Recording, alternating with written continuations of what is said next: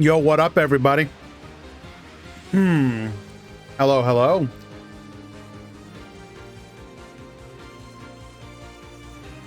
Are you ready for a little bit of Yu-Gi-Oh?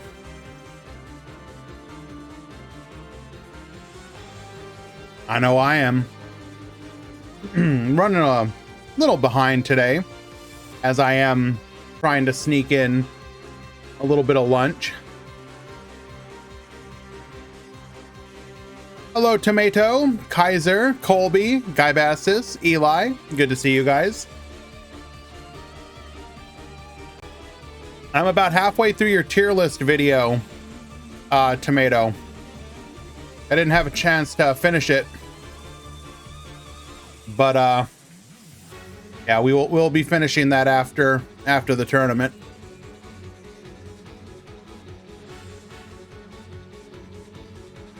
You unironically are not that far off, Eli. It's not nuggies, it's chicken strips.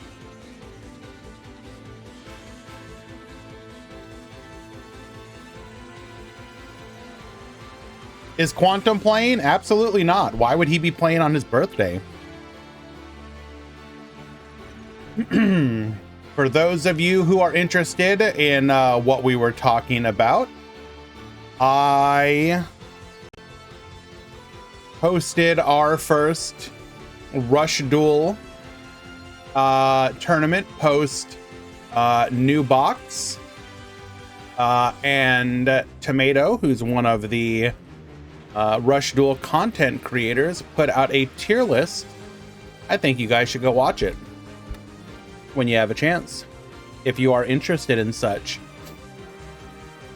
Too late to register? If you can do it in like 4 minutes, you can still join the Discord, go sign up, get everything good to go.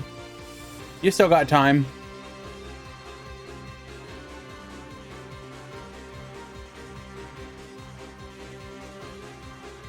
Do do do do do do. Alrighty, might help if we actually get Duel Links open.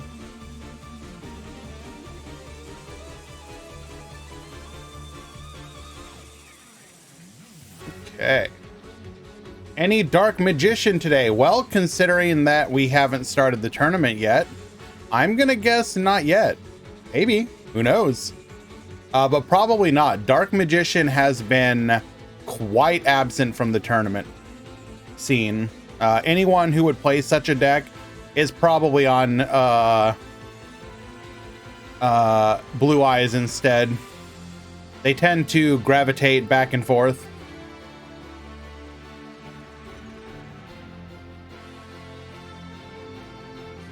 Alrighty.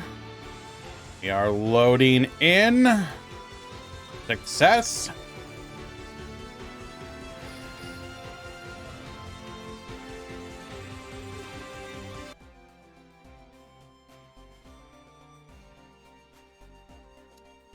It could be on Red Eyes, you're not wrong. Actually, I will say Red Eyes as not an engine, because it's not fair to call it an engine, but Red Eyes as a supplemental part of a deck is probably my personal biggest surprise from the Rush Duel release, or new box release. Seeing people incorporate it into different decks has been pretty neat. Specifically, heavy Royal Rebels and Warriors.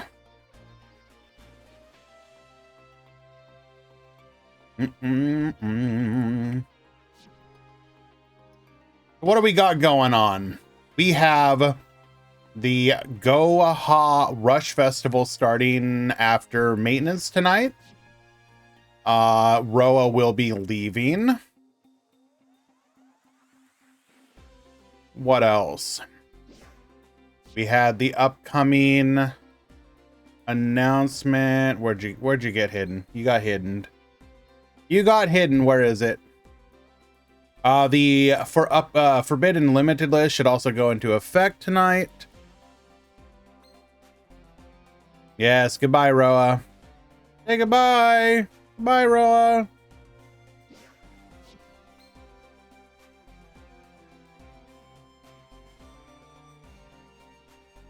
It is, in fact, a no-side tournament. You're good. Looking like strong turnout again today. Very happy to see that. Yes. Be sure to, everyone, be sure to wish Quantum a very happy birthday. It's finally actually his birthday.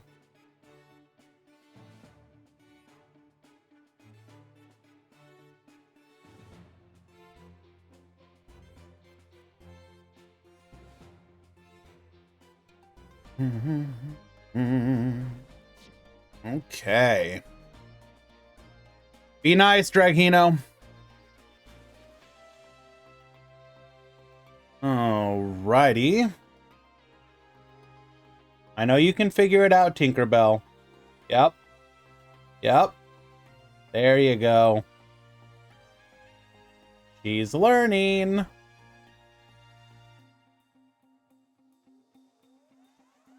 Will we continue to see the rise of S-Force?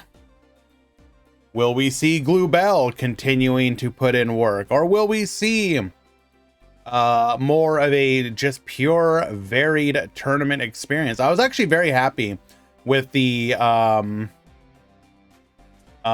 specifically the Meta Weekly this week, as we had really good turnout,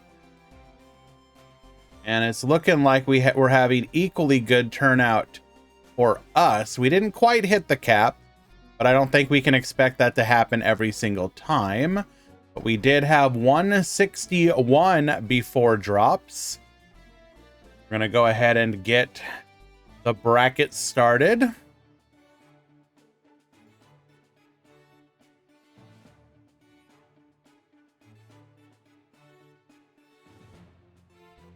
Yes, indeedy, 161. We'll see how many we lost, but usually it's not too much because we do put the sign up the day before, so it kind of stops people from generally signing up and forgetting. All right. Tournament participants. The tournament has begun. Good luck.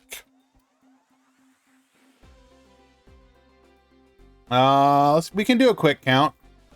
We got 8, 16, 24, 32, 40, 48, 56, 64, 72, 73, 74, 75. Looks like 150 after drops.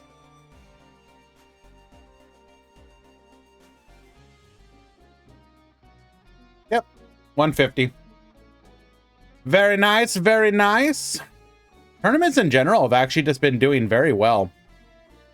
We had a good turnout for the Rush Duel tournament. We had good turnout for the single elimination tournament. And we're having good turnout for the Swiss. It's a good time to be playing Yu-Gi-Oh!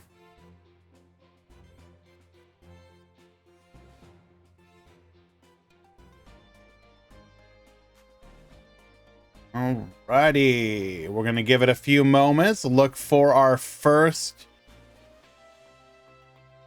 match.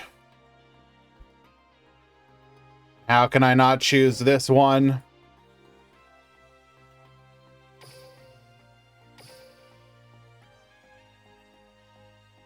Get the edges first.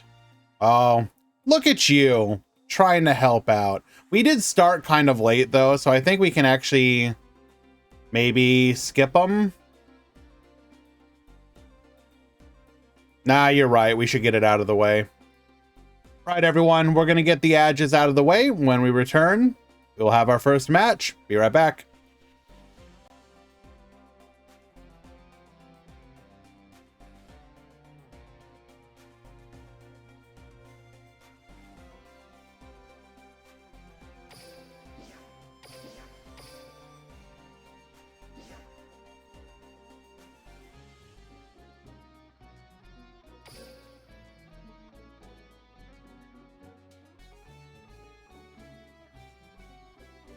All right, chat. It's just you and me, the real ones. How you doing? How many of you who are here plan to be serious about the Rush KC Cup?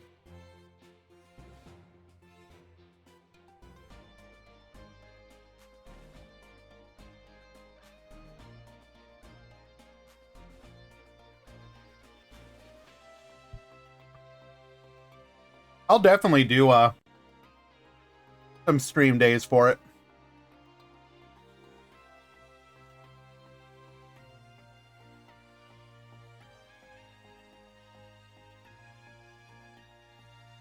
Outside of specifically Dragonic Resonance, I don't like where the meta's at right now. It's actually kind of interesting. Okay, I don't think I didn't see that RPG Prince. Good pun. Good pun.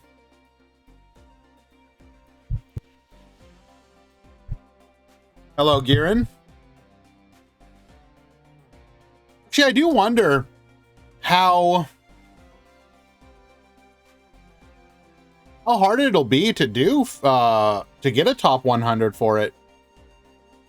It might actually be achievable for more people than that might otherwise think.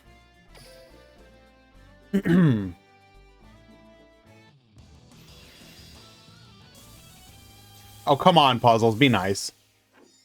Alrighty, our first match of the day. How can we not support our boy JVZ, who is up against Alistair here? First time I believe I've seen him in a tournament, so let's go.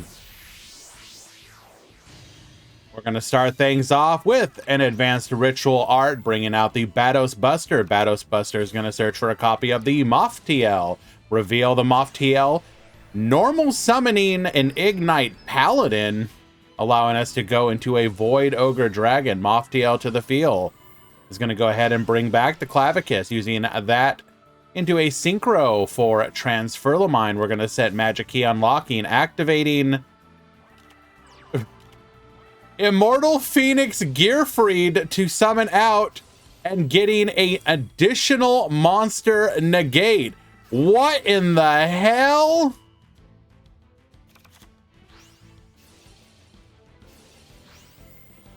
So we got a Spell Trap negate, a monster negate, a destruction on summon, and a Spell Trap negate.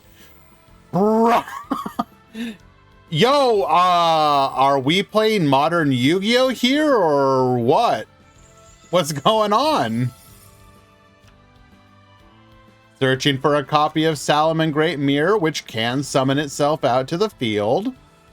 So we've used the Transferlamine, we've used the Gearfried, we still got Void Ogre, and the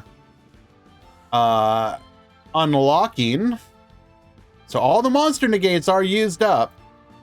Can we play through it, though? Hello, Cape Fire. Feels like it's been years, if not decades.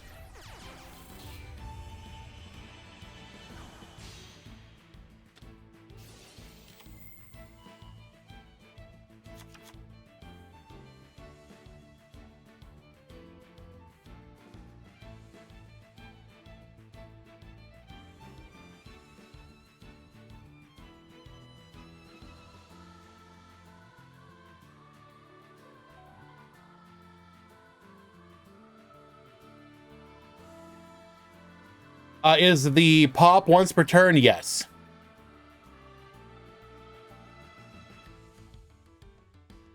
We've searched for a copy of Sanctuary, but we do have the ability to negate that. So we will just send the Sanctuary to the graveyard, allowing us to bring back the Foxy. Foxy can pop the Magic Key World.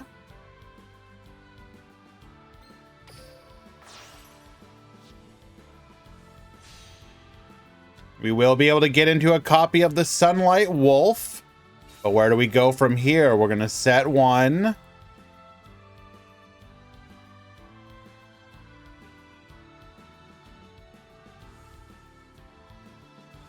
Well, okay.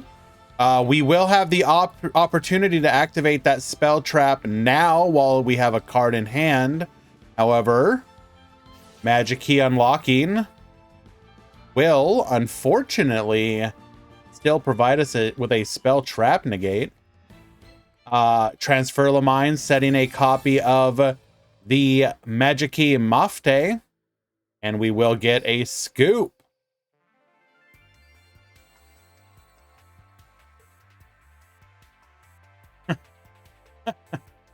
Well, okay then.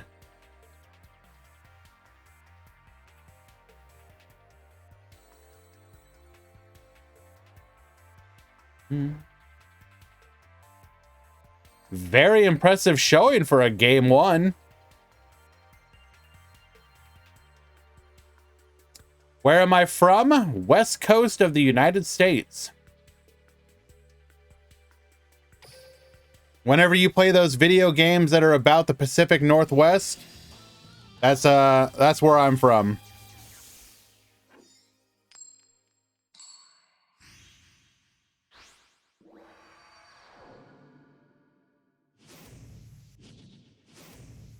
California, sure, that's part of it.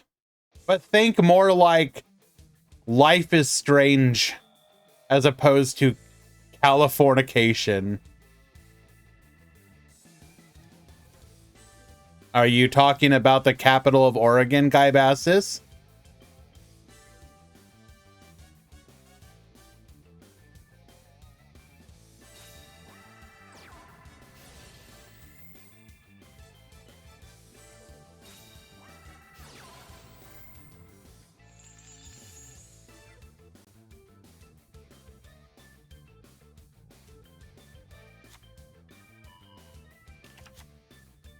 So it's funny you mentioned Minnesota. I actually lived there for a portion of my childhood. Specifically lived on a dairy farm.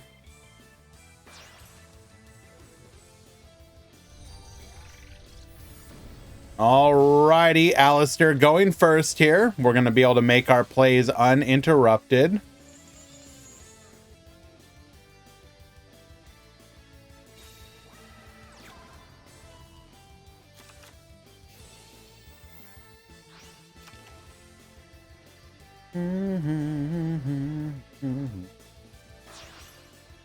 Now, typically, Salamangreat doesn't really set up too many negates or interruptions. Their game plan is more survive and then OTK you on the crackback through resource generation.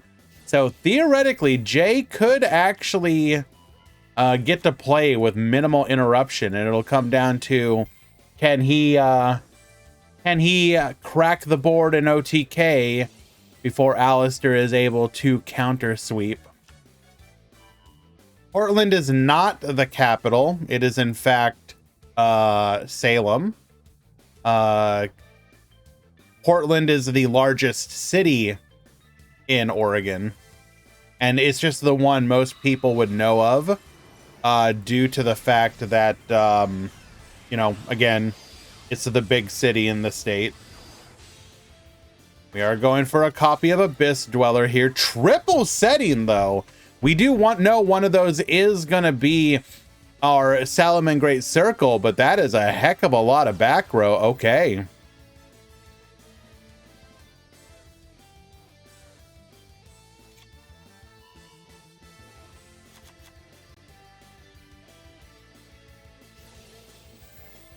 Going to go ahead and shotgun Abyss Dweller here.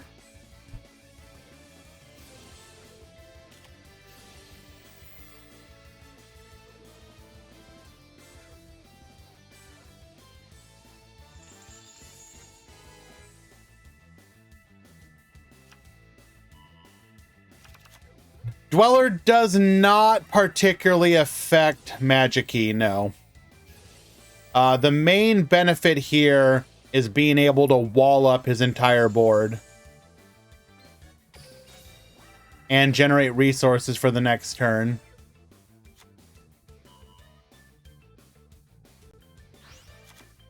So it's going to be pretty hard for Jay to crack this board, even if those aren't interruptions.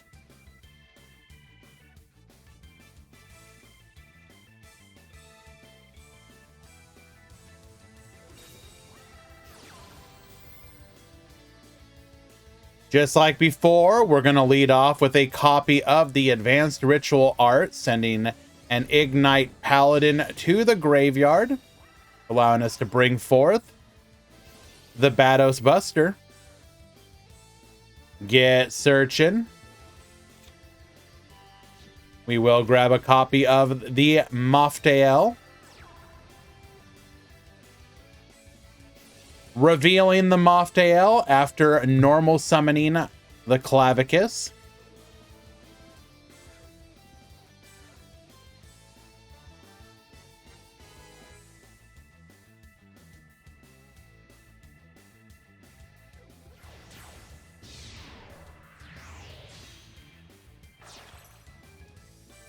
Going for the Exciton Knight, we are going to wipe the board. We can protect, but we will lose the back row. It was Double Circle and Signet Mining.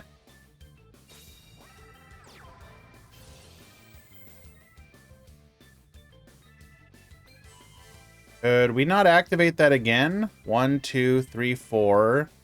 1, 2, 3, 4. 1, 2, 3, 4, 5. Couldn't we have Excitoned again?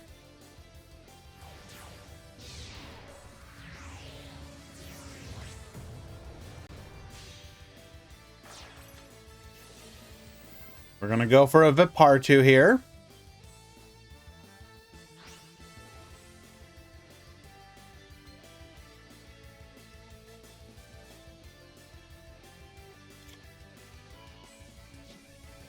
Using the effect to search for a Ignite Gallant.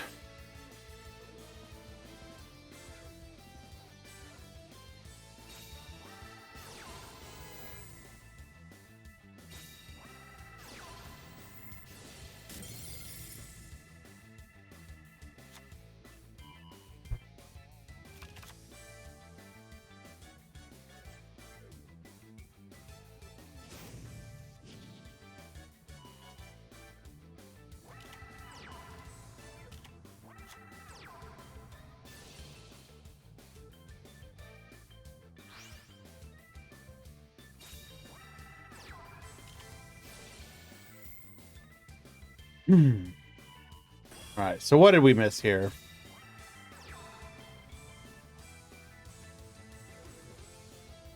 Yo, wait a second. Using the Ignites here to just straight up search for the Gearfried. Bro.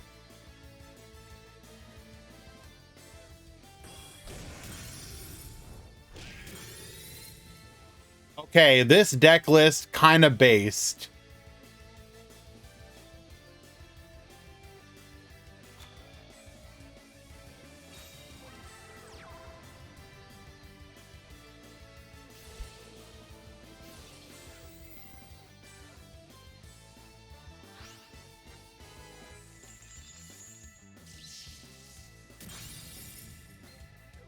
Gonna go ahead and summon out, or attempt to bring out the Salamangreat Fowl here.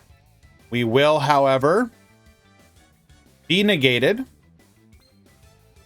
Falco effect, returning the Mirror to hand. Mirror can bring ourselves back to the field again. Where do we go from here? We do have the Jack Jaguar in the graveyard.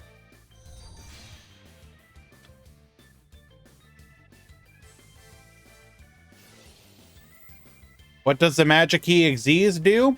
If it is summoned, Xyz summoned, you can detach one material from this card, add one level 4 or higher normal monster from your deck or graveyard to your hand. So we added one of the Ignite Xyz. And then if this card has a normal monster as material, it gains this effect.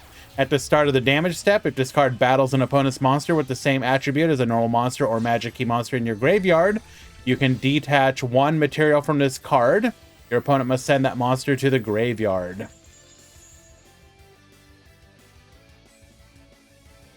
All right, we are able to make a bit of a comeback here. We are going to send the Gearfried to the graveyard.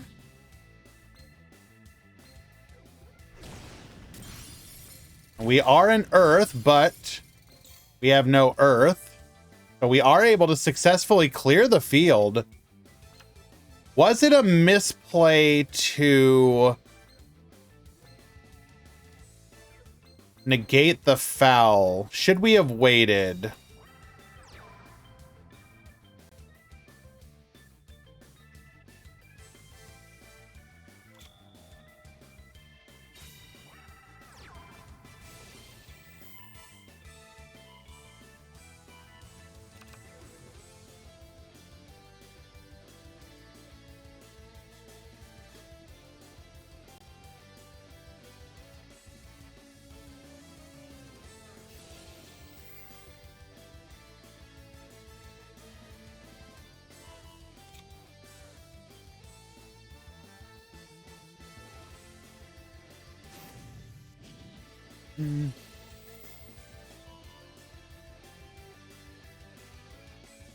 Alrighty, get sending. It is an Ignite Templar, and we have Lethal.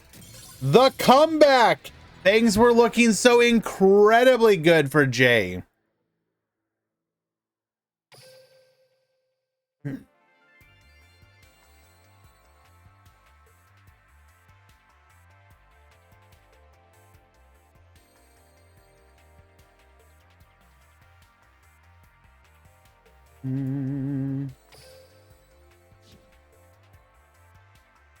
Waiting for game number 3.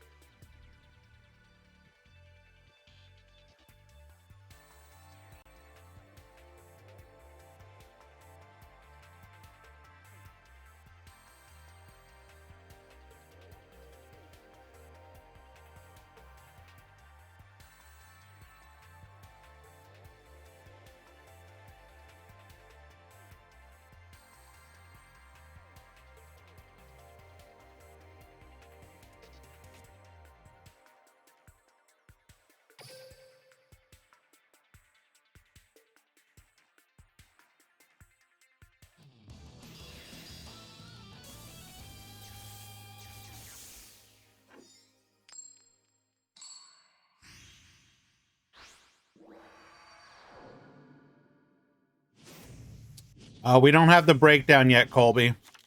Duel.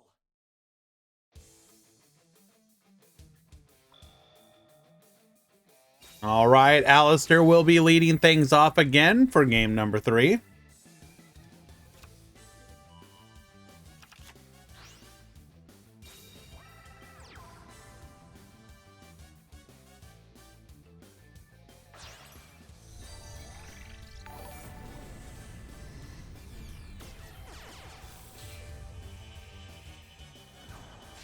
Ezekiel, hello, my friend.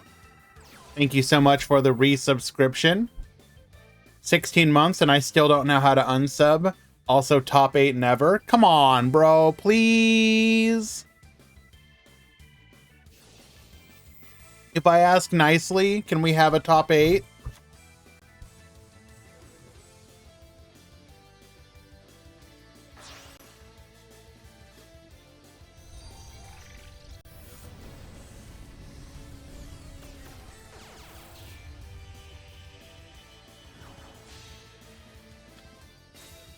Alrighty.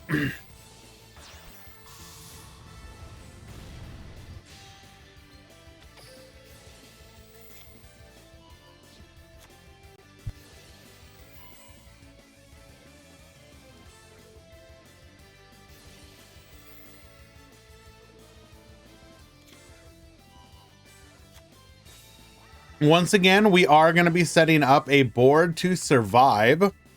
Unfortunately, this time, not quite as intimidating. That said, previously, none of the cards that we had really did anything. So, in theory, Jay should be good to go for no interruption, and is simply going to be looking to crack this board wide open once again.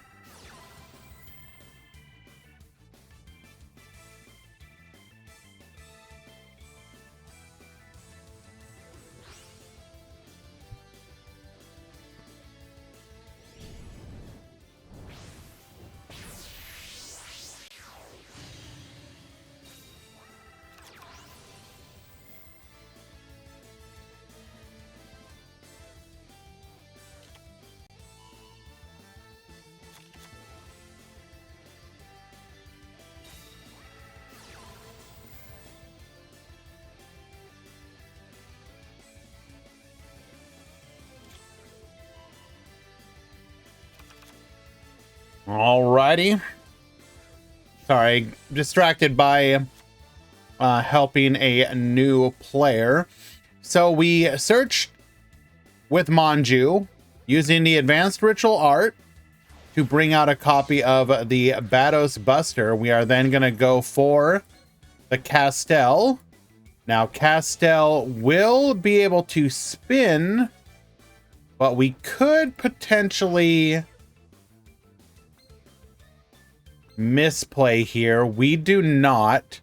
By targeting the regular monster and not the Link, we will not be able to protect with the Salomon Great Circle. So we successfully get rid of that. Going for a DD Crow here to Banish the Clavicus. That's pretty rough.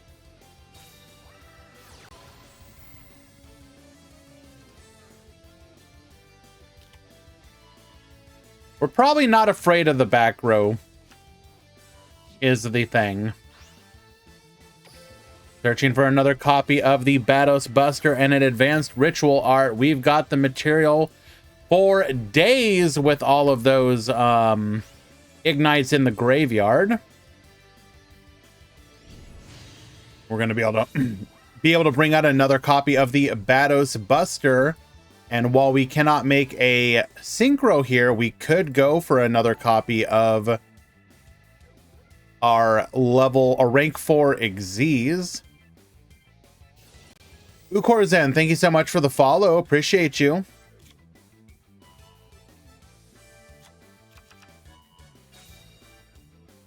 Absolutely not easy. I will be taking your money until the end of time. Or you delete your account, whichever comes first.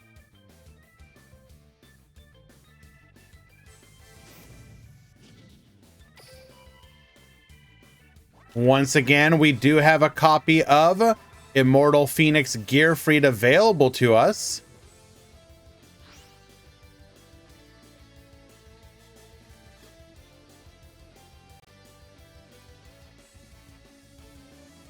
Well, I thank you for the kind words. Unfortunately, sometimes I do get a little distracted. We run a pretty tight operation here, and while I do have the assistance of a couple moderators, big shout out to Eli, to Easy Mick, to a couple others who help out from time to time, Metal Overdrive. I do a lot of the mod calls myself. So unfortunately, I can get a little distracted.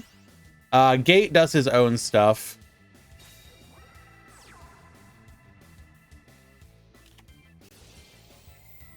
We're going to activate our Salamandra here.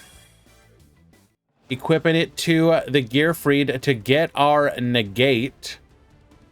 We are going to attack in. We do have the protection of the Balinks. Did we activate our circle here? So we did add. We are not immune to being yoinked.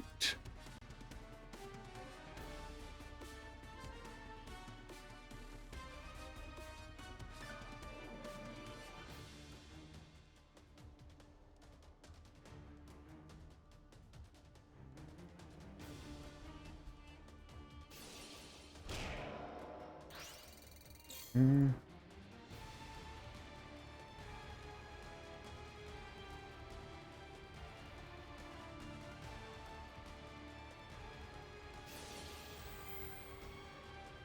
The phalanx has been used up, so we can go ahead and get yoinking here, taking the mirror so that it will no longer wall us off, and we do have a direct line to our opponent's life points, and we will get lethal in game number 3. Very neat deck. I am going to have to steal that, Jay. A lot of fun. I like that. Magic Key, Salamandra, Ignite. Let's go.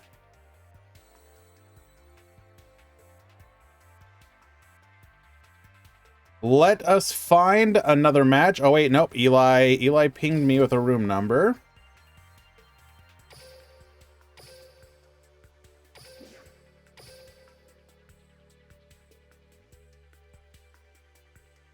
So we will go there.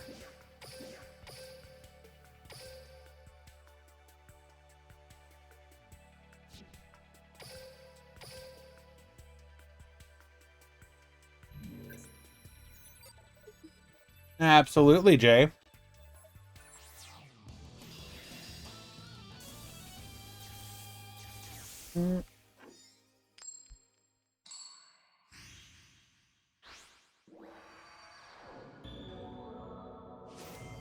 Oh, I am 100% like the most hardcore of net deckers. I will net deck anything and everything. Did Magic Key win? Yes. Alrighty. We have Ursarctic at the bottom.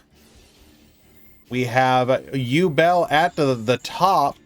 We are playing Sartorius, so we don't necessarily know what skill we are on here.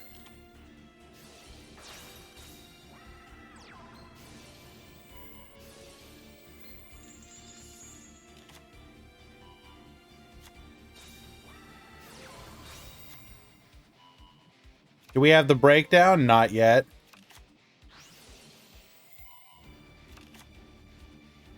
Okay, we are set up with protection here. Targeting protection for the Big Dipper.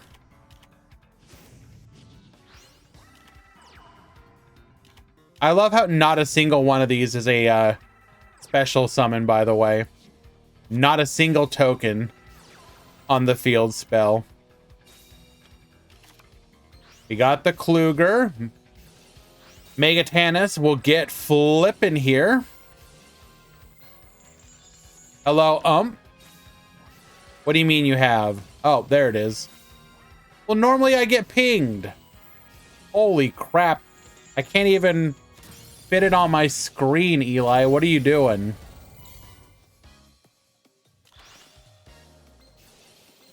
Big Dipper once again. Your Kluger? No, my Kluger. Bring back the Megabilis. Get Bonetian. We're going to go for the Dingirsu here. Dingirsu get sending. And then it's going to be a clear path to lethal. Well done.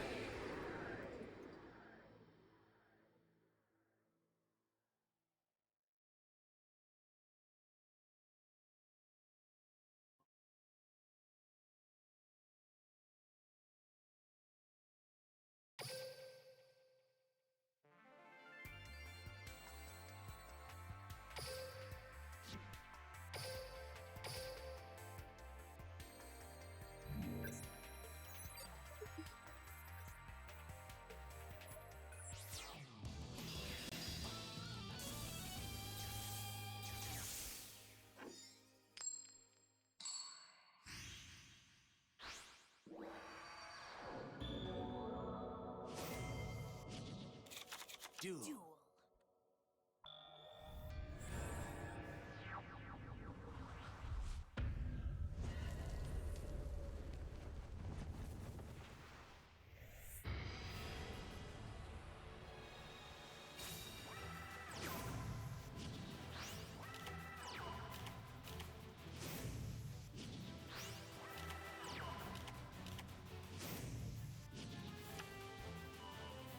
I don't imagine anyone's on Thunder Dragons.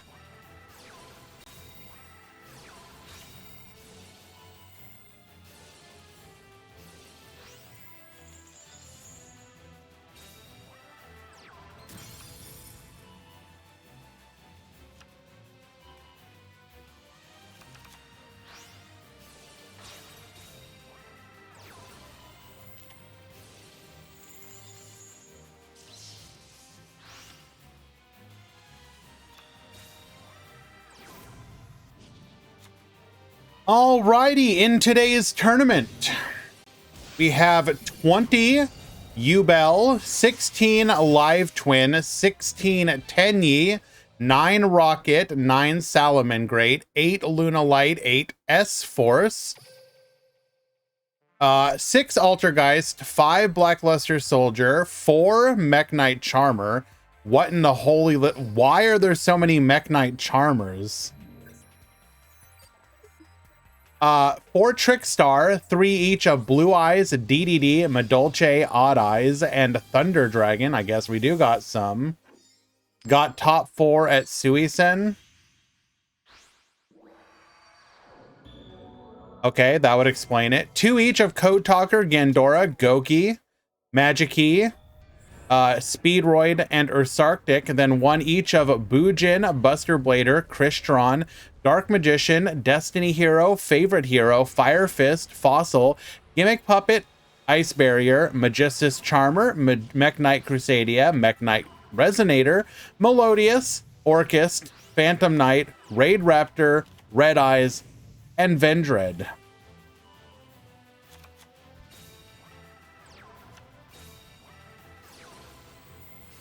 Okay.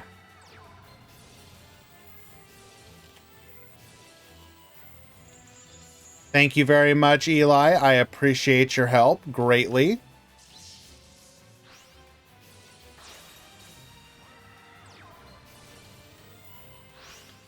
We are going to go for the banish here. Lost Wind will reset itself. Lost Wind, very interesting, unusual.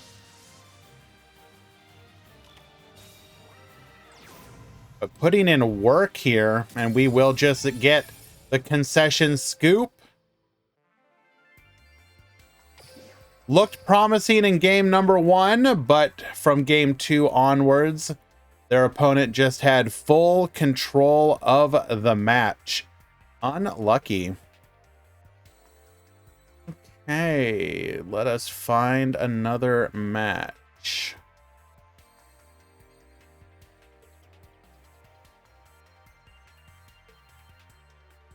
That one looks interesting.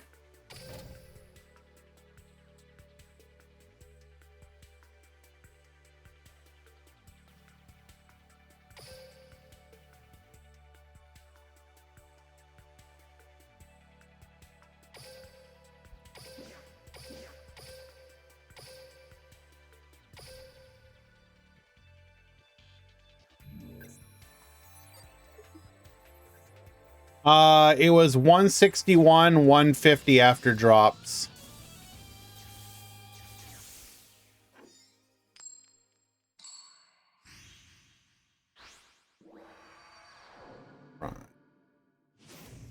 I will be finishing up my meal here, guys, so give me a moment. I do apologize.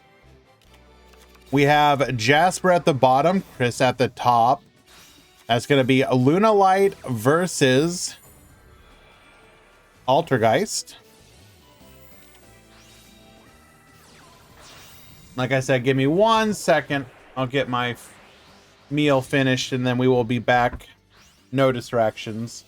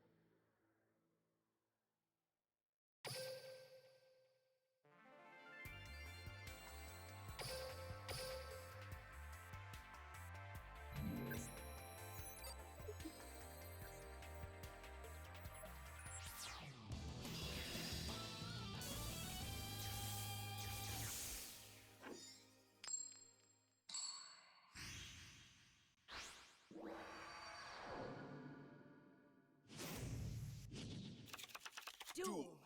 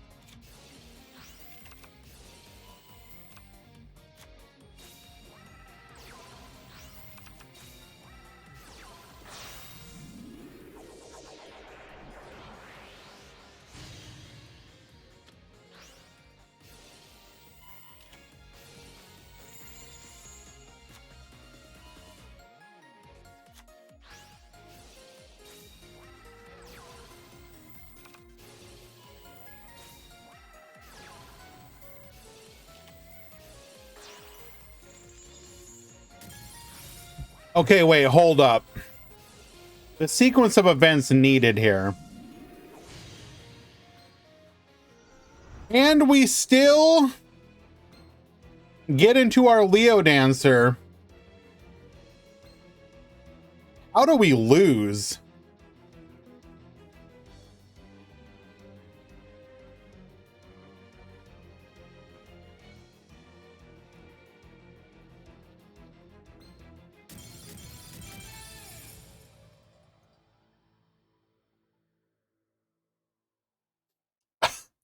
Yep, that sounds about right.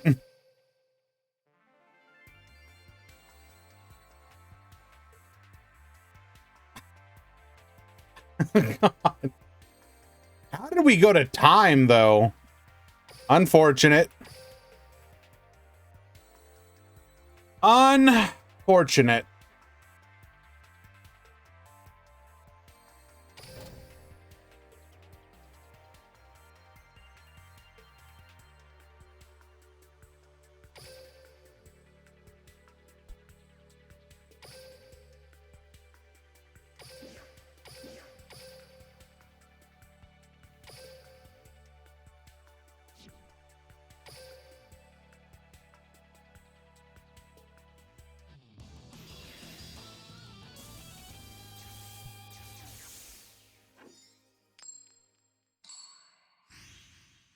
Hello, cat.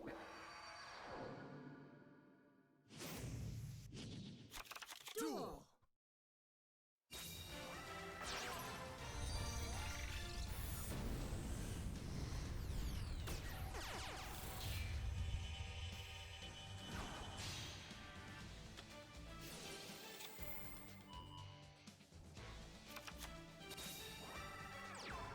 As literally the second I moved my plate away from my desk, she came up onto it. Anyways.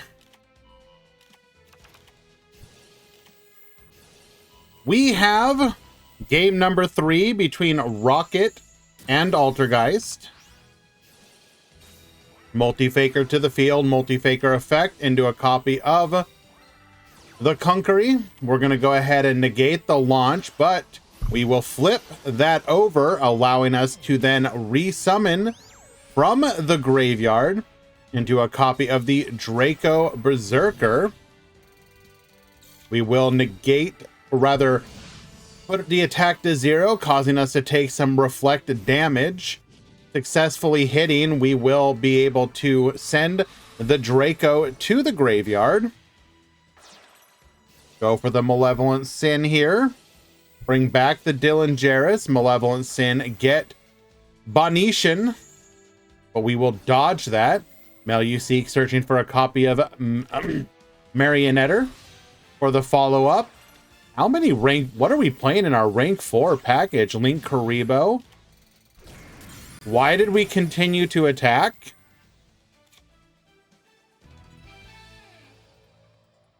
You know you could have called off your attack, right?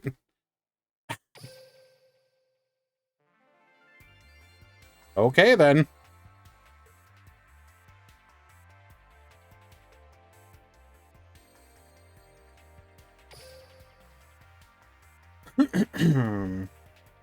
That's gonna be a 2-1 for Lord G.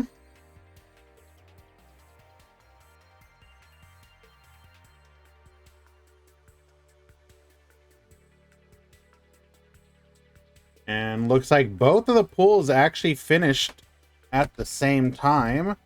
Thank you for hitting the space bar, Tinkerbell. Appreciate you.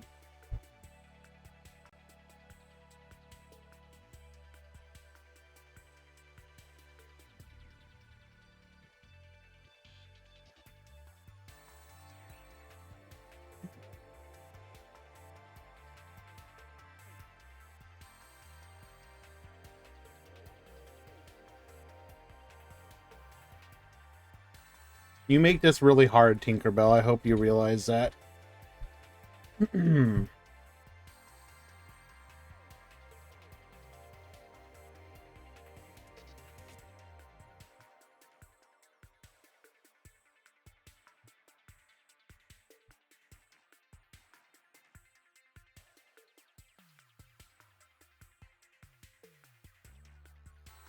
I excited to take top 100? So, fun fact about that, by the way. Excuse me. Let me see if I can find a way to show it without revealing too much.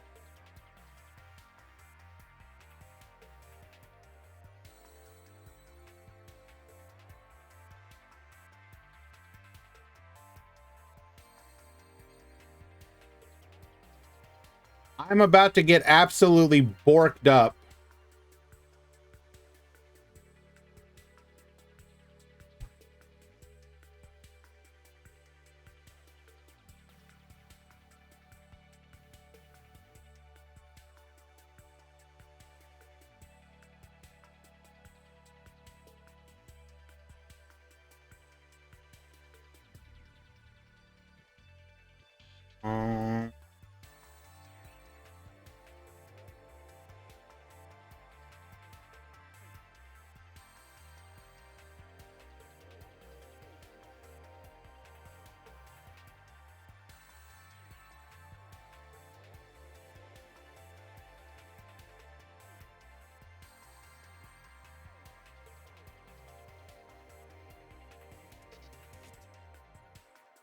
This just happened, and I know my luck is gonna be real bad.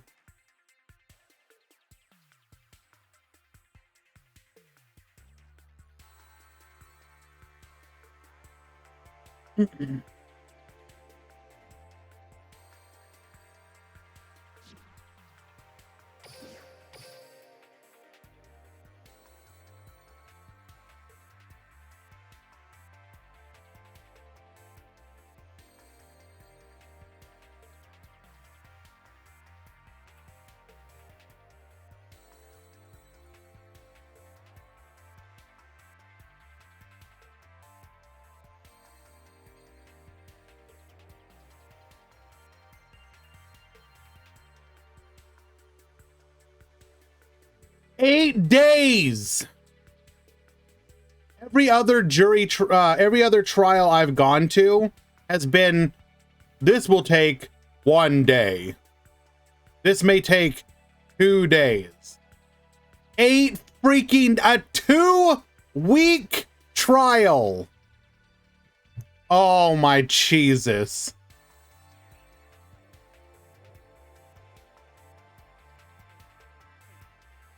Yeah, like a fraction of what I normally get paid.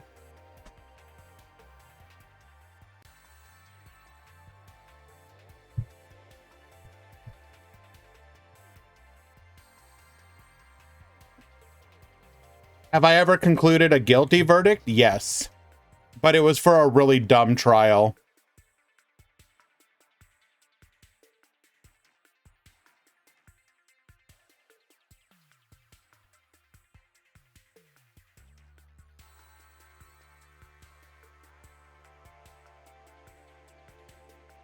Well, okay, so for those of you that don't know, so where I live, marijuana is now legal, right?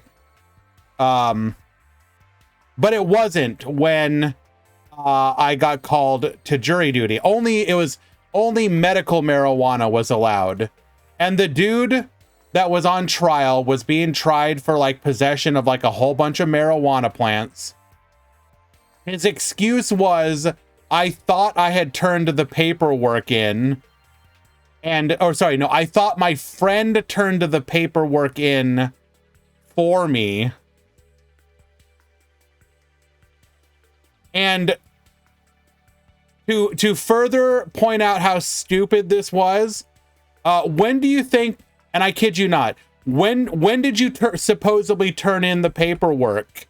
On April 20th.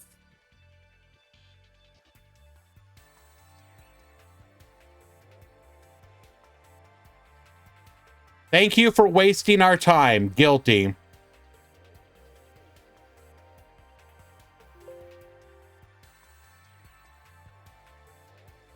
Yes. I thought my friend turned it in on 420.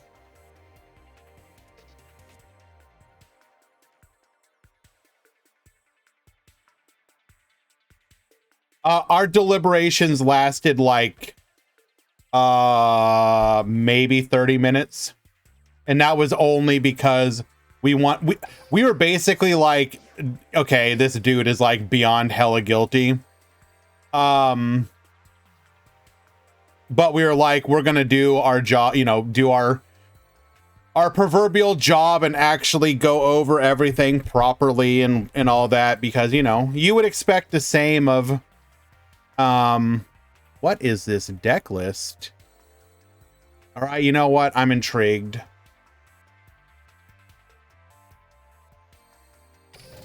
I will say,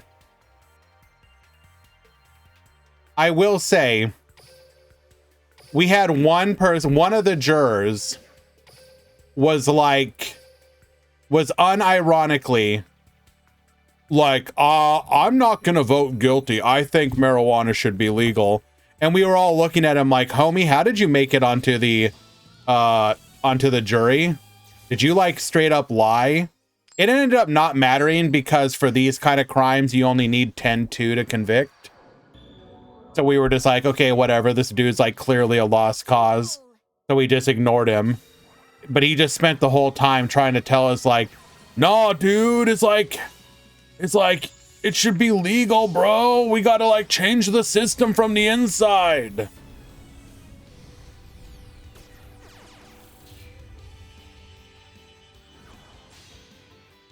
All right. We have Leela going into Balinx. We're going to summon Gizmek Kaku, Book of Moon, putting the Kaku face down. Can I check event help chat? Yes.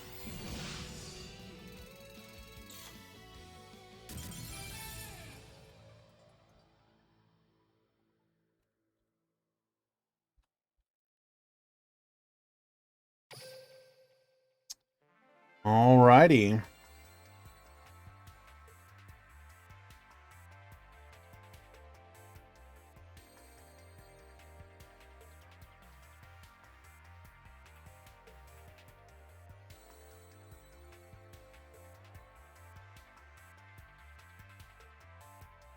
You're okay.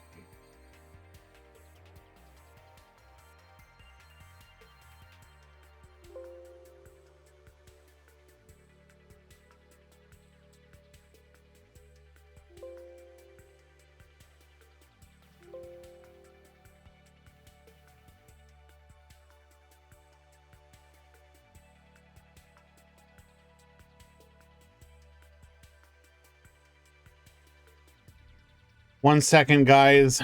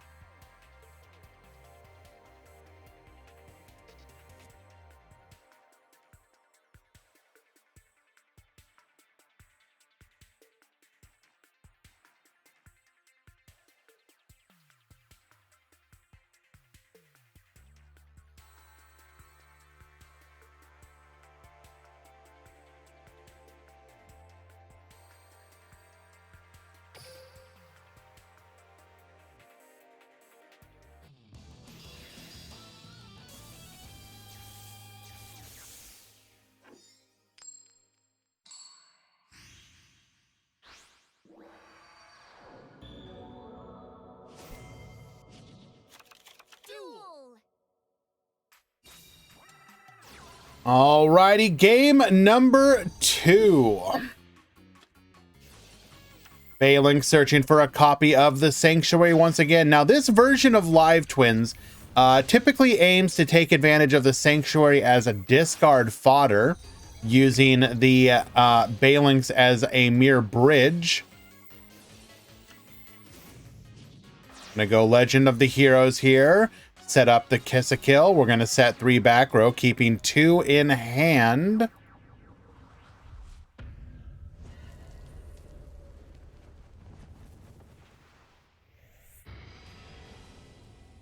Bring forth the U-Bell, activating Eternal Bond. We'll grab another copy of U-Bell. Keep doing the climb. Finishing off with a copy of the Miracle Contact. Miracle Contact. Pro is going to take the U-Bell. That's going to force our opponent to have a U-Bell in hand, which they don't.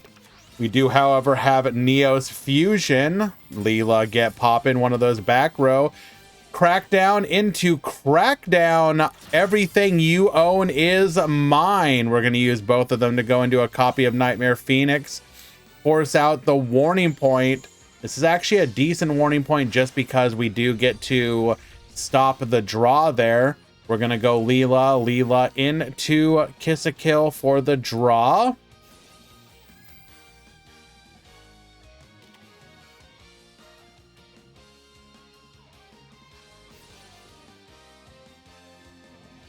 We appear to be using the Gizmek Kaku engine as a way to get lethal on the board, and I must say, I'm kind of liking it. It's very easy to meet the condition for the summon. Doesn't require materials in the graveyard like the BLS. It's not limit 3. Very interesting. That is going to be a quick 2-0 victory for Gizmek Live Twin.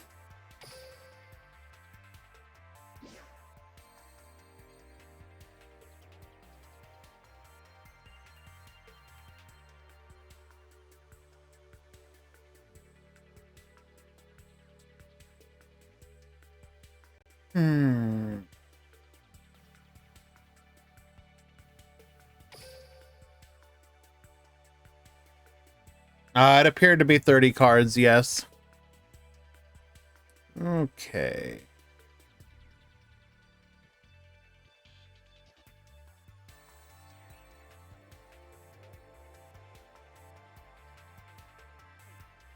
Go ahead and find ourselves another match.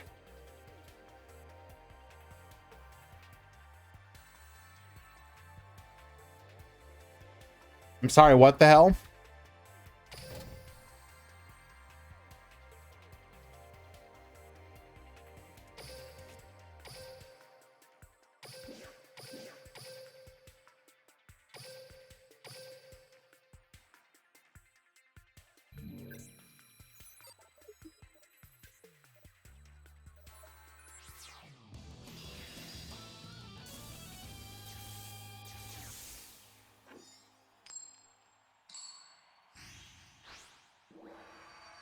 We got Beyond Phoenix versus Rookie Barber.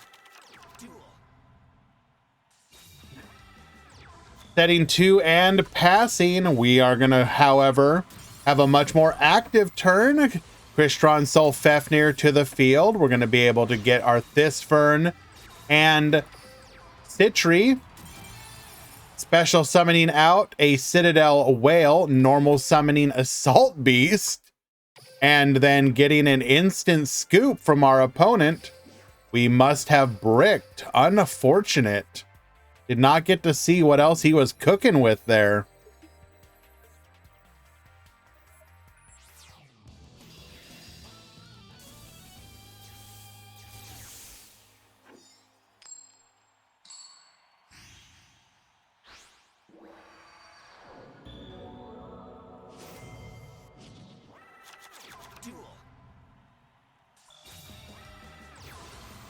Okay, starting things off with a Psy Reflector. We're going to get our Assault Mode engine started. Psy Reflector reveal.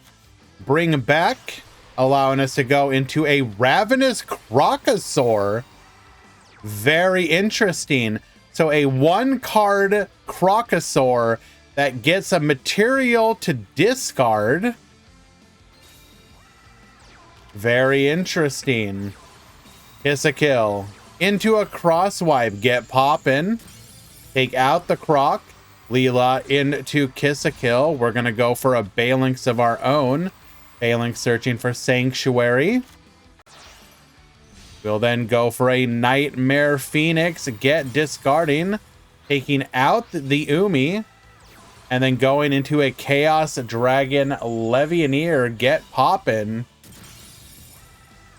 We will pass the turn, leaving our opponent on 1 back row and a Levianeer. Undyne is going to go ahead and send a copy of Thisfern. IDP here. We are going to chain the Dynamiscus in response. Searching, or rather link summoning into a copy of Anemone. Smyger effect to get impact. We're then going to go ahead and revive the Croc. Unable to pop here, however. Citri effect, bring back, allowing us to go into a copy of Amatrix. Amatrix put the Chaos Dragon Levianeer in defense position. We will pop that back row, and that will open us up for lethal.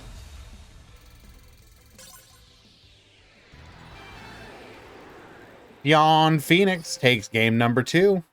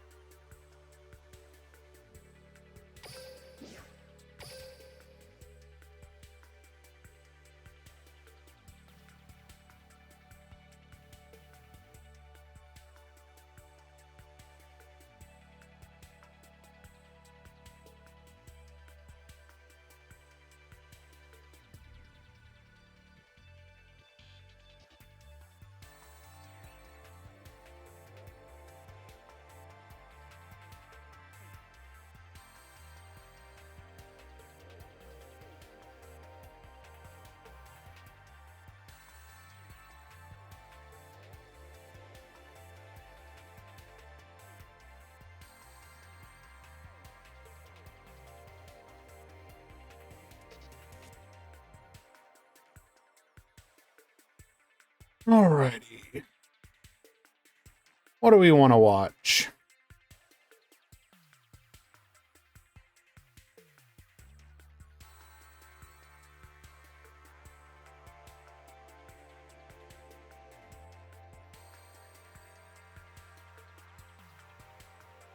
Alright guys, just checking to see if I can find any of those fun one-ofs.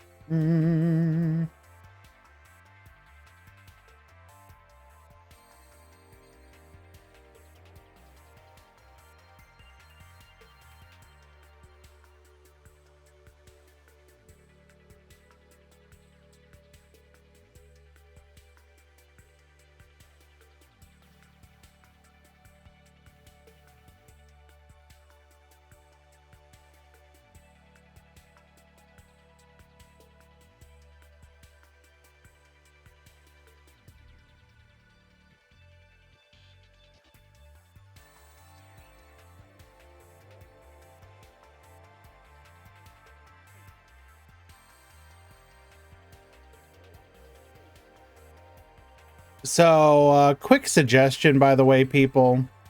Know what you're doing before you join a tournament.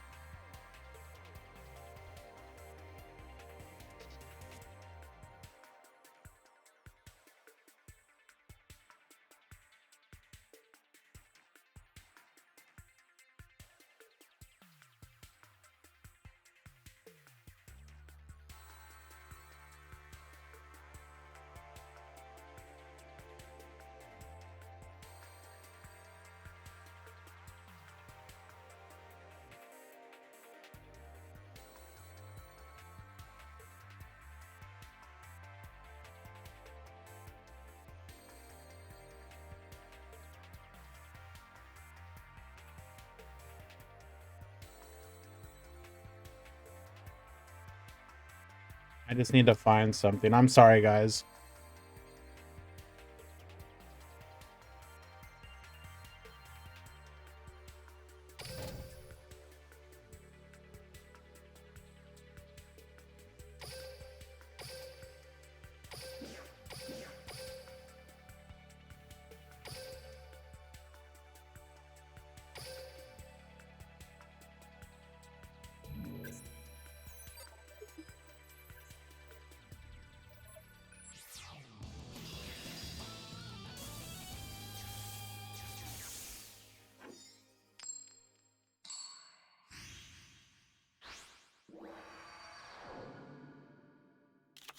Duel.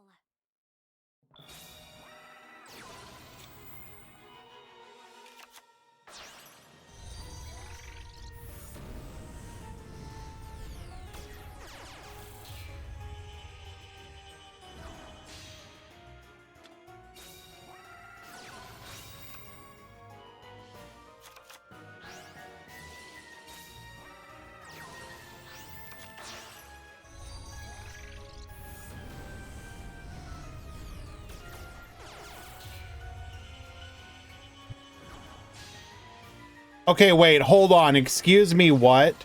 A 20 stream streak? Holy... What the... 23 Phillip. My guy. Damn. All right. I think we have the issue figured it out. Maybe.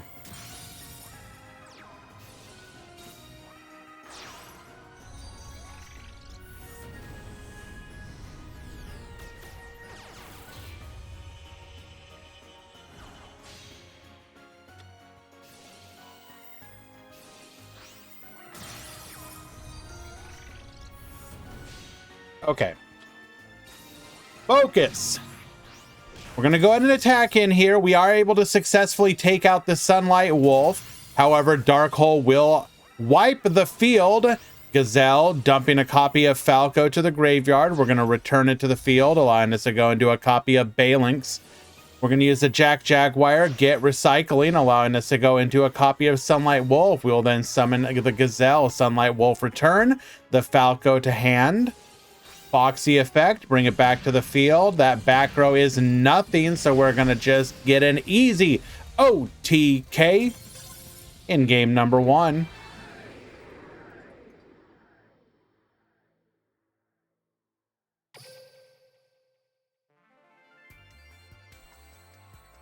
I mean, there's not that much. I'm just watching them because of the other match, or the other deck involved.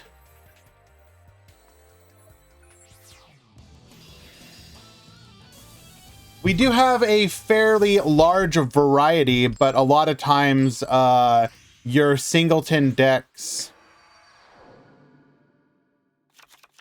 Oh, this should be good.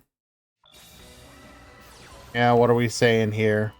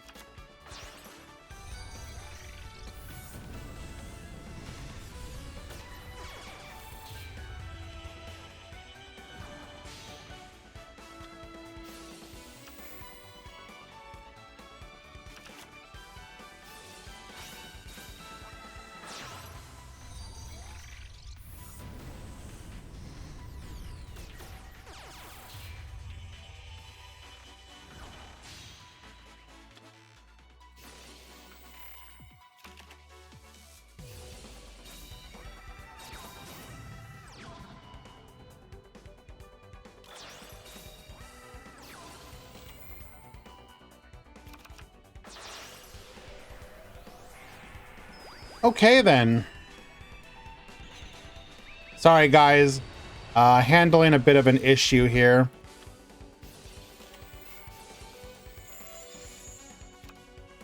We have a troll in the tournament.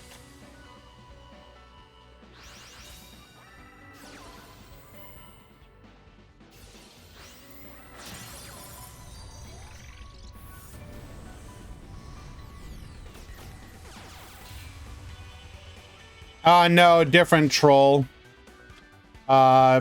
Decided to insult me in Arabic and thought I couldn't read it.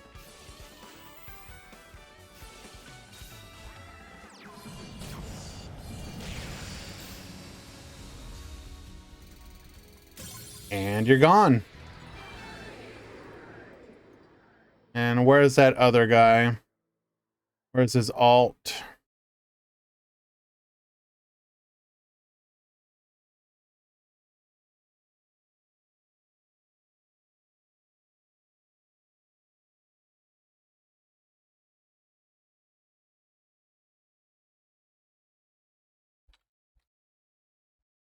Oh, Easy already got it. Good. Thank you.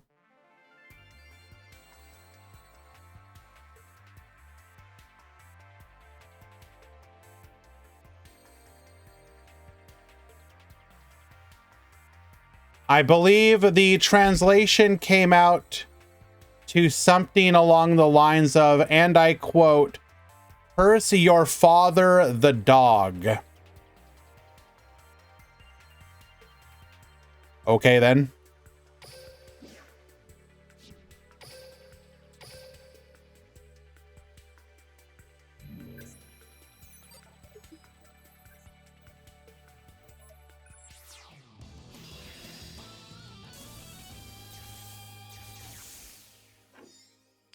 Anyways, sorry, guys.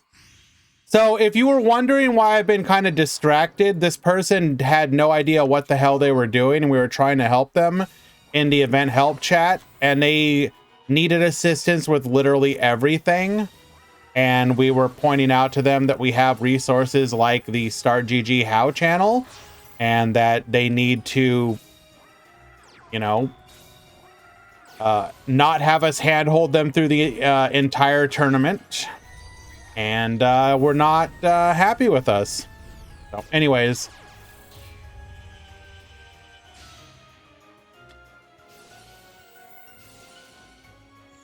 We love to help people out, but part of the help that we offer you is like resources that you can read on your own. There is a level of preparedness that you are expected to have. Now, we understand that the intricacies of a website can be tricky. You may not know the exact stuff, but we, again, have literally...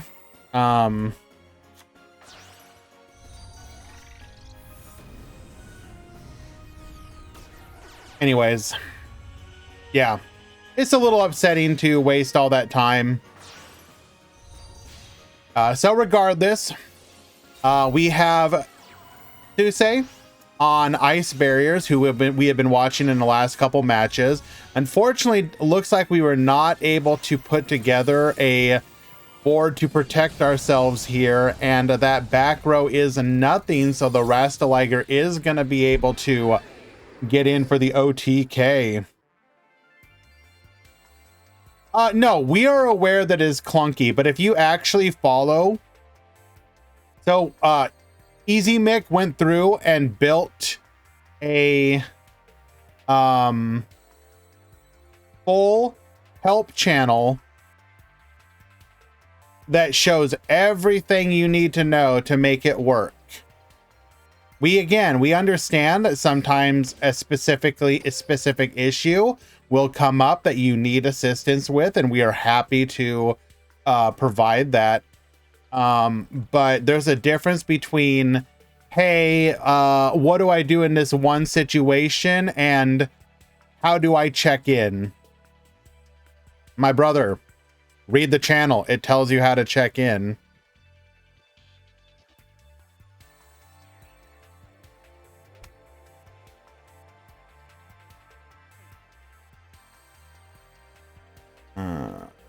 this, I can do a deck check.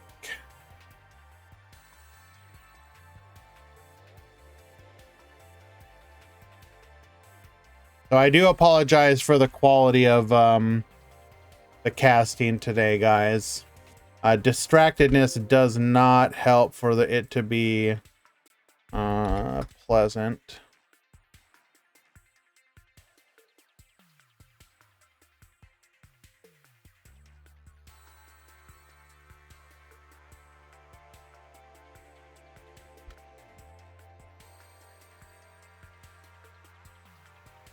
Okay. Let us find ourselves another match, and hopefully things will be a little bit more quiet from here on out.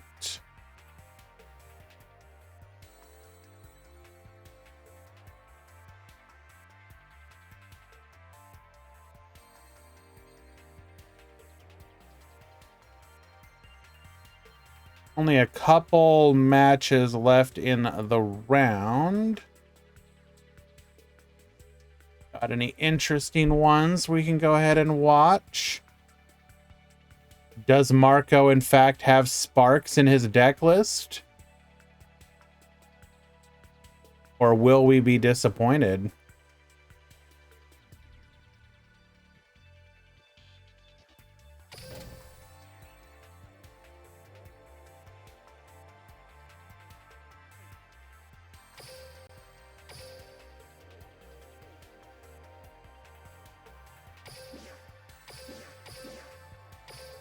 The room ID is invalid. Unfortunate. I would have liked to have watched that match.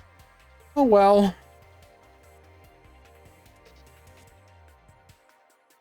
Kinda down to slim pickings here, unfortunately.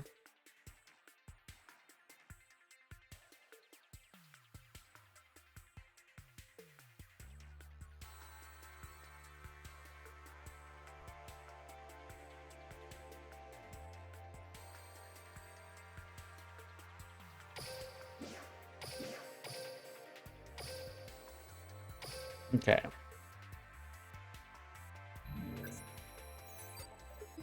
Oh, hello, Gondia. Thank you so much for the raid, my friend.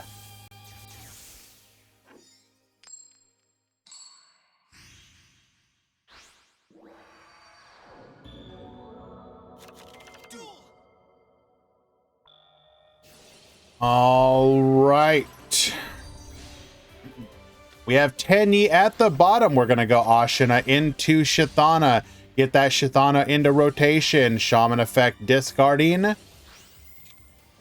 The Heavenly Dragon Circle, allowing us to search for a copy of the Flawless Perfection. We are then going to use our skill, allowing us to get into a Berserker. We are leaving a Monk on the field, however. Interesting. We're going to go Ashana here. Add it back to the hand. Flawless Perfection, and pass back to you. Silver Gadget, going to be met by an Effect Veiler that will negate the ability to summon out another body on the field. So we are going to go instead the route of activating our skill, grabbing a copy of Giga Ray's Gandora, and simply pass. Vishuddha gets spinning. We would have had the ability to float there, but by spinning it, we just have lethal on board. And we will receive the concession scoop in response.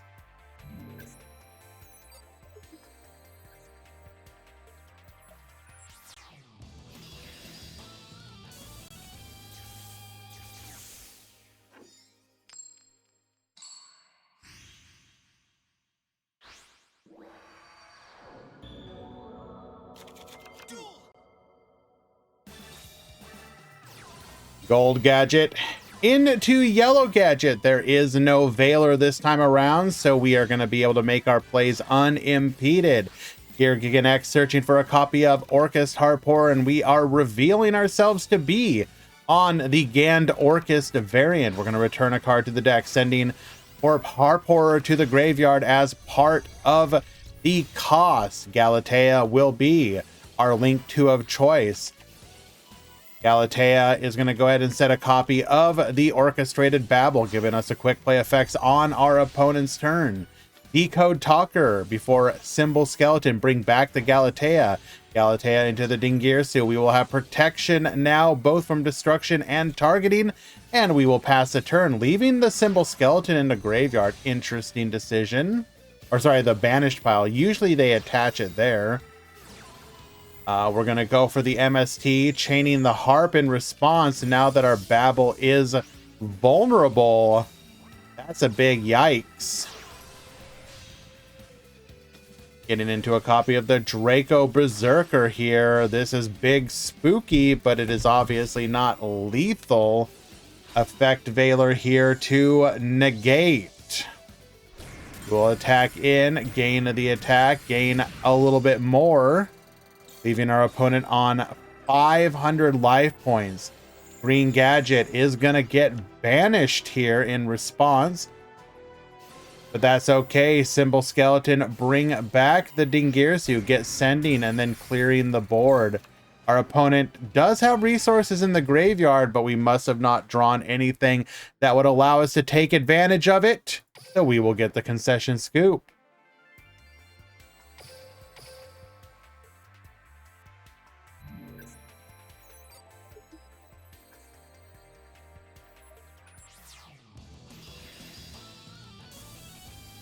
Why did he chain the Green Gadget?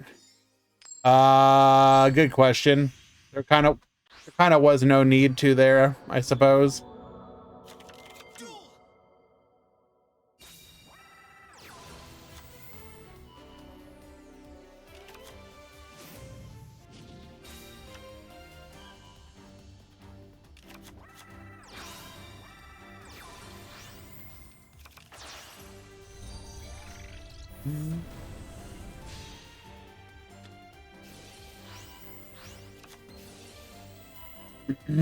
Galatea is going to go ahead and grab our copy of Orchestrated Babel here. We're going to go for the Decode Talker. Symbol Skeleton effect, bring back the Galatea. This is just like our turn one. We're going to go ahead and attach the Symbol Skeleton this time around. Vishuda to the field. We are now going to potentially be able to spin. We can protect with the Decode Talker and then get the revive. Going for the Shaman here. Shaman effect, bring back the Monk. We now do have the Mapura. Vishuda is going to go ahead and protect the Orchestrated Babel. Symbol Skeleton, bring back the Dingirsu. Dingirsu gets sending. Interesting that we chose to send the Monk here. We did have the ability to get back into our plays. Berserker to the field, attacking in. We are going to go ahead and use our Shithana here, allowing us to get in for another 1,000 on top of it. 10 goldfish into yellow gadget. What in the heck? Haven't seen this card used in a very long time. Going for a Gear Gigant X here. Gear Gigant searching for a copy of the Harp Horror. Excuse me there. Tripping over my own words. Giga Ray's Gandora. We're going to send everything. Don't tell me. What? Did we misjudge?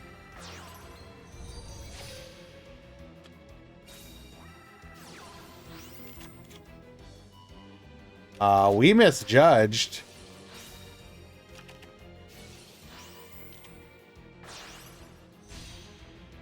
That's unfortunate.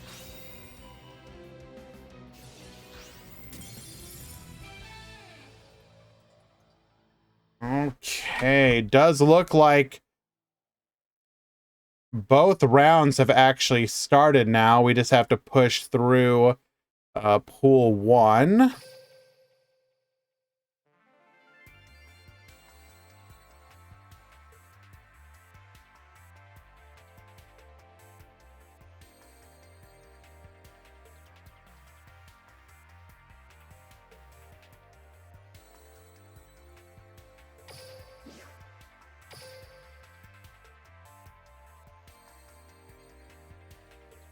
Yeah, it's a number of banished cards. The problem there was that you need 3 Gandoras to banish the graveyard as well. We only had 2. Because they have to be different names.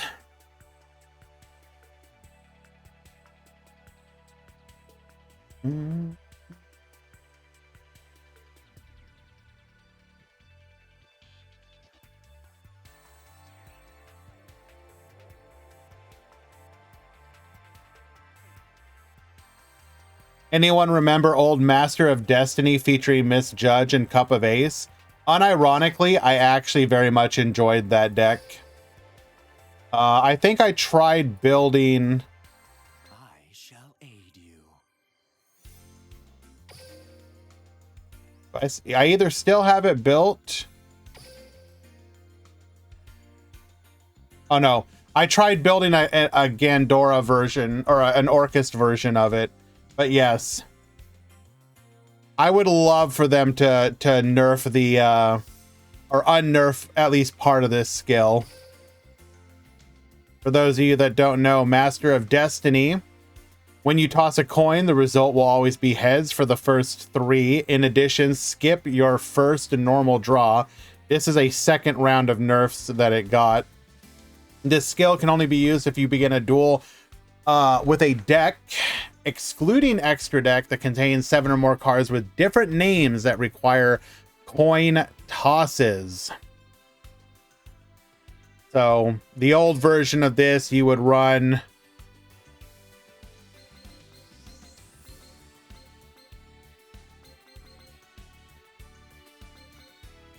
you know, that's 1, 2, 3, 4, 5, 6, 7, or 1, 2, or 1, 2, 3, 4, 5, 6, 7.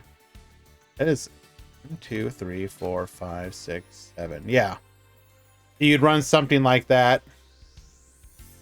And then usually you would run a copy. You would run, because of the meta at the time, you were playing Quarantine. Neither player can special summon light monsters.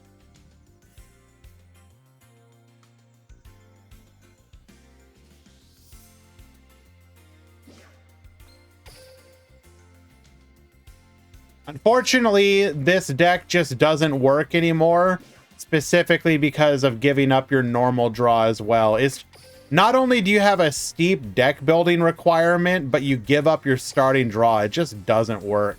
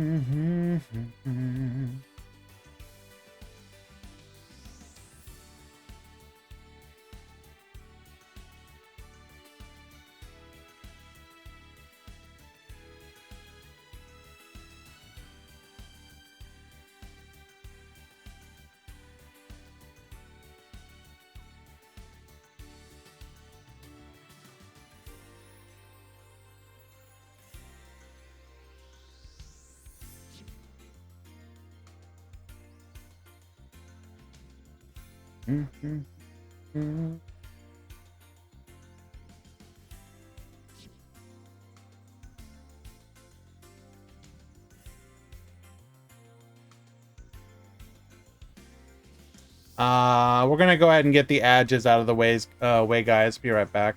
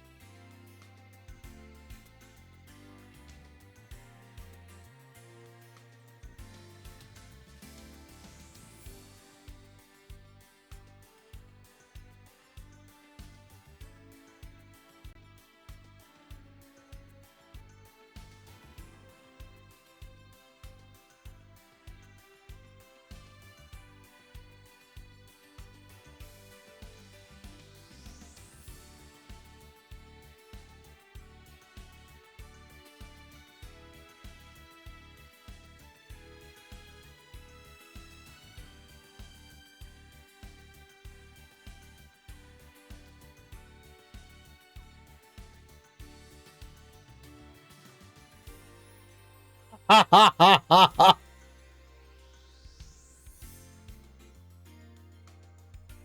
guy, you wanted my money. You came into my event because you wanted my money.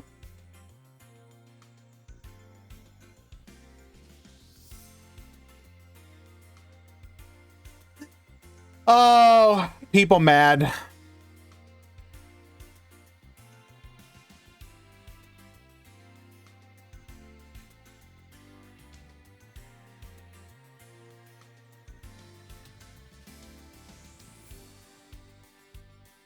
Funny stuff.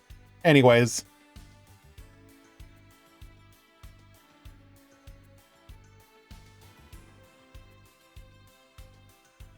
Let us go ahead and find another match.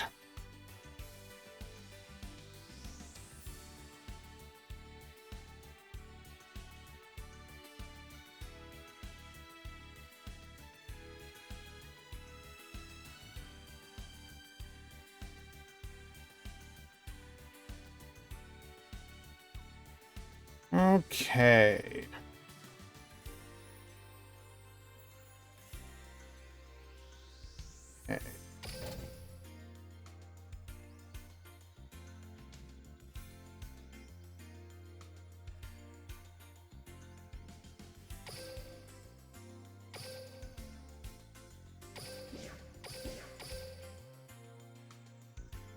Freakicitis. I believe Mechlord did a video about that.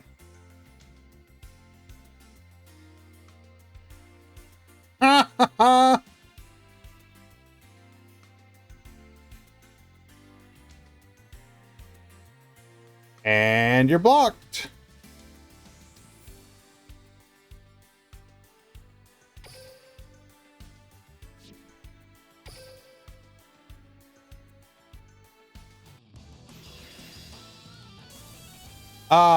Where were we? Ah, yes.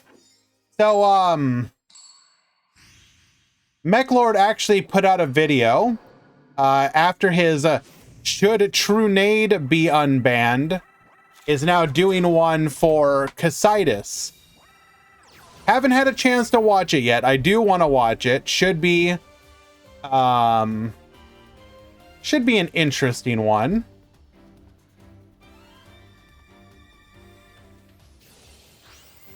But what do you think?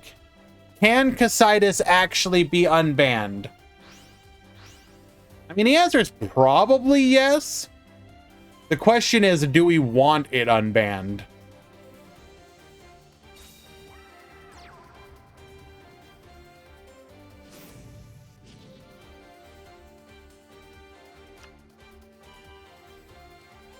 What? With IDP around, all is legit. Okay, counterpoint though. IDP is still technically locked to a money box. So if they bring it back, should they not wait until IDP is available to everyone?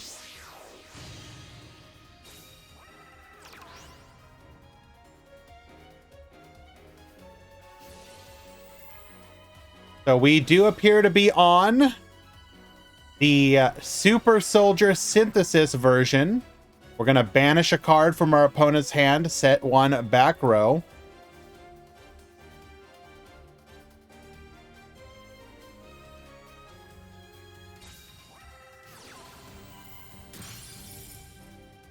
Oh, I guess IDP wouldn't really do anything against it, would it? It's a good point.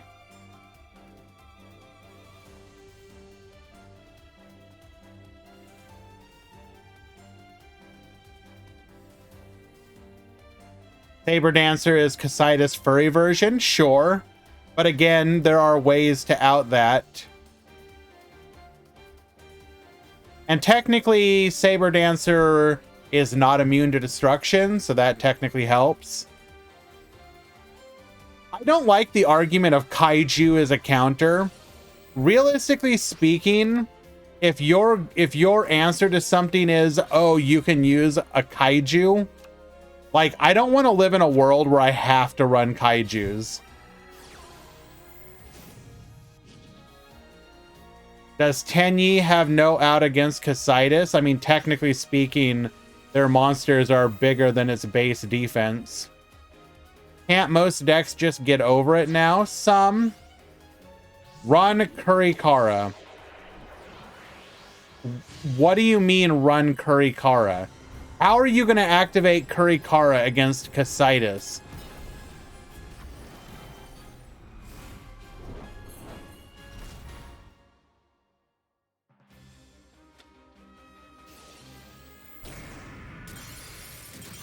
Nuke the board. Going for the second attack, and it will be lethal.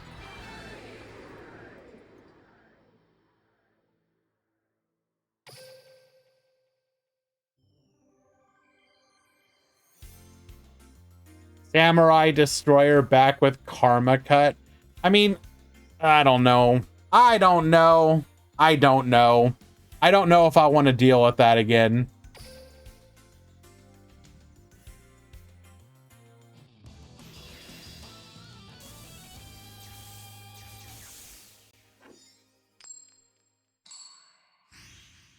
Wouldn't you guys rather legitimately just have, like, a new invoked monster?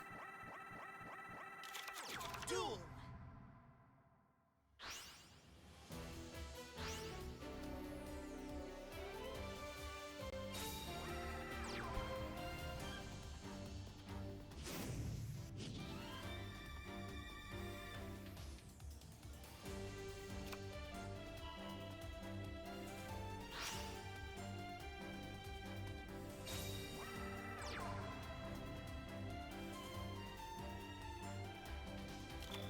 All right, setting one back row. We do have 3 cards in hand. One of them is going to be the Blackluster Soldier, but 2 more could potentially be hand traps. What plays can we make? Give us Raijin. Finally, invoked heroes can truly be a thing.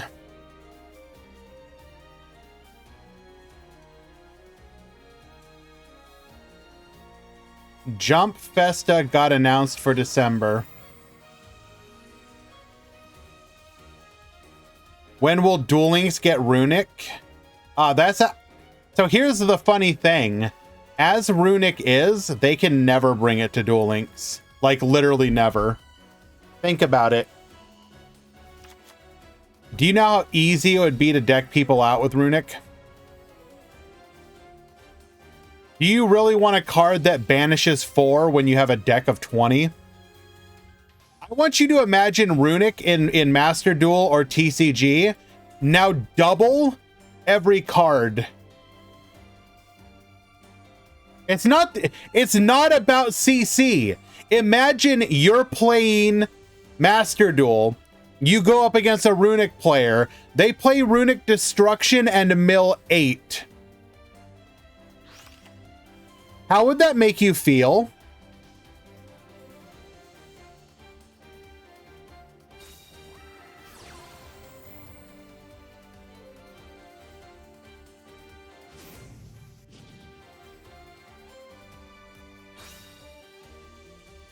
I would simply turn the computer off, and that would be the correct choice.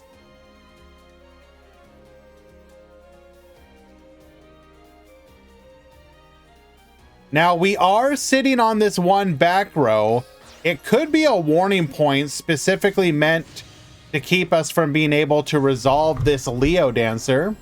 We're about to find out. Wandering is correct. Going first, they need to mill 16. They only need to mill 16.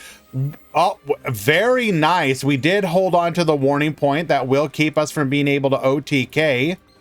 Now we just have to find a way to deal with Leo Dancer.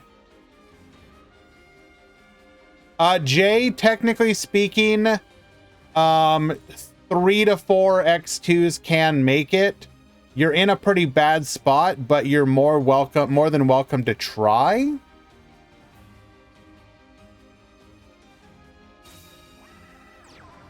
Why Dark Ruler No More isn't that good in Duel Links? Because here's the way that the games are different besides skills and besides card pool. In Master Duel or the OCG or TCG, you can choose whether you want to build a going first or going second deck. Now, if you choose to play a going second deck, you're going to go second basically every time. If you play best 2 out of 3, at least one of your games will be your preferred going first or going second style. Because in Duel Links you do not get to choose, you have to build your deck to be more well-rounded. You need to be able to play going first or going second. So that typically means that even your OTK style decks will often still play back row, because if they go first, they don't want to sit there and go, guess I can't do anything. That's why a deck like Cyber Dragon as an OTK deck was always typically better than something like, I don't know, like say Black Wings or Dragoonity, just because Cyber Dragon had a going first plan. I'm going to set up my overload and the pop. Whereas Dragoonity's plan was, well, hope I don't die. So because of not getting to choose first or second, it tends to skew decks a little bit more towards mid-rangey.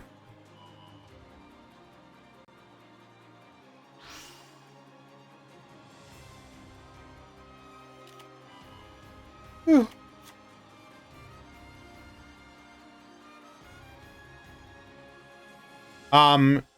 Whereas when you play in OCG, TCG, or Master Duel, you tend to play more for your preferred turn, and then you side deck into the other one.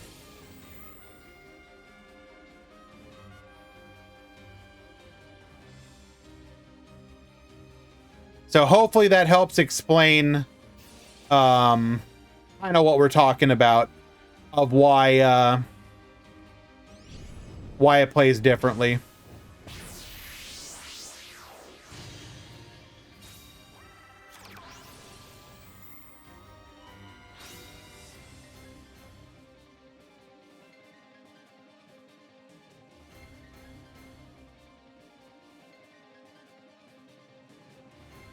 So we need to get to Ferocious Flame Swordsman, which we have. And we have found our path to lethal. We needed to take out the Fire Formation Tenki because the most we can do here is crash. However, between Ferocious and Charging Gaia, we are going to be able to find lethal through the Leo Dancer. Very well done.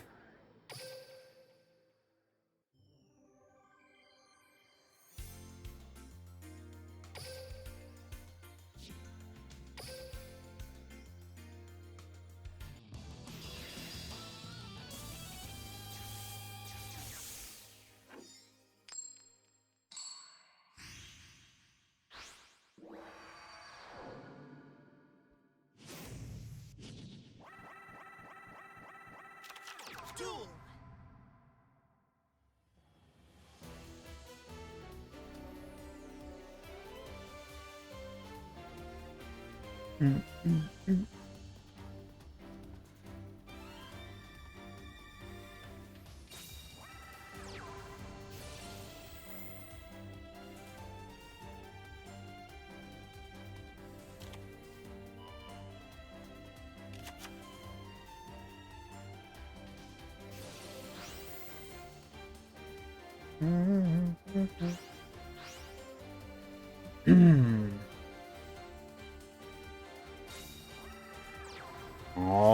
Alrighty.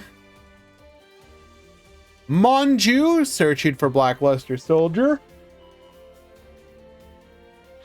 Resolution of the skill. We are going to add a copy of Legendary to our hand. Setting a copy of Chaos Form as well. We're going to set 1, set 2, and pass the turn.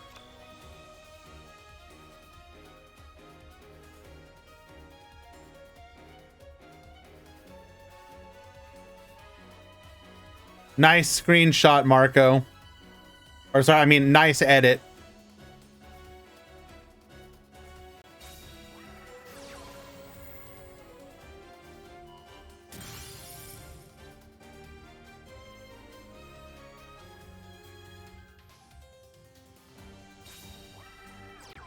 MST taking out a copy of Warning Point. Check it in game. There's no shot. There's absolutely no shot. Where's Magistus Charmer? Honestly, not sure. I haven't seen it. I've been looking around, but I don't click on matches where somebody DQ'd, so it might be there somewhere.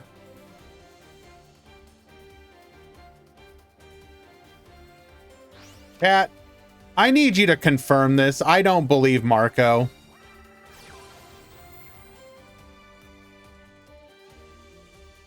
There's no way this is true.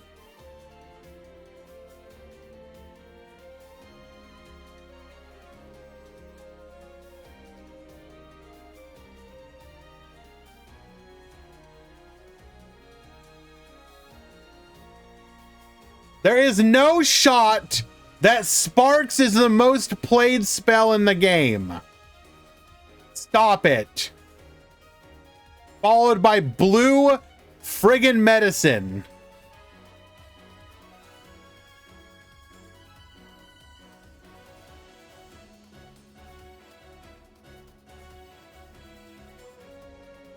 I don't care if it's free to play. Why would you put it in your deck?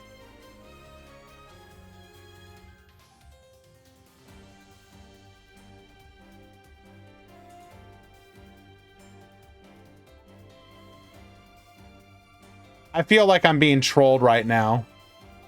For the use spells missions.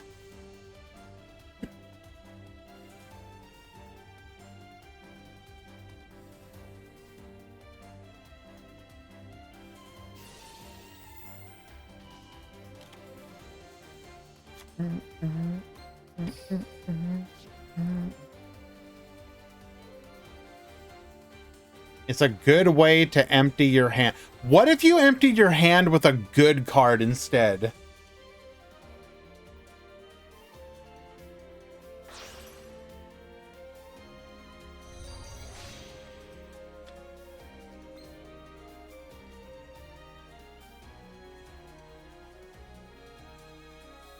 Not like Blue Medicine! How many rounds? 5.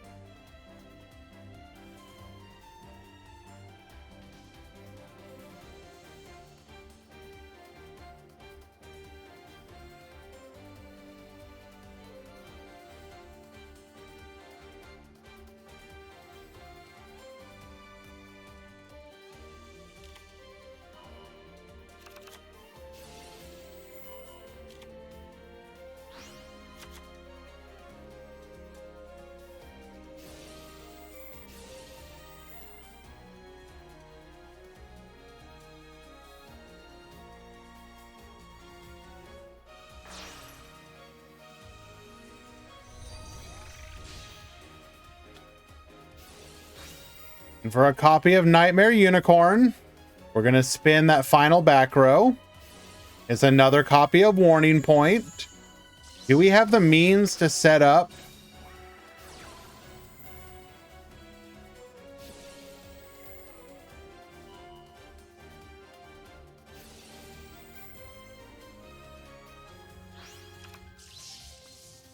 Sending a purple butterfly. Purple butterfly means we don't have access to a board nuke. Okay, but hold. No shot. No shot. Do we actually have it? That you do not have Wolf as your final card. You do not have Wolf as your final card.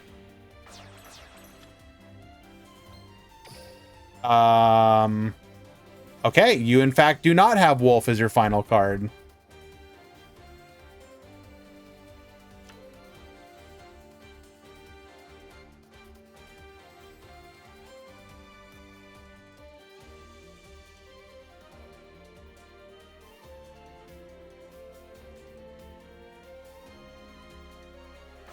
Okay, Marco, those are kind of wild. Truly, the free-to-play are the ones who rule over all within Rush Duel.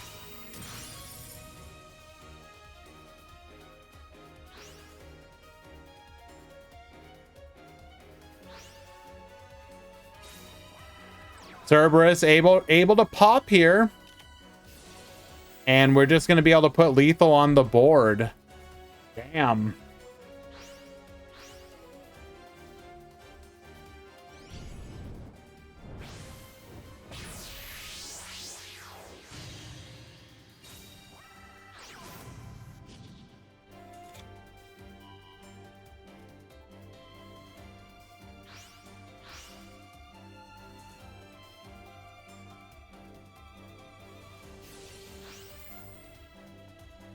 And we are still not done.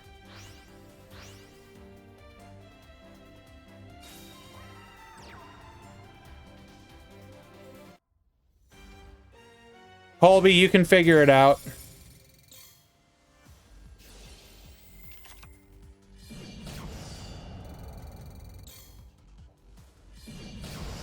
Alrighty, we have lethal. The Salamandra skill will only get better over time.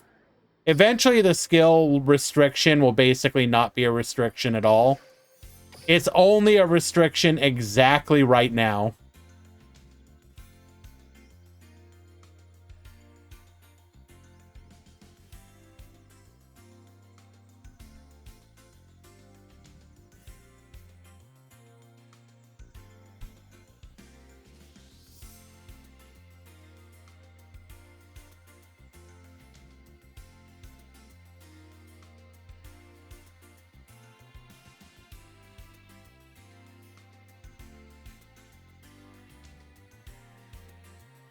Alrighty.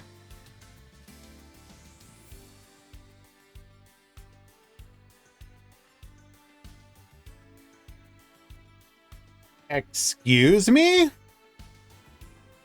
We have a 2-0 undefeated Phantom Knight player.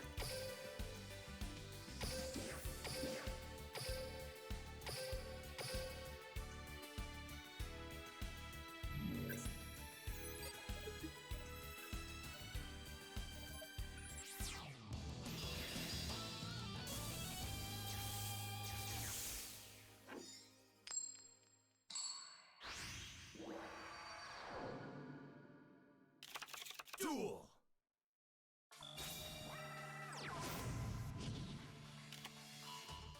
Hello, Gate. How you doing, my friend?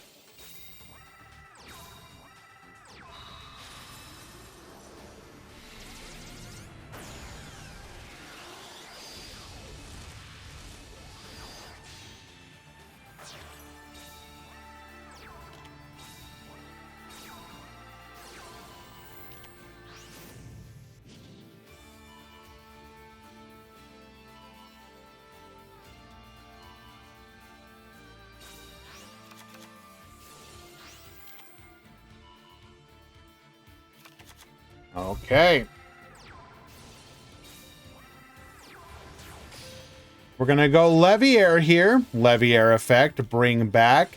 Ice Dragon's Prison will be able to shut this down, unfortunately. And that will leave our opponent free to go for a lethal push here. Making a copy of Draco Berserker, get boosted, attacking in. Leaving our opponent on 1050 and facing down a Draco Berserker, adding a copy of Silent Boots to hand. Ragged Gloves into Silent Boots, Evil Swarm Nightmare, flip 1, reveal in hand, Banish, and that will be a scoop. Unfortunate. Game number 1. Game 2. Hello, Bash.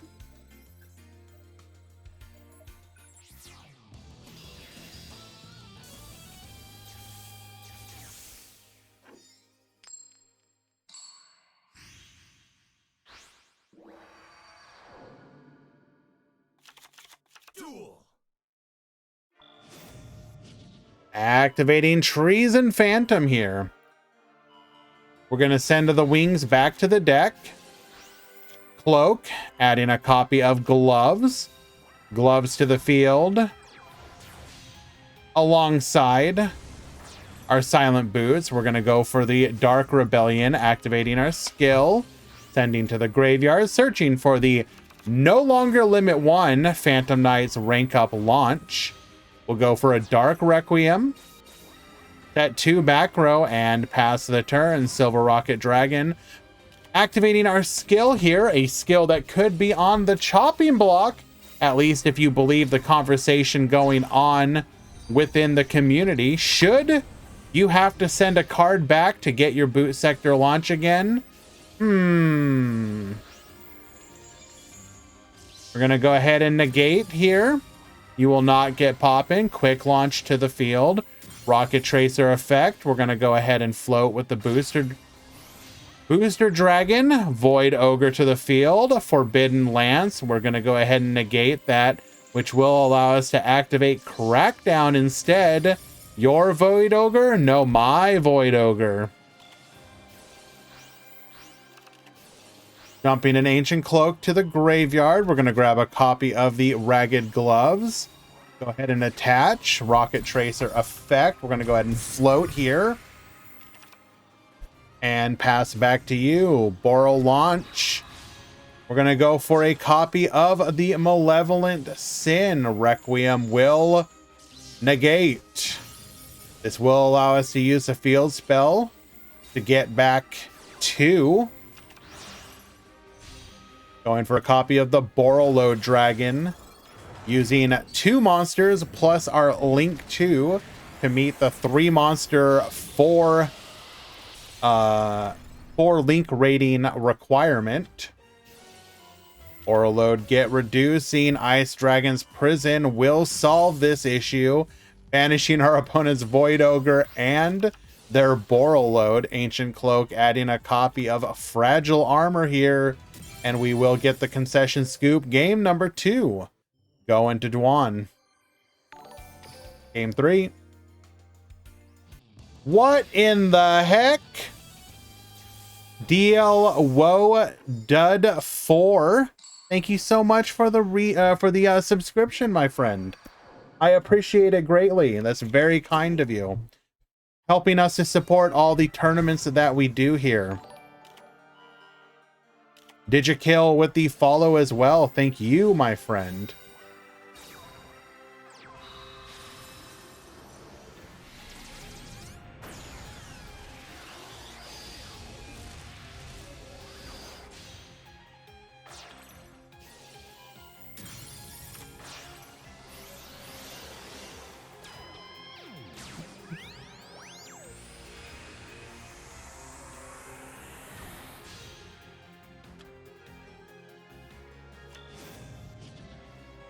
Okay, we are facing down Evil Swarm, Nightmare, and Void Ogre. However, in this situation, Void Ogre cannot do anything, so we just have to deal with the flip down. Activating Evil Swarm Nightfare, Stained Greaves in response. Because it is Chain Link 2, we're not going to be able to use the Evil Swarm Nightmare effect. We will, however, be able to do so here. Rack down, get yoinking before we can clear our board. Ice Dragon's Prison, Banish, Banish. We're going to go for a copy of Breaksword here. Breaksword number 2, get poppin'. It is an Ice Dragon's Prison. We will be able to take that out. However, that won't stop the original from resolving here. Going for a copy of Malevolent Sin. Malevolent Sin, get Bonetian. Ancient Cloak adding another copy of Silent Boots to hand. Stained Greaves, putting it on the field, allowing us to go into level 3 plus level 4 equals rank 4. Dark Rebellion Xyz Dragon. You gotta love this skill. Treason Phantom, get Baboostin.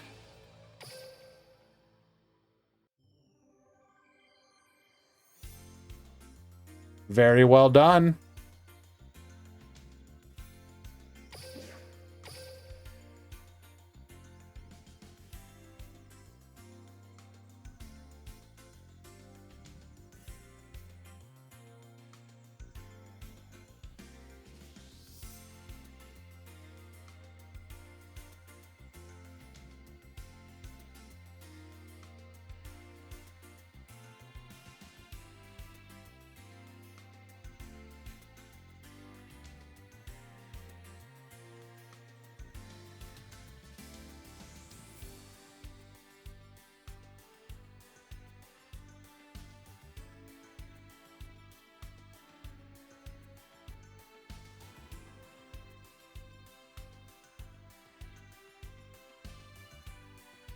Okay, then.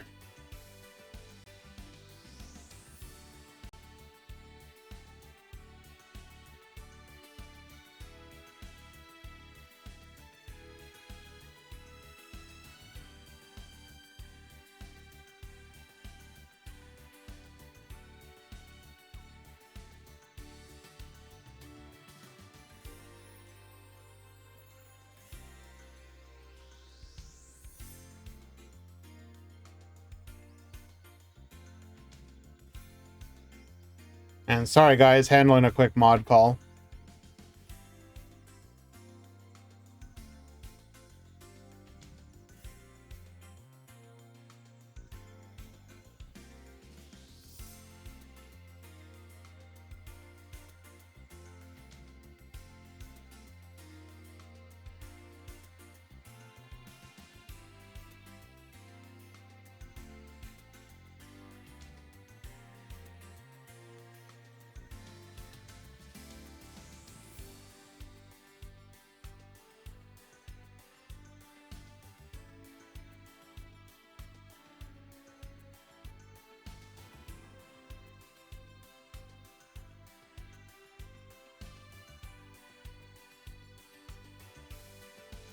Hey.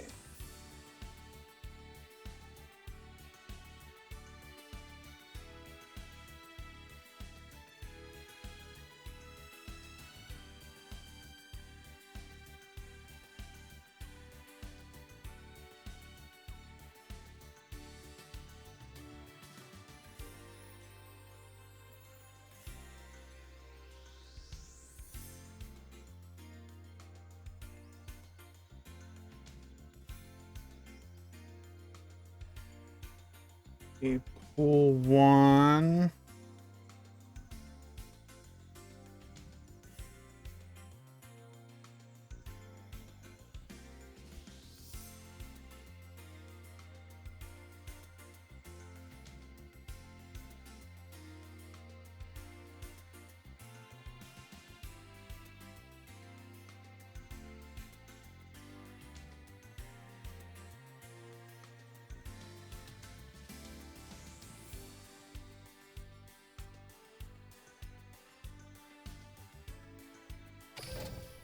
Oh, yeah.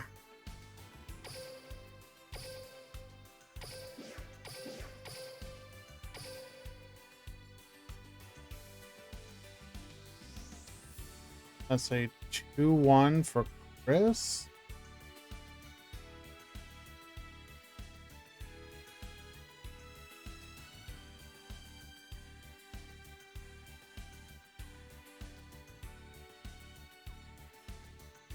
Okay.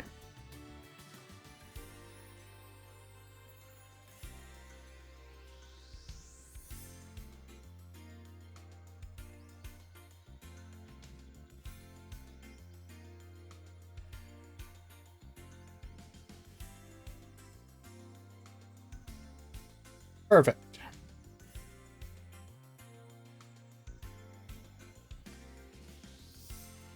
Pool 2, round 4 has begun.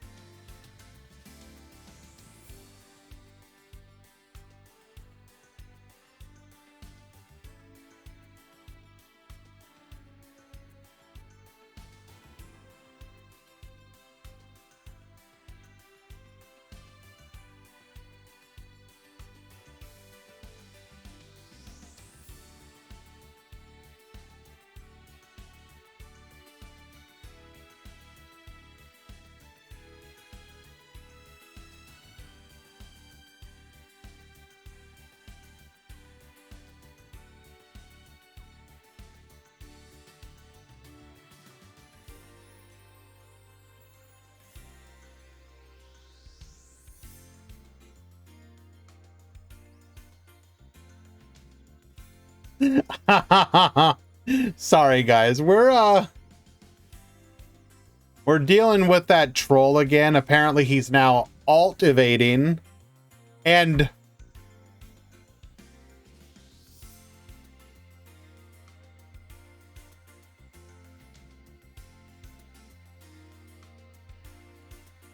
I don't know, man. This has got to be I don't know whether to laugh or cry at just how sad this is.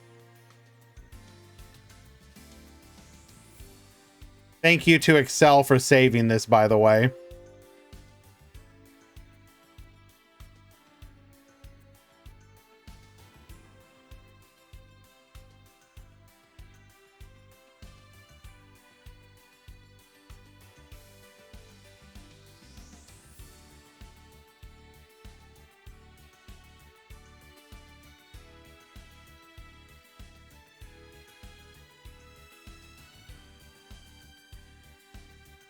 Hello, I don't know how to make tournaments, and I hate sports and grass.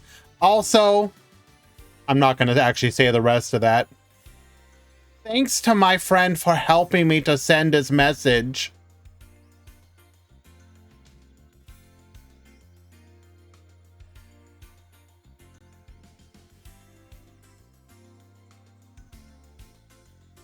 Yes. I have a deep-seated hatred of grass. I refuse to touch it. Keep it away from me. I will never touch it.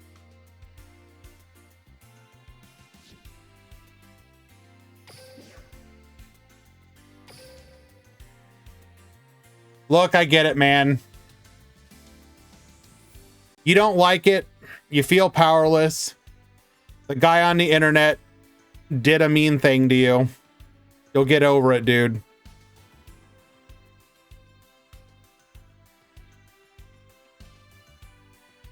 Let us find another match.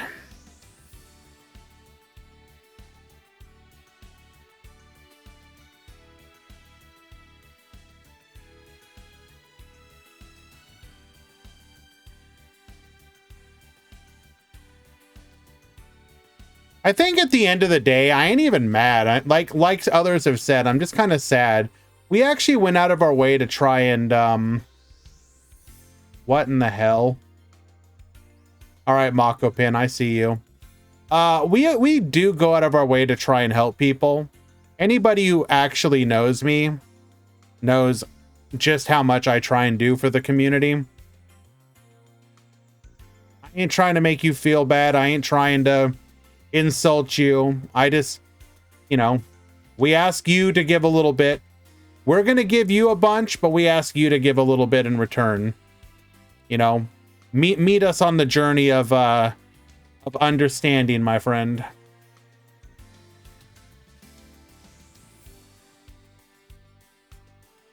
Oh, this should be fun. 3-0 undefeated. I want to watch you.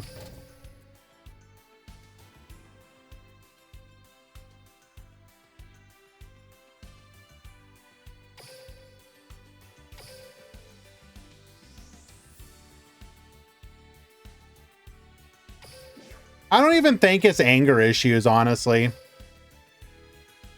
If I had to guess actually what it is, something like that, and I've noticed this a lot when I actually interact with people in my real life job. People don't like it when somebody that they don't think should have power over them has power over them. They'll look at somebody and prejudge them and think, like, you of all people should not have power over me. You should not have the ability to say anything to me, etc., etc. And this can happen in all walks of life. It's if you go to the store and the clerk who you're just like, that's just all, yeah, pretty much. But if you deal with that person and you're like, this person of all people should not be talking to me like this. And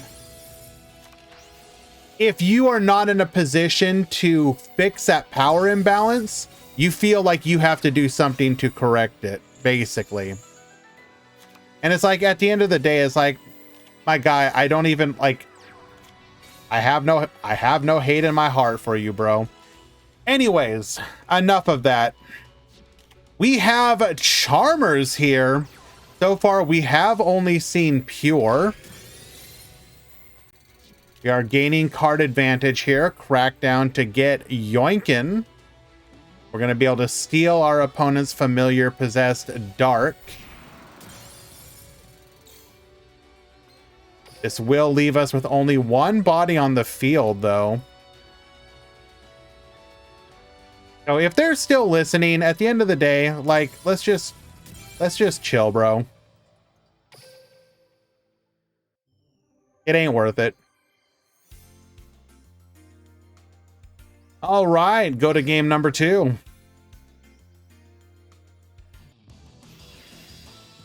Is this a mech Charmer? We have yet to see. All we have seen is Charmers so far.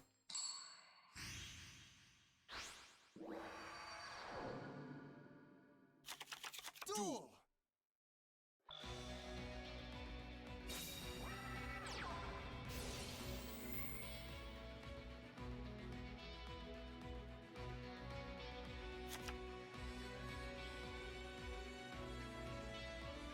Live Twins is going to be given an opportunity here to build the board unimpeded. So yeah, I asked about that earlier, Jukes. Apparently it performed well in one of the Eastern tournaments. And so I think people are looking to that and either giving it a try, or they themselves have perhaps played it in said tournaments. You know, because keep in mind that a lot of times you will actually get some crossover between the events. Not all the time. Obviously, it can be very difficult for people from the West to join Eastern tournaments or vice versa. However, there's a small but dedicated group that will do so, and in a lot of ways that is where that crossover, you know, cross pollination of decks happens. Outside of, you know, exactly websites that also post the information.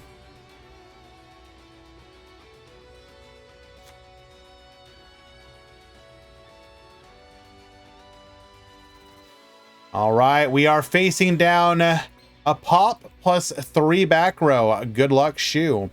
Do be aware. This is whose theme? This is the raid Shun raid raptor guy.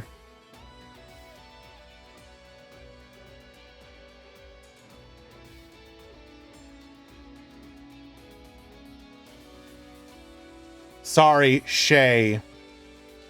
It's Shun in, I use that name interchangeably, I'll be honest. 'Cause it's Shun in the,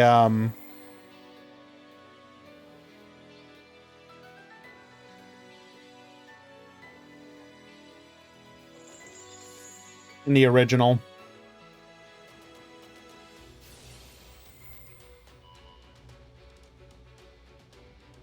Get poppin'. Take out the quick play, or the continuous spell, rather.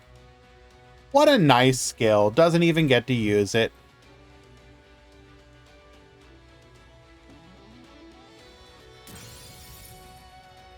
Thankfully, if we actually manage to survive, we typically do have the ability to reset it.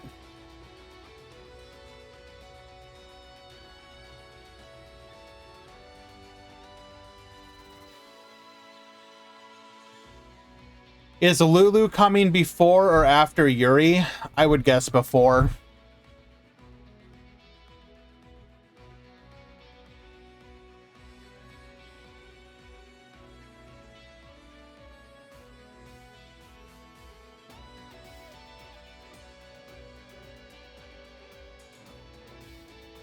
I mean, we don't know how they plan to do it, but from a logical standpoint, Yuri would be like who you would end things off with, right? Well, Yuri, and then, I don't know, if you go the route of actually doing a Zark.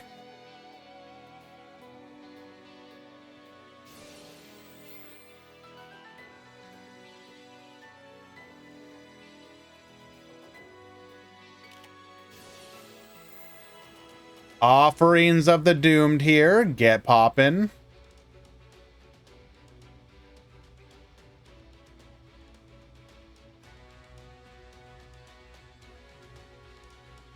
Now the question is, if they do a Zark,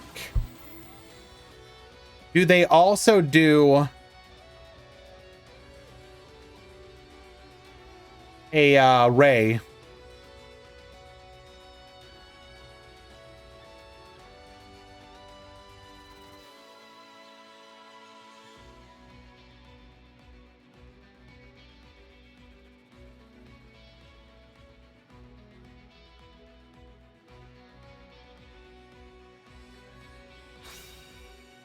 He only ever played exactly one card in the anime. Girin, is that really your reasoning of why we couldn't get a character? Do I need to remind you that Scud is a playable character? Not Riley. I'm talking about the original form of Zuzu.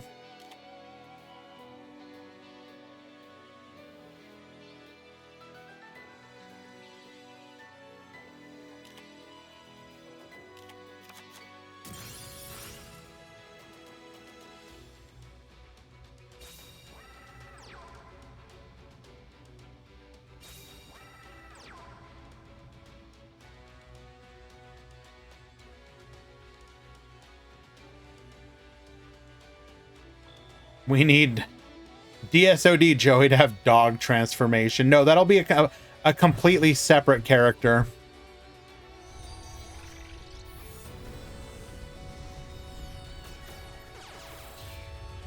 Anytime people tell me, but we have Scud is the only example they can mention.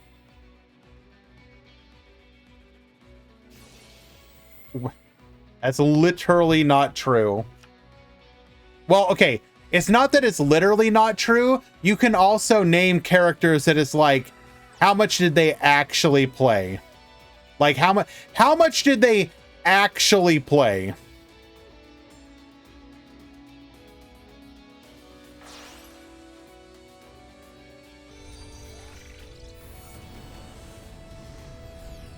Like, you're telling me, for example, oh, well, Carly actually played. Yeah, technically she did.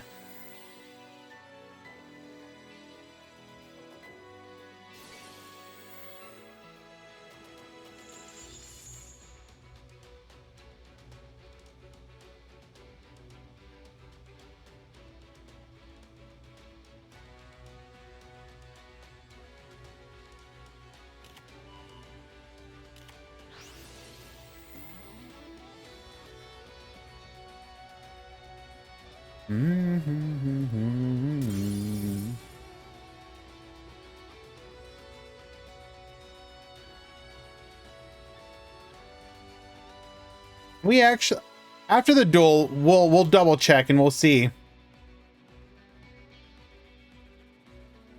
Sarah's another good one. Sarah dueled exactly 0 times.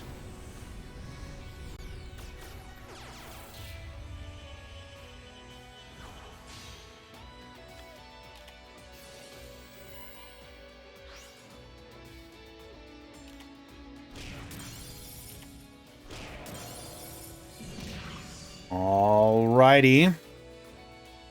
Did we really want to summon here? This does turn off Kiss a Kill.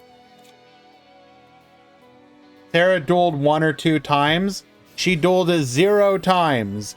0.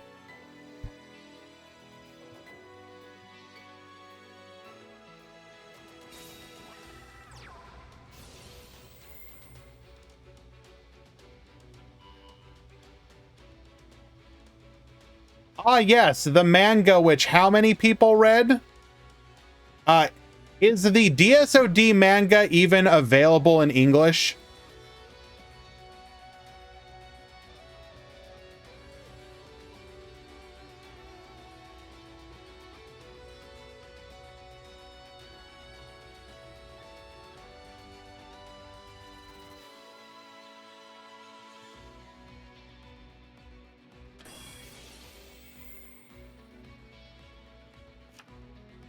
I'm gonna look this up.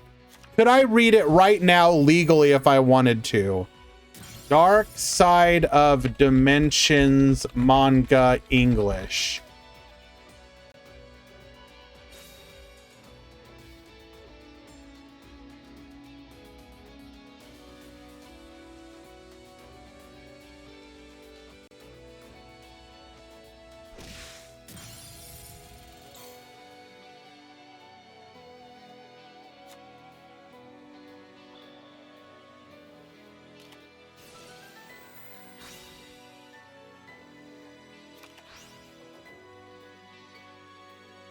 Okay, can't even find a mention of it. That's definitely...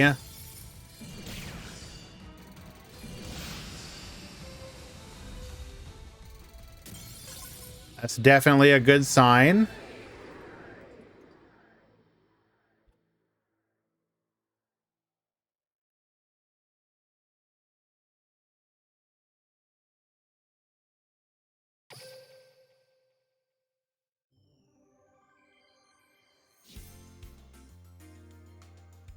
Trust your destiny to my cards. All right.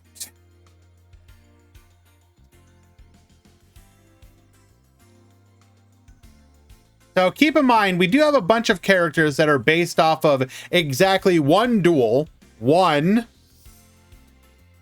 That would include what? Technically speaking, Mako was 2. So Arcana, Esparoba, Bones, technically, yes, I guess.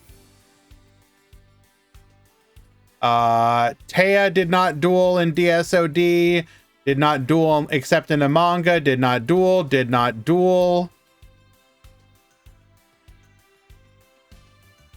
Dueled like 1 time with like a meme deck. Actually, no, that's not true. She dueled more than once.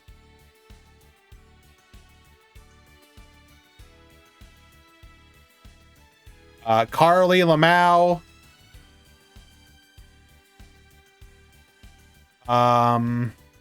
Hori, kind of.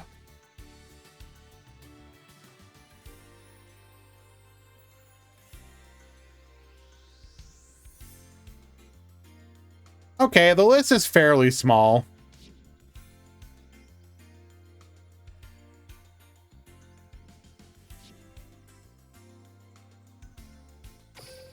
Give us Noah Kaiba. I literally ask for that every single survey. Give us Noah Kaiba, please.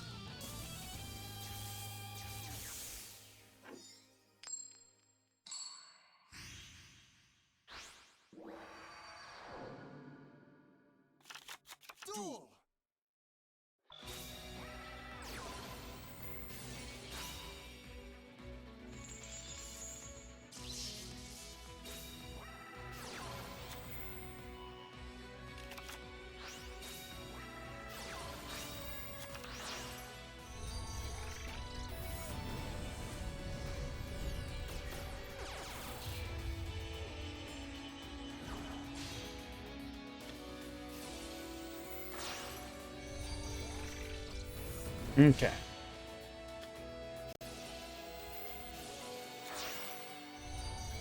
What they really need to do is give us Morphtronic support.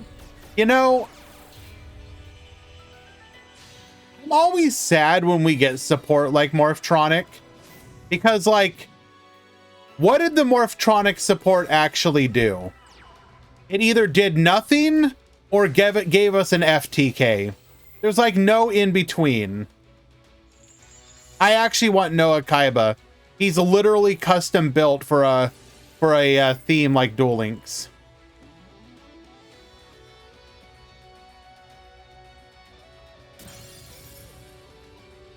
He's filler only, don't care. Still more interesting than like half the characters in DM.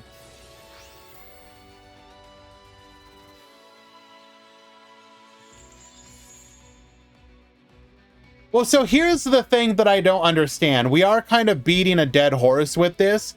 Why is it that they only go with the manga canon for DM and DSOD, but they don't do like manga canon for Arc 5? Why is it anime for Arc 5? Why isn't it manga? Can somebody please explain that to me?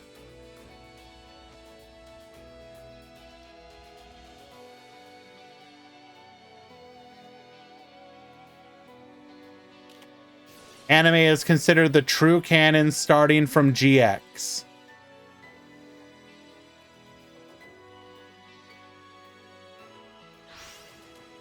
Then why did they do manga for it?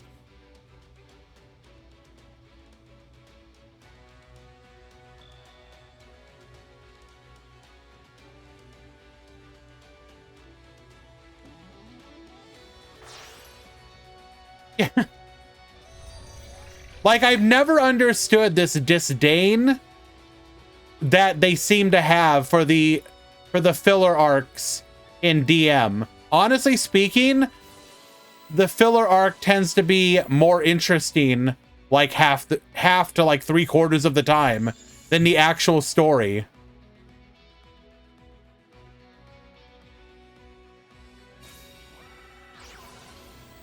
Like, if I ever do rewatches of the old stuff, I pretty much want to do the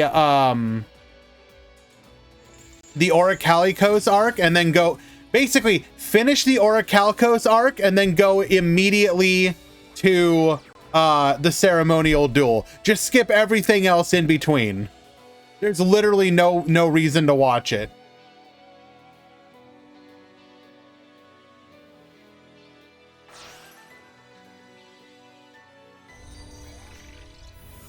Oh, but what about Siegfried? I think we're okay skipping that.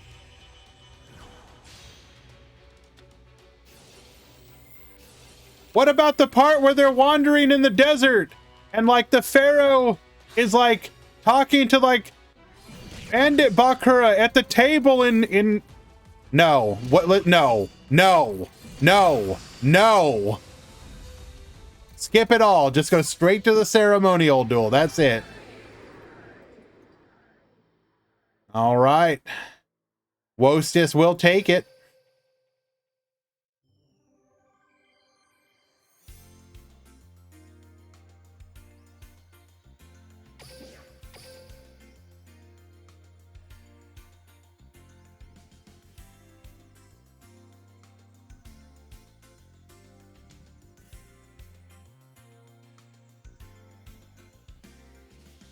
Let us find another match.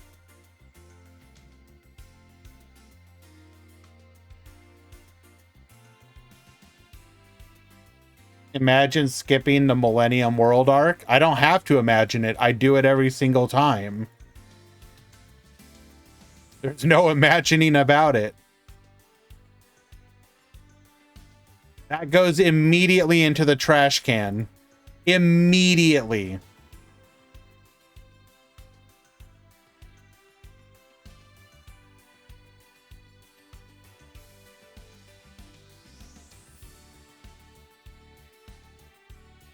Damn, I can't believe he out here saying the realest stuff.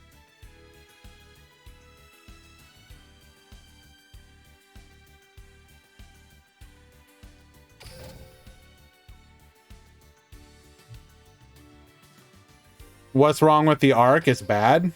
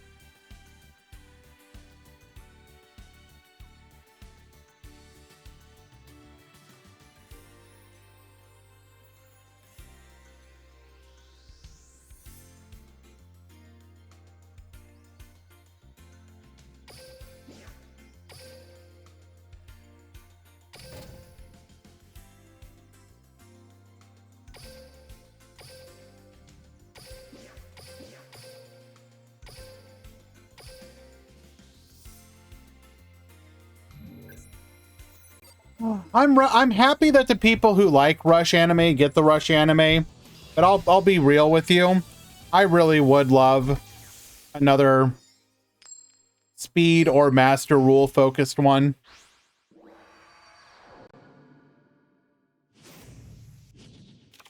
Duel.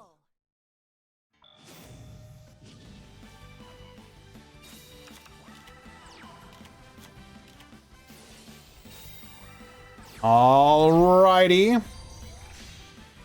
We're gonna go for our Artemis here. Mech Knight Purple Nightfall, searching for a copy of the Blue Sky. We're gonna set 2 and pass the turn. Trickstar Candiner, searching for a copy of Trickstar Light Stage effect. We're gonna go ahead and activate partnerships in response. Get popping. Drawing a card off of this Trickstar Festival, allowing us to make a copy of our Trickstar Holly Angel. And you know the rule. We do not skip. Starving Venom, yes, I would actually like an OCG Structures focused series. It'd be pretty cool. Horobane 2 boost. Licorice effect, putting another body on the field. This will be lethal if it connects. World Legacy Memories 2 block here. Purple Nightfall searching during the end phase. Indigo Eclipse will be what we add back to our hand. Both Purple Nightfalls will be returning into a copy of the Dingirsu. Dingirsu gets sending. Indigo Eclipse will get moving there. Blue. Valor to attack position. 3K 26. The Valor for the intimidation.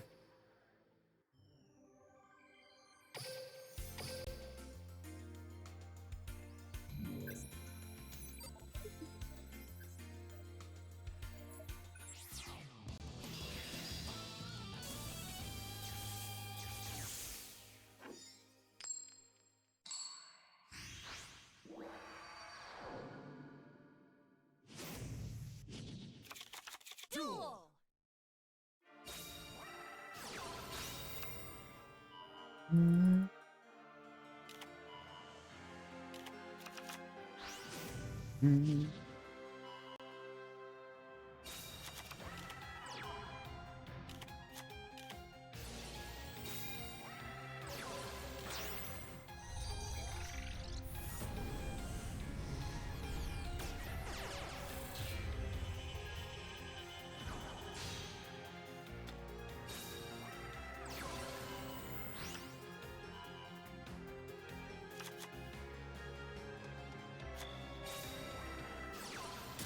Sorry, guys. 1 second.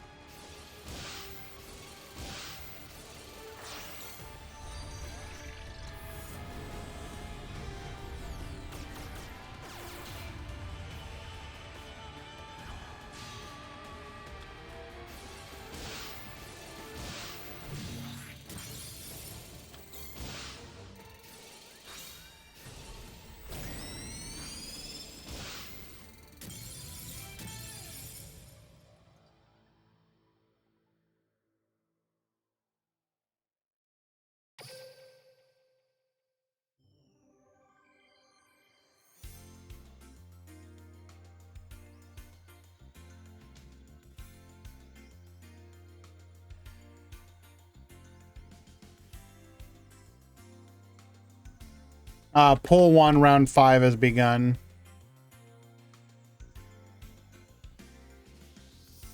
I can't with these trolls, man.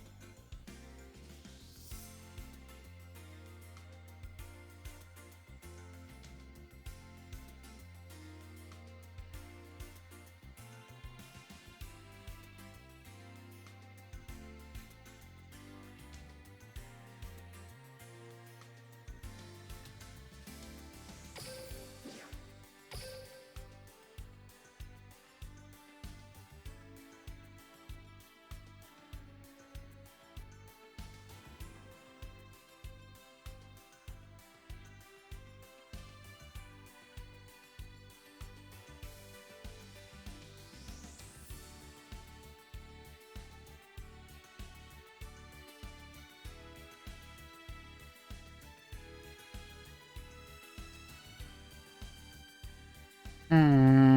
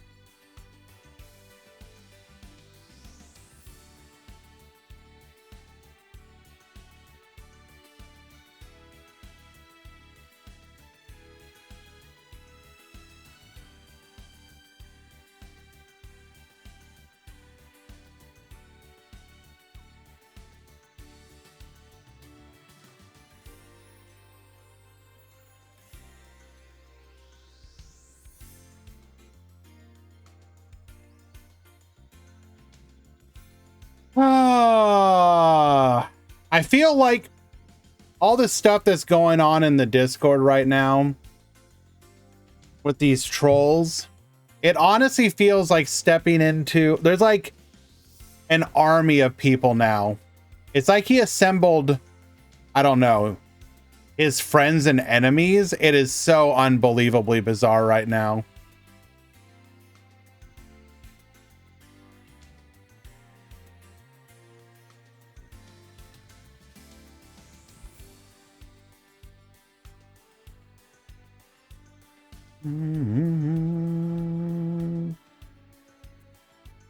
Yes, apparently we are at war.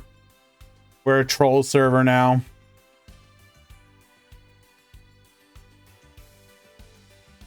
So annoying. Coordinated attack from the... What do you mean? I'm like Cross Duel's biggest supporter. Why would they ever do that? The Cross Duel icon on both my Speed Duel and my Master Duel account to this day.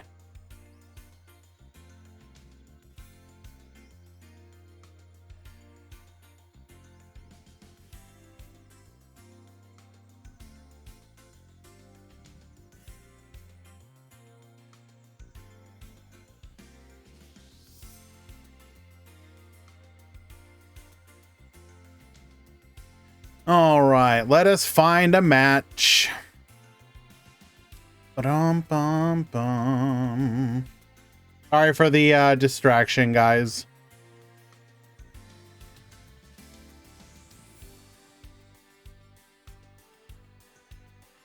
Pool 2 should be starting momentarily. The last match is finishing up.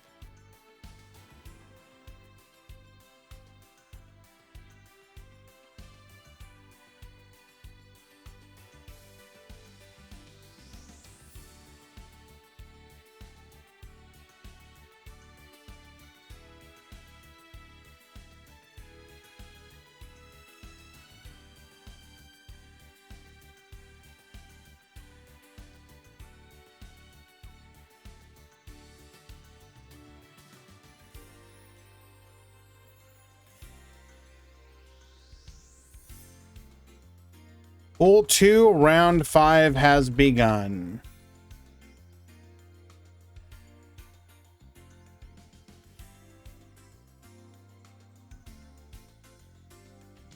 Okay.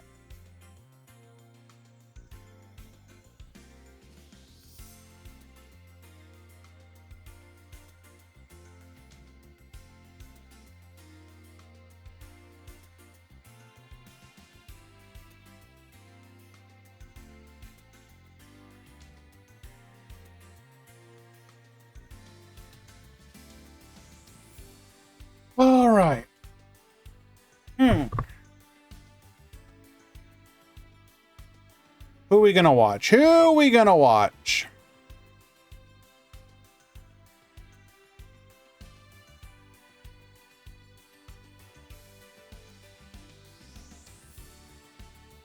I kind of want to watch Shu again.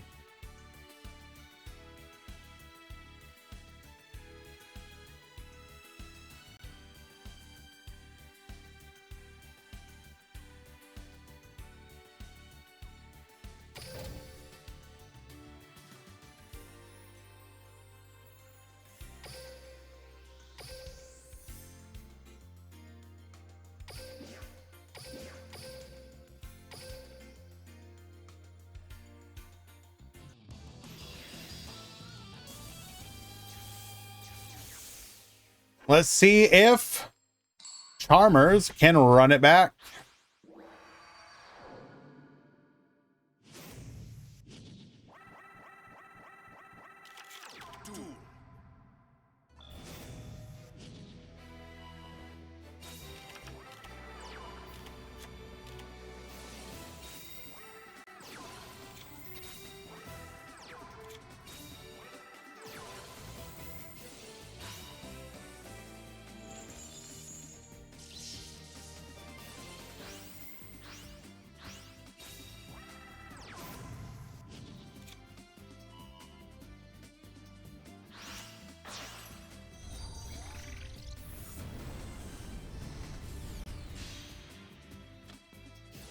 All right, going for the Nightmare Phoenix here. We are going to chain our Ice Dragon's Prison in response. Not going to be able to banish anything here, however. Chaos Form.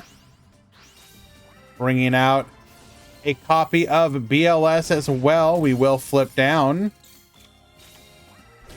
We will successfully attack and destroy. Possess partnerships, take out, get drawing here. We are forced to pass here. We're going to link off into an Artemis. We will then go Zoroa here, attaching, get resummoning, and drawing a card here. This will also allow us to go into an Xyz or a synchro, we will go for the Xyz here, summoning out the Rilliona. Rilliona into a Magistus Invocation, activating Invocation to get out a copy of Iwas. We'll attack in, Book of Moon flipping down. We still successfully beat over and pass back to you. All right. A much better showing from Shu here.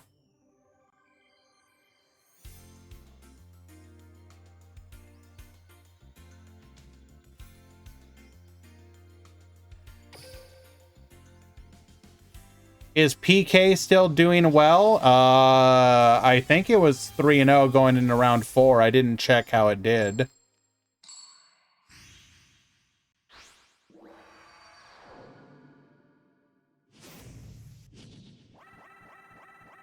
It is currently 4-0 playing in round 5.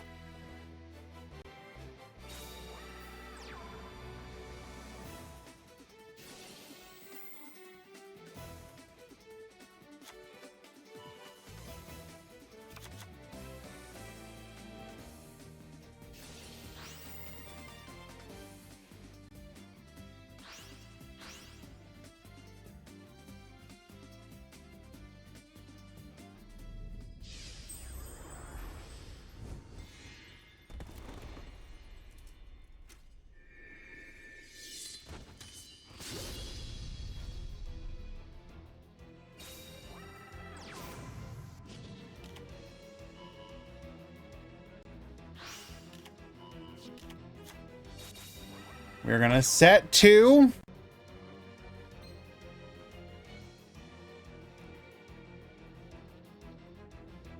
Now, typically the back row has either been booked or warning point, both of which does kind of mess with us still.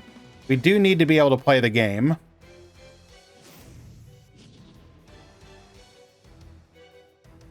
We are fairly normal summon reliant here.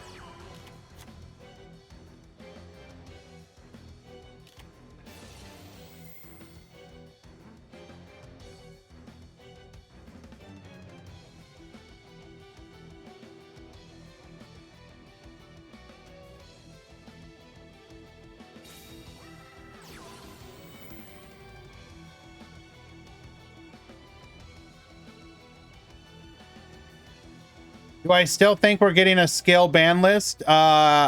Yes. And I think it'll be announced tonight when the maintenance finishes.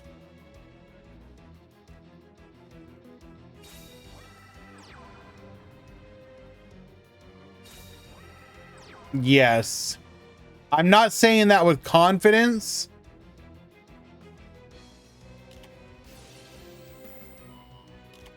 But I'm pretty sure.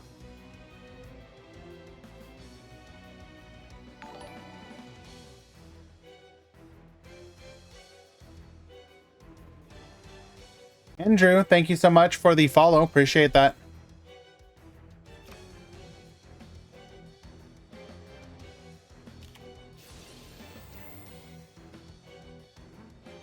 We are going to go for the chaos form here.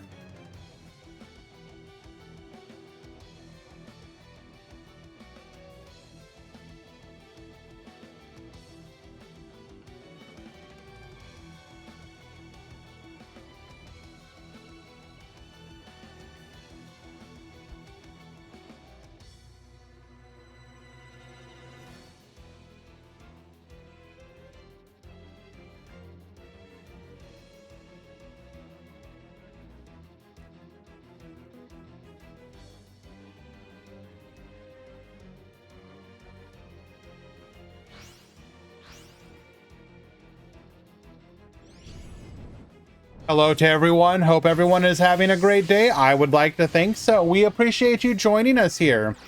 Not sure how aware you are of what we do here, but this is the Duel Links Grand Prix. We are one of the premier tournament organizations going on within the Duel Links community right now, or at least I would like to pretend that is the case. Book of Moon here, get flipping. We do our best to host as competitive and free to play, free to join as friendly possible tournaments to keep the competitive spirit of the community alive. And, you know, yeah, we appreciate you joining us. Today's event is a 5-round into top 32 Swiss tournament. There is a prize for people who make it to the top 4. We also host single elimination events on the weekend, as well as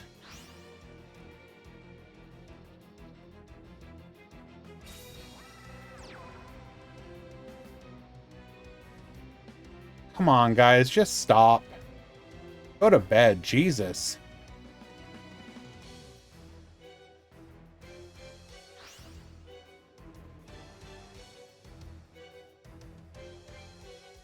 How do I respond to someone saying 1 sec after I ask him to join 6 minutes after he joined? You can give them a second and then if they don't, if they aren't back, call them odd.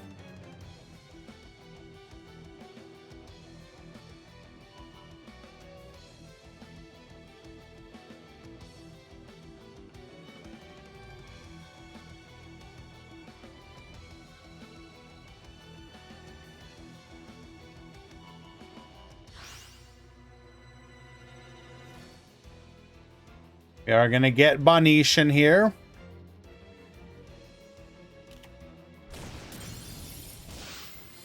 Burning for 950. Dealing another 18. And leaving Shu on 1275. 2 back row and a dream.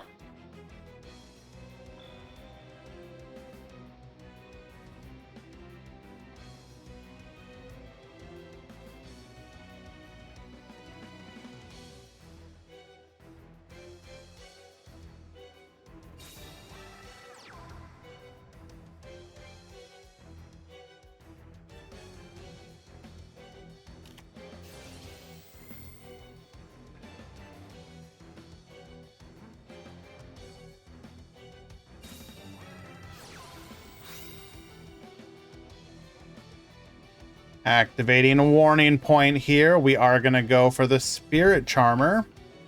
Flipping down the Zoroa. Unlucky.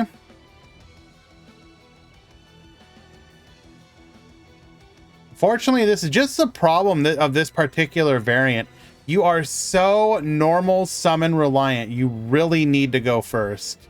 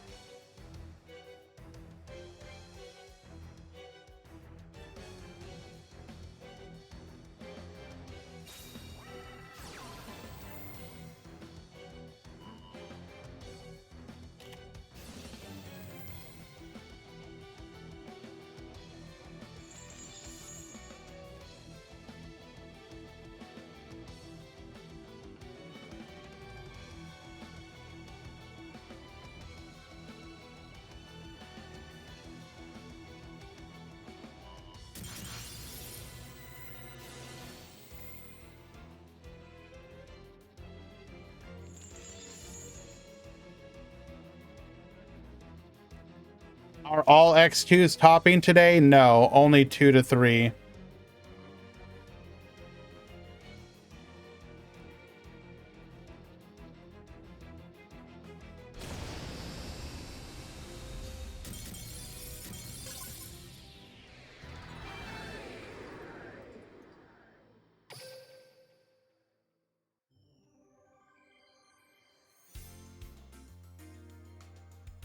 Okay.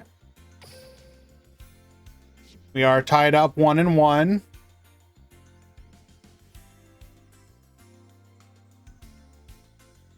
Ah, Draco Kid, yes.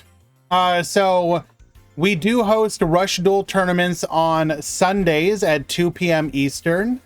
We do this each and every week. We already have the sign up for the next one in the Discord. So if you are interested, you can join the Discord. You can find the channel in the tournament section. It'll be labeled Rush Duel Swiss. And if you have not created a Start GG account, there's another channel called Start GG How To. You can read that. It is the tournament website that we use. It is formerly called Smash GG. It's a tournament organizing website owned by Microsoft. It's got some issues, but it's probably one of the better ones out there once you learn how it works.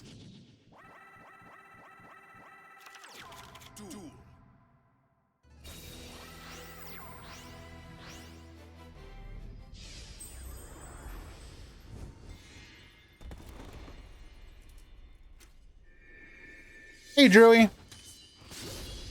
The last Rush Duel tournament we did with the new box is actually pretty good. We do have a tournament article up for it where you can find how everything performed.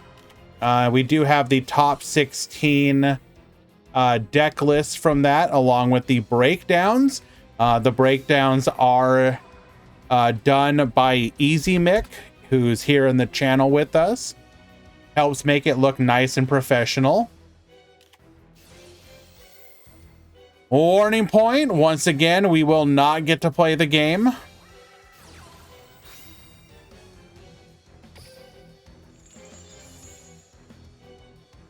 But as you can see there in the top 16, we had 1, 2, 3, 4, 5, 6, 7, 8 different decks, which is quite nice.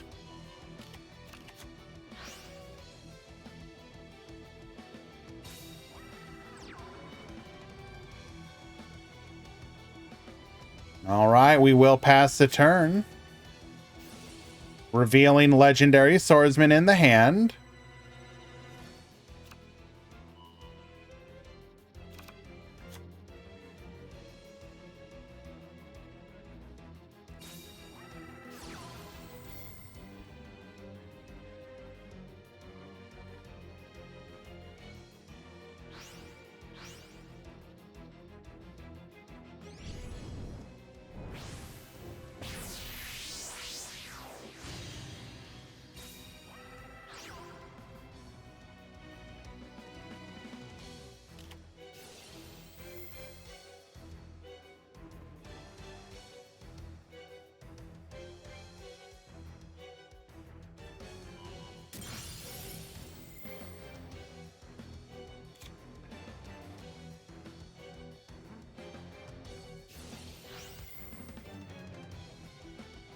And once again, so you are new here.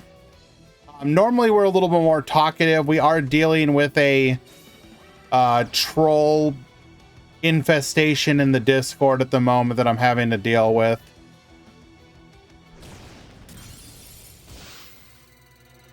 They are currently in the desperately making new accounts, coming into the Discord, getting banned, and repeating it over and over again phase. We do have to wait until they get tired of it.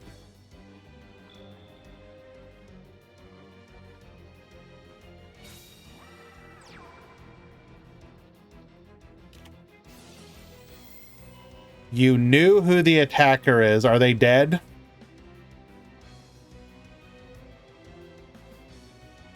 Oh God, not Tanya. Now, Book of Moon will turn off the possessed partnerships here. So we will not get the pop.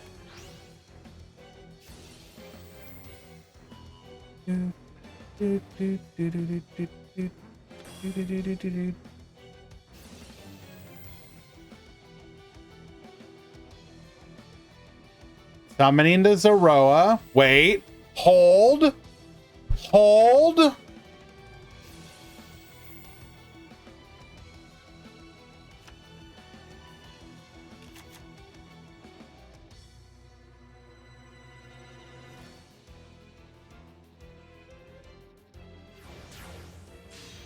We're going to go for the Rilliona here. Rilliona is going to be able to summon a copy of the other Rilliona, who, upon summoning, is going to be able to grab a copy of the Magistus Invocation. Rowley, discarding a copy of a Familiar Possessed Wind, is going to be able to special summon himself to the field. Activate the Magistus Invocation. Using the Zoroa and the area on the field, we're going to be able to grab a copy of Iwas. Iwas, get yoinkin'. 4,900 Blackluster Soldier, Super Soldier, attacking in for 1927 from the Crowley. Lethal. 2 will take it.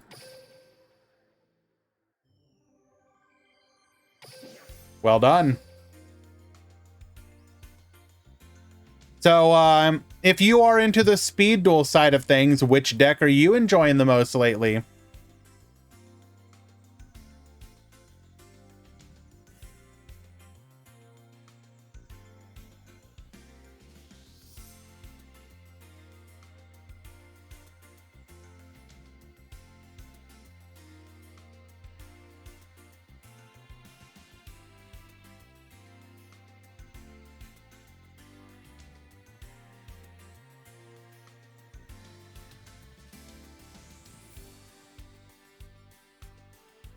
Oh, I didn't mean the speed deck. I was asking what your favorite rush deck is.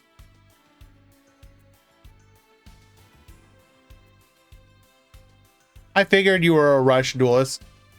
And you are correct that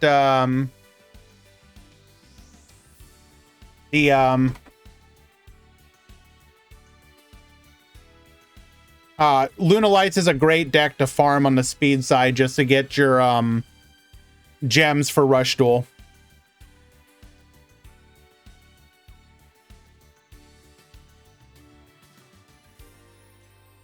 I wasn't asking you, Tomato. I was asking our new friend. I think the deck I've actually been enjoying the most recently is the Red Eyes Royal Rebels, which has actually kind of surprised me.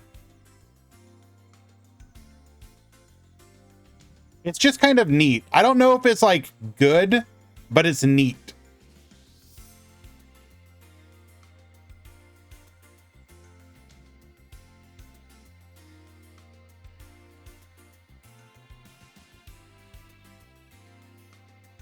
Any Luna today? Yes, I think there were like 8 people who entered with it. Remains to be seen if any are going to top, though. I don't think it performed particularly well.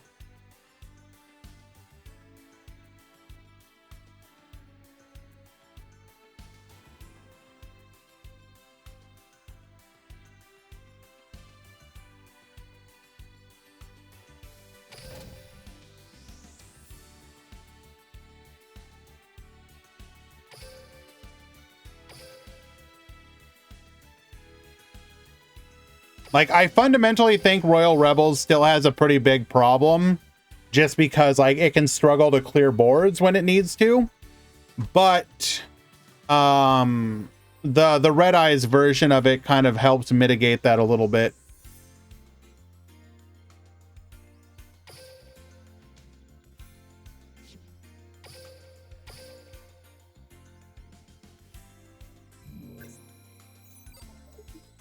Enjoyed the recent Sparks Blue Medicine Celtic Guardian deck.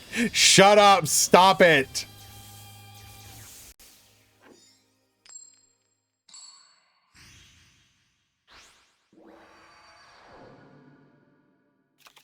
Duel. Alrighty, we got Juninho at the bottom. We got QWERTY at the top. This is going to be Salamangreat versus S-Force.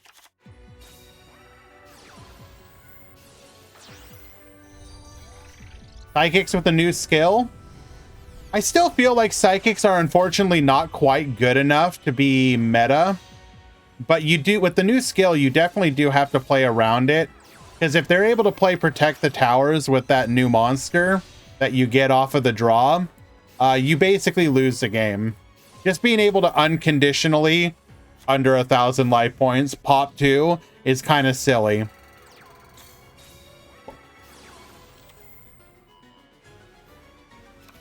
All right, 2 back row. We are going to set 3, pass a turn, hitting the reinforced truth. That is rather unfortunate for us. That likely just shuts us down unless we're running exactly like another reinforced truth. We're going to be able to stop the summon back of the Jack Jaguar here, Salomon Great Foxy, finding off of the top a copy of Circle here. Going for an update jammer, and you know where it goes from here. That's going to be a quick lethal, telling us that that back row is nothing. Game number 1.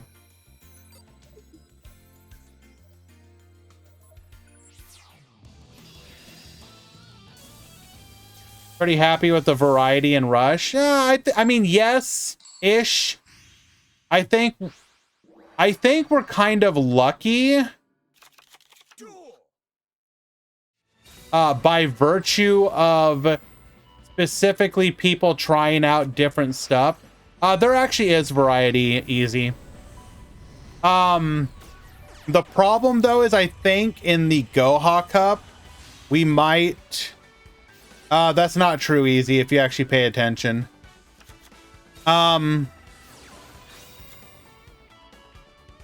Multi-strike is down to like half the decks at the moment, as opposed to like 90. I think that we're going to probably see a bit of centralization happen during the cup itself, at least during the upper reaches of it.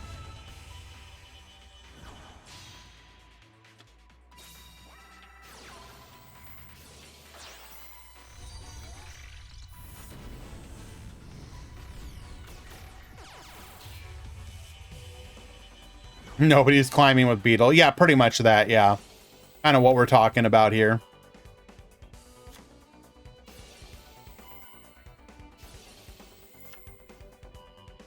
Like, I do understand the trajectory Konami's going with it, but I really do feel like they would have been better served by having at least one decent, like, easy to access deck for people without having to put a ton of resources into it. If for no other reason than to just like get people to give it a try here. We are going to be able to set up the full floodgate here. Going for a copy of the Underclock Taker. Are we revealing ourselves to be on Lapsowell here? S-Force Showdown into the Lapsowell. Yes, indeedy. Gravitino into the Rastaliger. Rastaliger. Gonna be able to force out that back row. Tie that binds, and then we go in for 4,300 direct. Well done.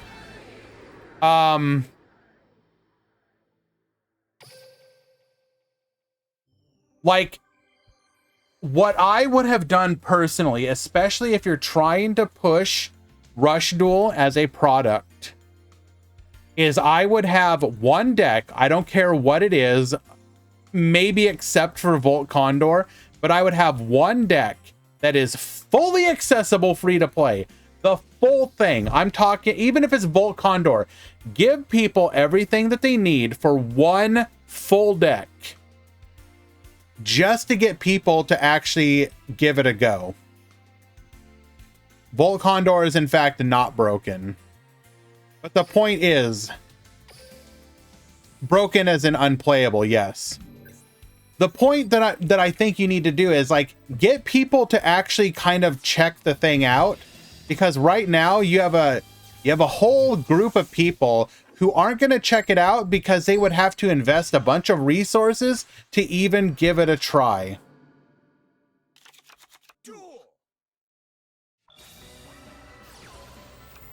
And so, you know, the response from a Konami perspective might be, Facing down set 3 from S-Force turn 1. You love to see it. We likely have Reinforced Truth, which is going to be able to set up our floodgate here. Although, wait a second. If we didn't actually do it here, surely we do it now, right? Yes.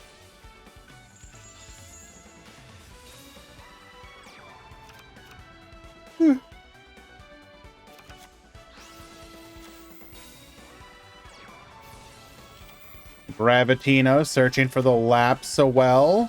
We're going to go for the Compulse. Get rid of the Foul. Reincarnation summon the Balinx here.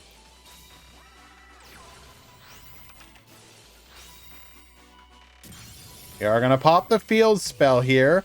Reinforce Truth number 2. Going into a Sunlight Wolf. Attacking in, Rapichiwa Maru is going to reduce our opponent here. Platina, bring back the Lapsawell. We're going to be able to nuke here. Balinx to protect, ties that bind. And we are going to be able to set up a bit of a wall here. Mirror to the field. Adding back a copy of Falco. Okay. We do successfully survive the turn, but oh, into a dark hole. So you're telling me there's still a chance? Falco effect, get resetting. Foxy effect into, okay, this is about the best of a recovery you could have hoped for in this situation. However, we top deck into a Bridgehead Edge Force Razor into Rapichiwa Maru S-Force Chase. We are going to be able to add a copy of Foul here. Chiwamaru using the Chase into a Gravitino, and that will be lethal on board.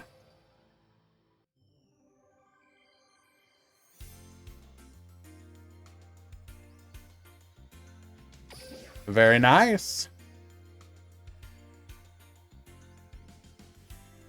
Dun, dun, dun, dun. Duel Links is such a breath of fresh air. It's kind of funny you say that because a lot of people would actually probably approach it from the other angle. Like, the one thing, like, I understand everybody's complaints about the game. I really and honestly do. There is so much that you can criticize about Duel Links. But at the end of the day, and I understand that I'm like an insider looking from inside out, there's just so much that I do love about it. That is, I'm able and willing to look past its issues. I wish those things were better. I wish they would change things and adopt more of the stuff that they do from Master Duel. I know that they can't do everything that they do in Master Duel, but they could do so much more. But it's honestly, at the end of the day, it's like the little things. It's literally the little things that I wish they would do. Is Magic Key still in? We will find out in just a few. We're pretty close to the end of the Swiss rounds. But see, that's the thing about the monetization. Even that you could fix by just changing a few minor things. We've talked about this before, but I love to talk about it. You know, why is it that players can't get more, like, earn dream tickets, put a battle pass into the game? Like, imagine a battle pass exactly like the Master Duel battle pass, except instead of crafting, well, you can include crafting resources like box chips, but imagine if you could earn both like box chips, but also like dream tickets and whatnot. That would be cool. Like, and literally, what could the argument be against it other than like, if you don't like that, you basically are saying you don't like the Master Duel version of it either. So like, why not include it?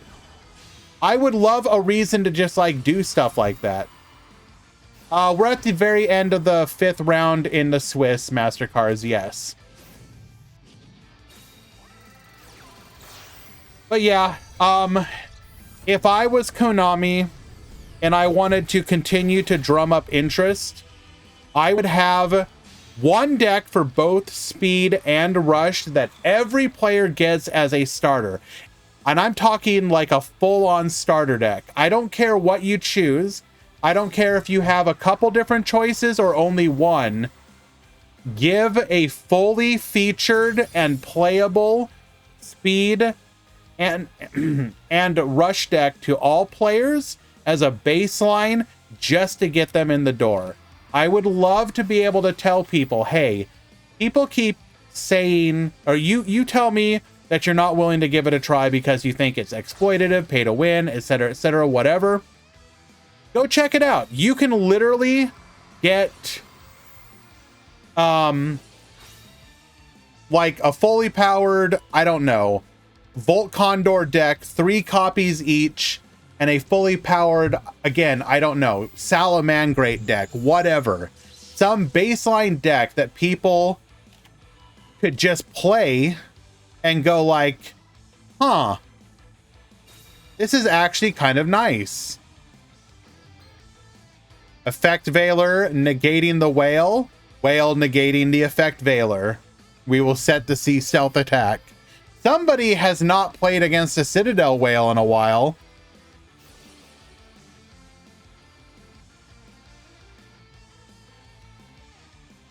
They can't give reasons for whales to stop whaling in the future, but here's the thing. Whales are still gonna whale. As somebody who whales, I don't care if you make it slightly easier for people. The reason that I whale is because, and it literally comes down to this. I want to play with the new toys. That's it. That's all I care about.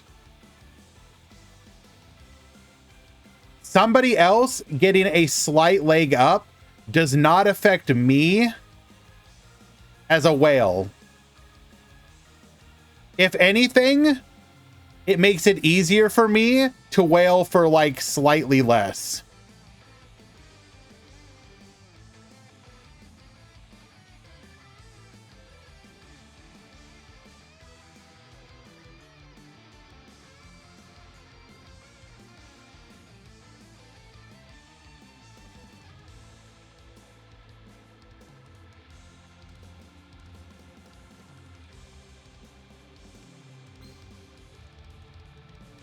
What the hell is happening? 2018 returns.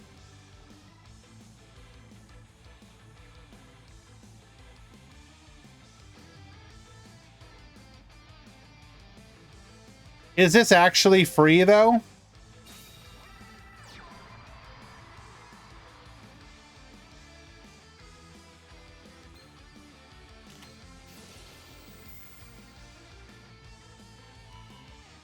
I guess Sea Stealth Attack kind of does nothing against Lynx, huh?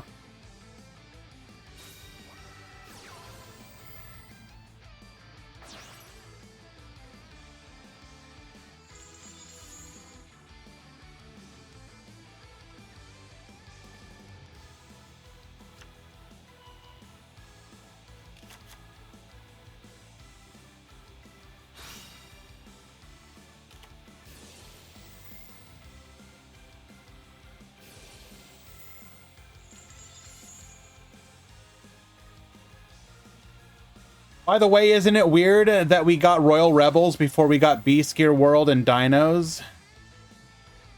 I mean, I can't really answer that. I will say that one of the things that Tomato talked about in his wish list video is that he thinks Beast Gear should come sooner rather than later. The bracket's out of date. Let me go ahead and update that for you. Sorry. So you would think Beast Gear should come soon. PM.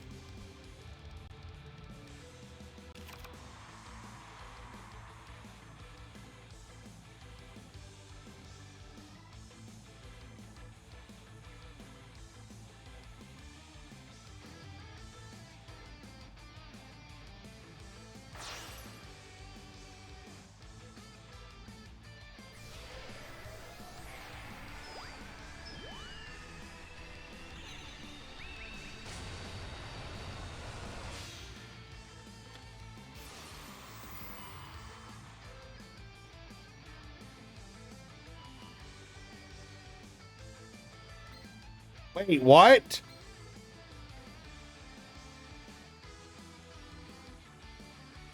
Okay, wait. This does work. Because Citadel Whale's protection effect is like incredibly specific. Take care, Alucard.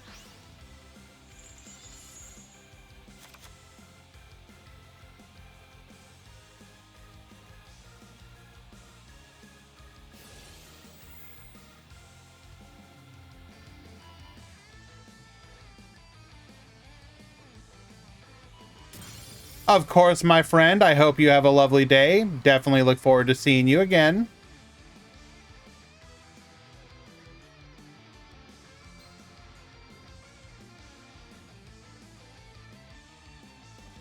Wait. No, Sea Stealth Attack does work against a Tenyi. What are we talking about? It doesn't care. It doesn't care what your opponent's level is or if it has one. It would have worked.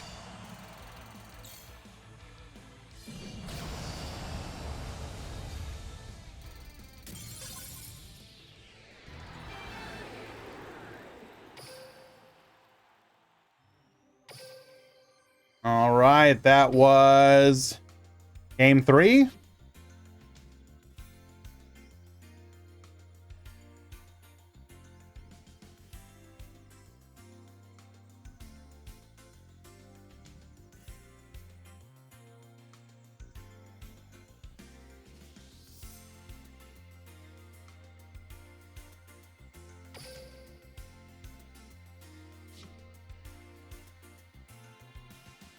Yeah.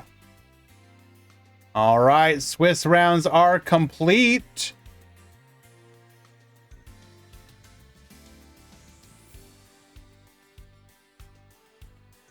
Go ahead and find out who our lucky X2s are.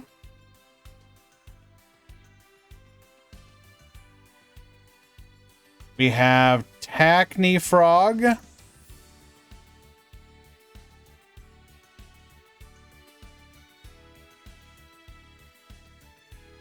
And Thiago. You topped X2.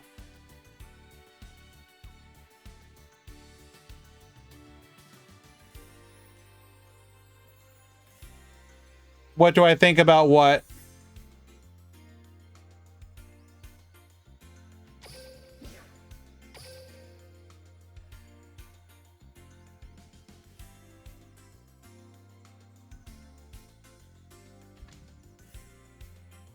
Top 32 has begun.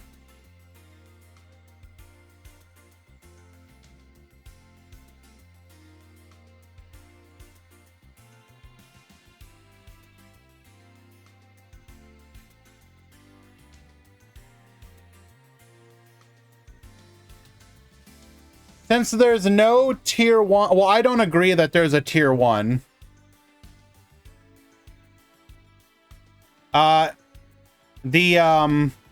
The TBC feels otherwise, but in my opinion, there is a tier 1.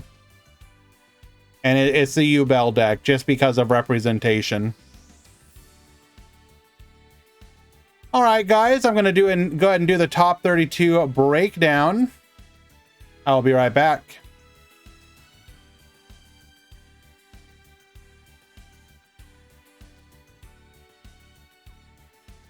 It's probably U-Bell and Tenyi right now.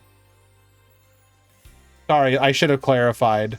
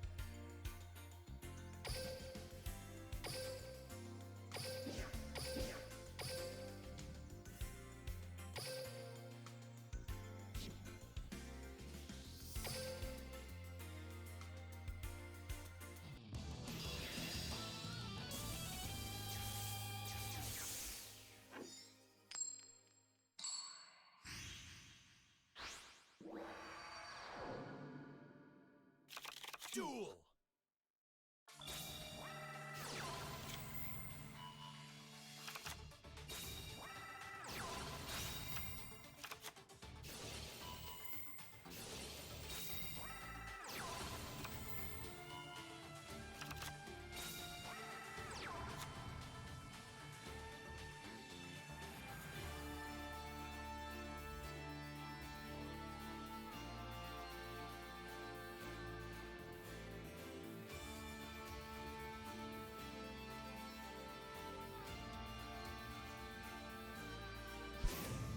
Muted, of course. Can't get a single stream without that going through. We have 5-0 undefeated Dwan at the top on Phantom Knights versus Zeko at the bottom. Now Zeko has opened full floodgate combo. We did search for a copy of S-Force Chase, which is likely our set. So Dwan is going to have to find a way to play through this. Unfortunately, probably not going to be very easy. Ah, yes, still muted. Thank you, Shelmy.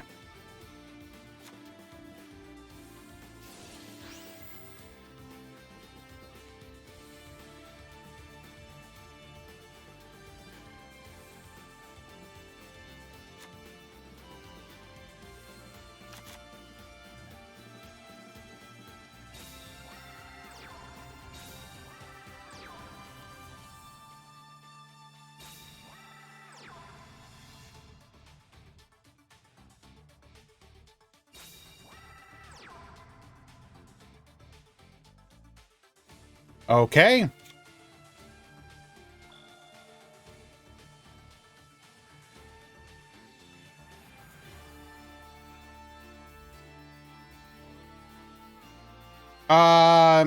It is 2 p.m. Eastern.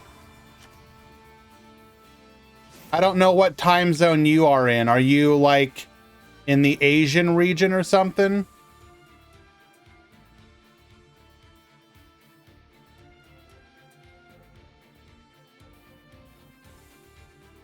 Eyes that bind. We're going to go to battle here.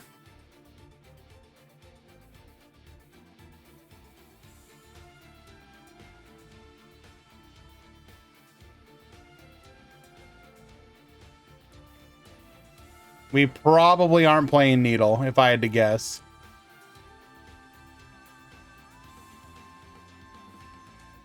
Just watched the Duel. Is it like a new video or an older one, Fan Luna? As if it's like voice. I'm pretty sure he's been using AI for his voices recently, which is why it may sound weird.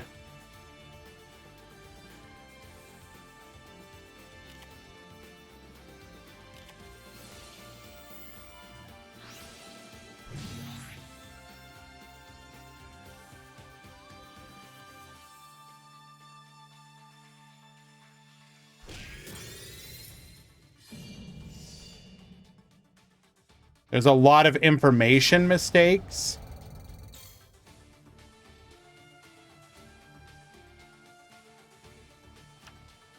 So I will say, Andrew, that particular tournament, if you go all the way from Swiss rounds to the end, can take like 4 to 5 hours.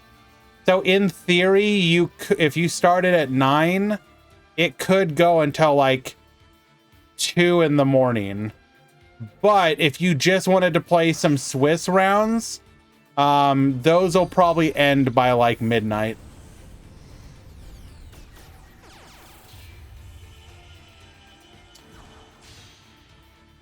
Hey, going for a Nightmare Phoenix here. This is just a really bad matchup for Dwan, unfortunately. Enemy controller, revealing that we are on enemy controller as our limit 1.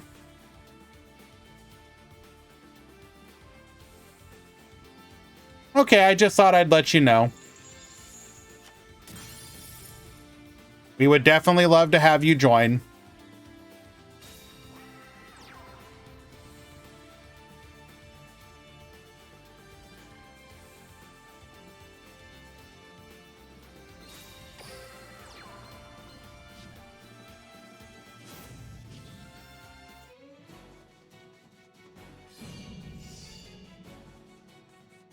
We're now up to triple back row, going to the battle phase.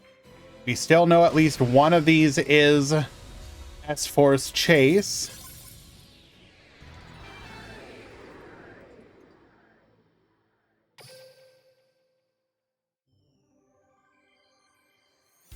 We'll have to watch the video and see if we can see what Luna's talking about.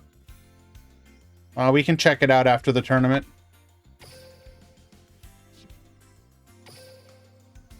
It is 1.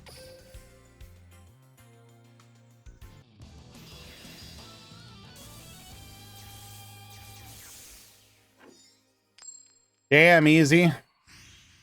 Your education is doing you, is doing well for you. Duel. Through class of '09 spirit there.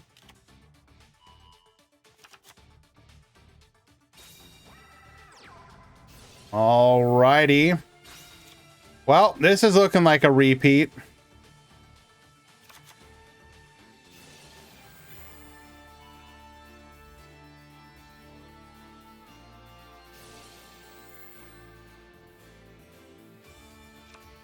So, Nepata, I think what Luna means is that there's factually incorrect information. Probably because of the fact that they don't actually play Duel Links, I would guess. Although, I mean, I'd be a little surprised. His videos have been pretty on point in the past before.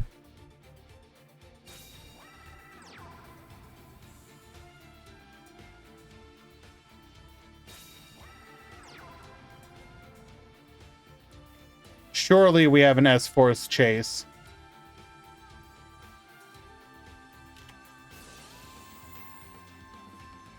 Reinforce Truth. We're going to be able to bring out a third body, put it onto the field so that our chase will banish everything.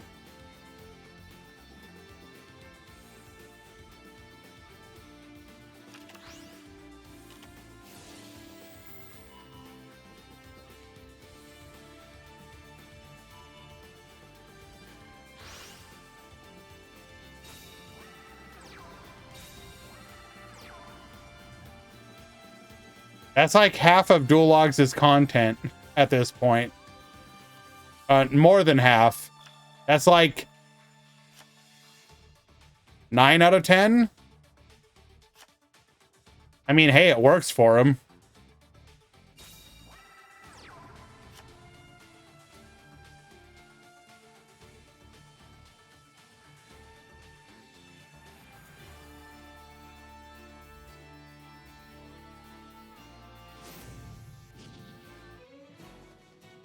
That's actually what he did originally before then.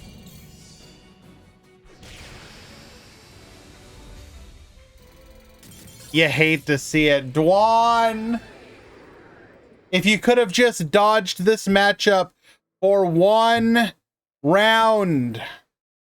Unfortunate to see you go. That said, everyone, Dwan, like I said, did go 5-0 undefeated in the Swiss rounds. Very good performance.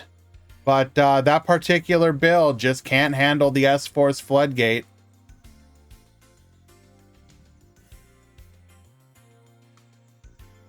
All right, let us find another match.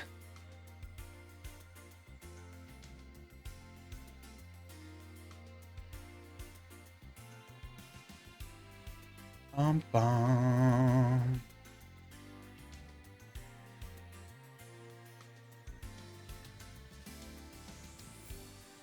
Ooh, this is a weird one.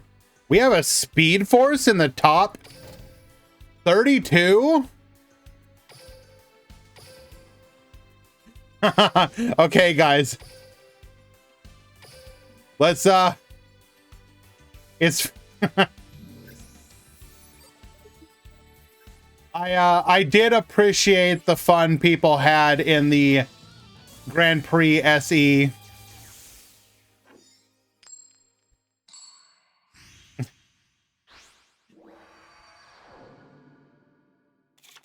Let's duel.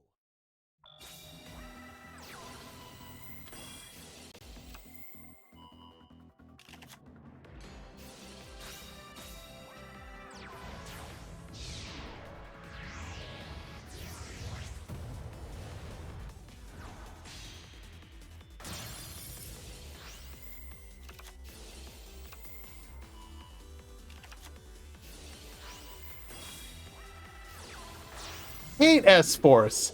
Somewhat mixed about S-Force. Love S-Force. No strong feelings about S-Force. In a love-hate relationship with S-Force.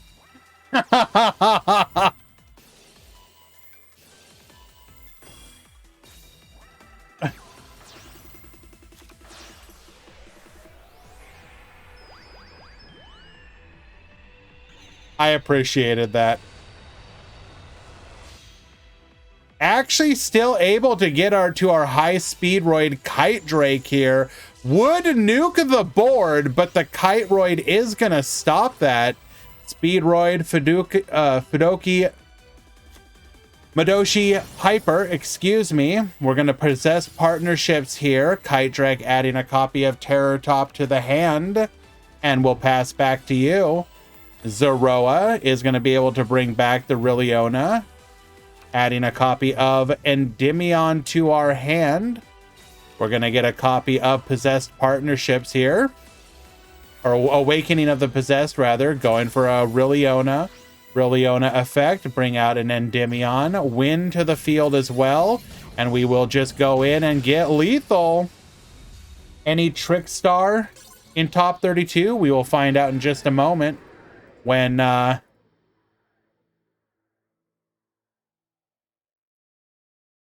once Easy learns how to count.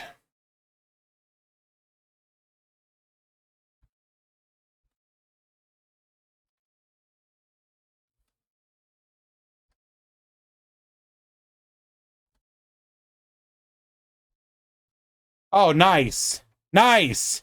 Nice, Easy. That's exactly how I wanted it. I didn't want to be able to copy and paste the numbers. Thank you.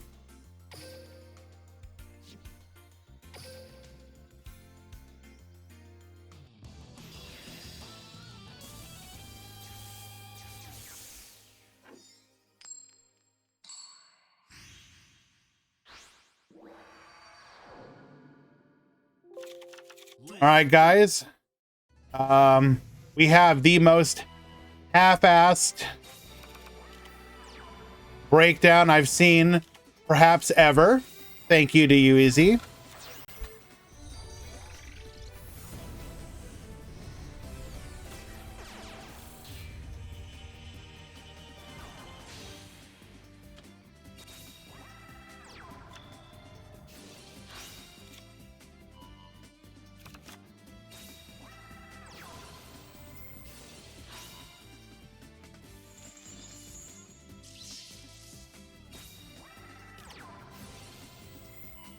In the top 32, we have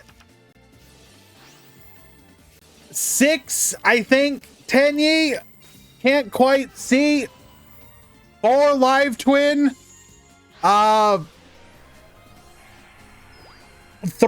Salamangreat, 3 Neos Ubel, 2 Rocket, 2 Medolce, 2 S-Force, then 1 each of Blackluster Soldier, Charmers, Speedroid, Favorite Duel Hero, Altergeist, Mech Charmers, Lunalight, Trickstar, Phantom Knights, and Odd Eyes.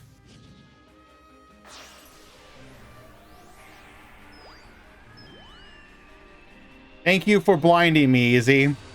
It's not like my vision is already pretty poor. All right, we have broke the board here, ending on a single Kite Drake. We're going to be able to draw 1, possess partnerships, draw another, popping it in the battle phase. And that's just going to be lethal on the crackback.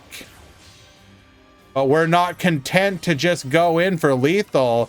Possessed partnerships, grabbing a copy of Riliona and Aureliona. We're going to search for Magistus Invocation, Zoroa Effect. We're popping off here.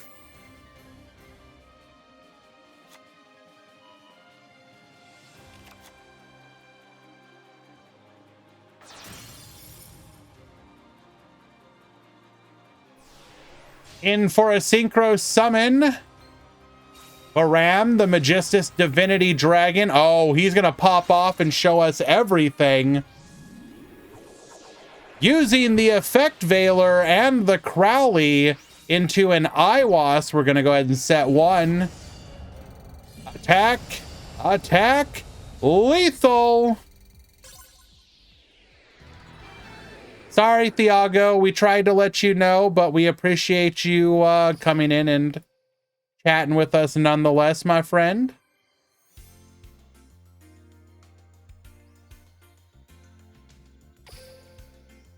That is a 2-0.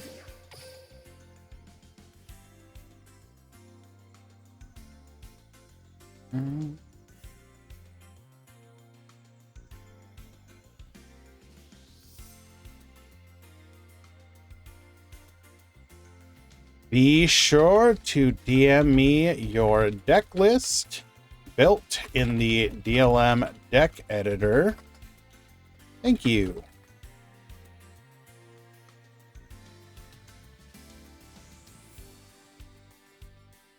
Alrighty, let us find another match.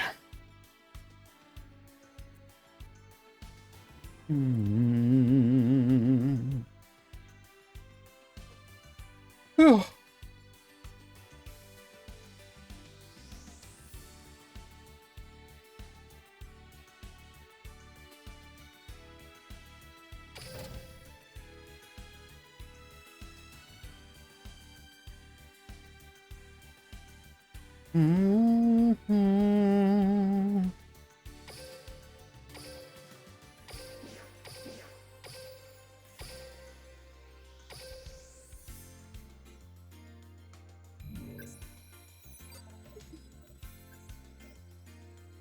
Who's the Dark Magician player? Do we actually have one in the top cut? I've already forgotten.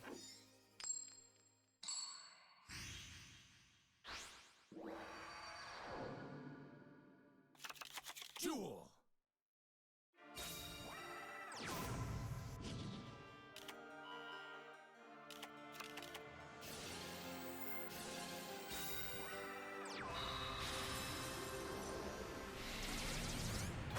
I'm not seeing one. I think you're lying to me.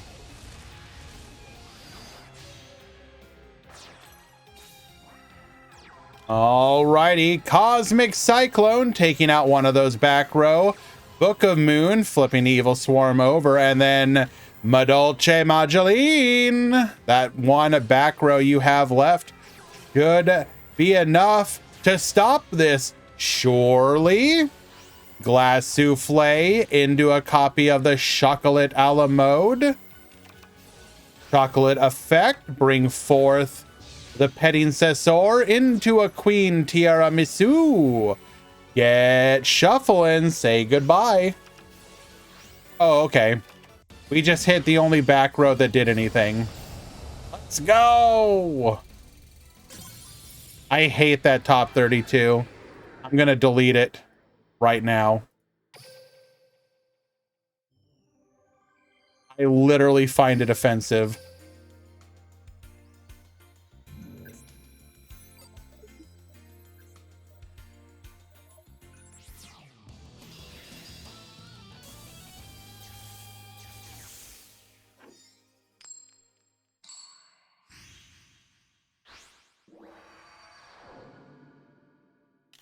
Duel.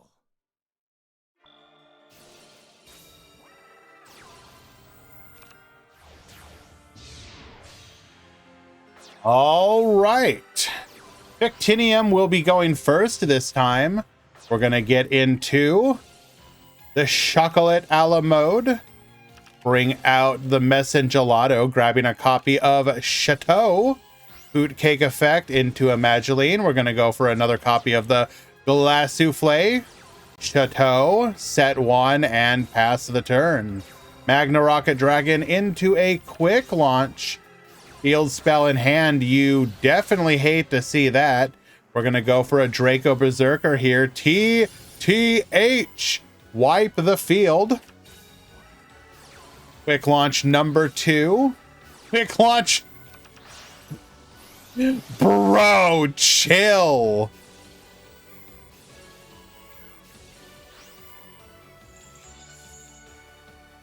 We are going to make ourselves immune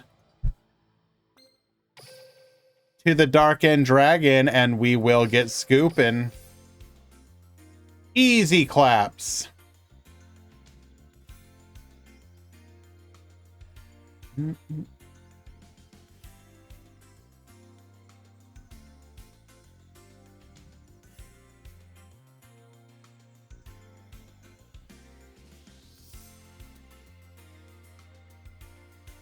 Okay, what should we watch next?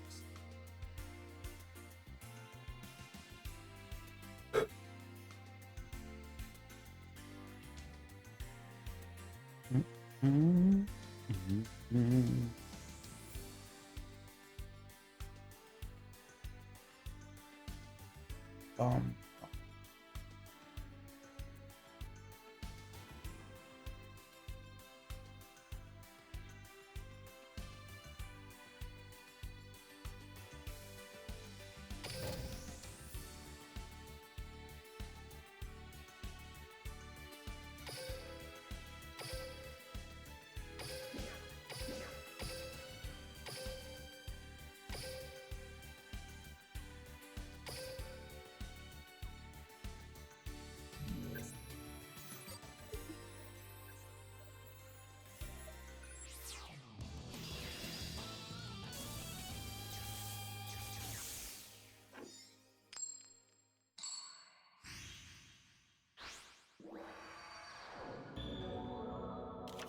Duel.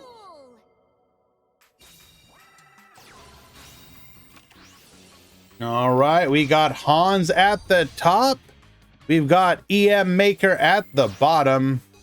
Now, Hans, if you recall, is on the Gizmek version of Kiss-a-Kill, or Live Twins, rather. We're going to set up for the pop here. 2 back row. We're going to start things off with a pop, taking out the Shithana. Evil Twin present, get exchange in, but we got the Heavenly Dragon Circle. That is the last thing you want to see here. The Shooter to the field as well, allowing us to get into a copy of the Monk. Dynamiscus, get Bonetian. But we can keep going. We have played through all of your disruption. Vessel, dumping a copy of the Mapura, adding a copy of the Adhara. Ashuna effect, coming out the Boxia. Boxia, get bouncing. Adhara, add back the Ashuna to hand. We'll then go for the Shaman. Shaman, bring back Legend of the Heroes, gain the life points of our own into a Berserker, and we will attack in. We had one chance to potentially come back, but even then it was going to be rough. EM Maker will take game number 1.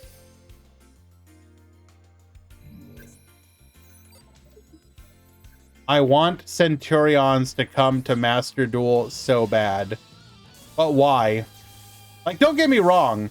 Centurions from a, like, visual standpoint looks neat, and their playstyle looks kind of neat. The problem is, like, the deck is so unbelievably one-dimensional.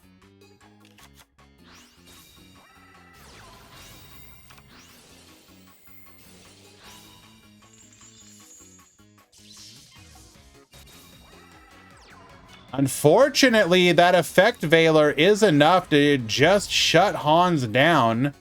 In a 30-card deck, if you rely on Live Twin at home, You are going to be in a rough spot. Now, this crackdown was pretty significant here. However, because we have the Vishuddha... Ooh, okay. Going for another monk here. We're going to be able to Ashina, bring out a Mapura, add Hara, add back the Ashina. Yeah, I know. I assumed that it was going to be this way.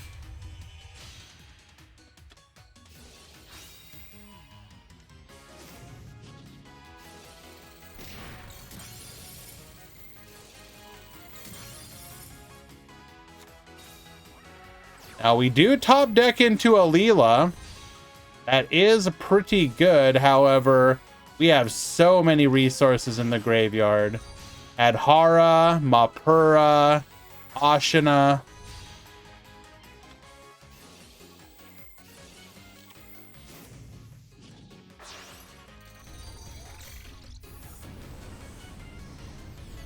Band Calamity and Centurion does nothing. I mean, it can still do stuff, but it goes from being like a tier 2 or 3 deck to being like a rogue deck. Like, don't get me wrong, Centurion might eventually be able to do some stuff in Engine, or in Archetype, I should say, when they get to Wave 2, but Wave 1 is extremely one-note. And I say this as somebody who kind of wants to get the deck.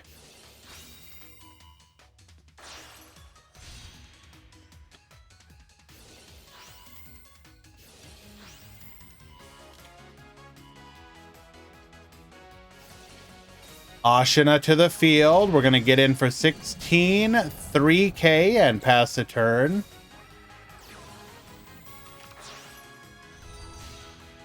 We do actually top deck again, though.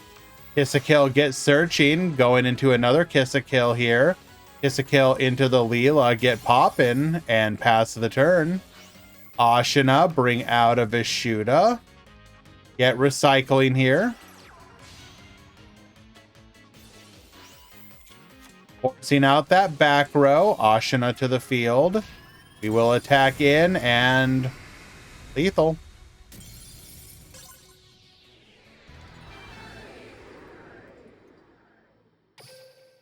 EM Maker will take it.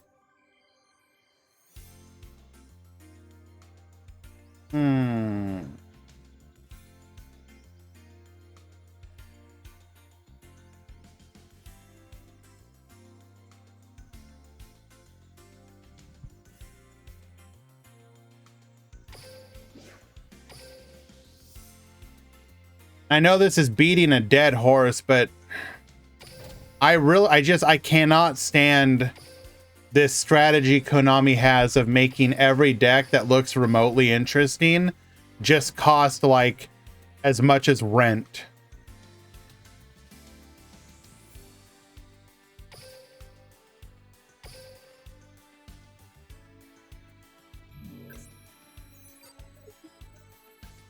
Like, I kind of want to pick up Centurion, but I ain't gonna pay like $300 to $400 for the core. Nah, I'm good. Pass.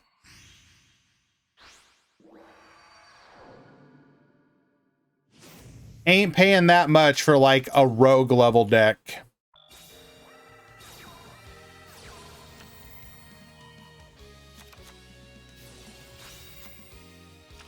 All right. QWERTY versus Yusei.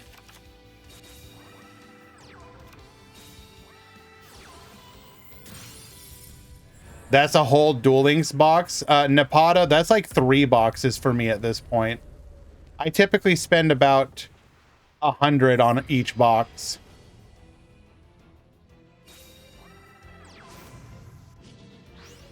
If you told me I could pick up Centurion for $100, I'd do it. I would pick up like a ton of decks for $100 each. That's the reality, is you just can't do that.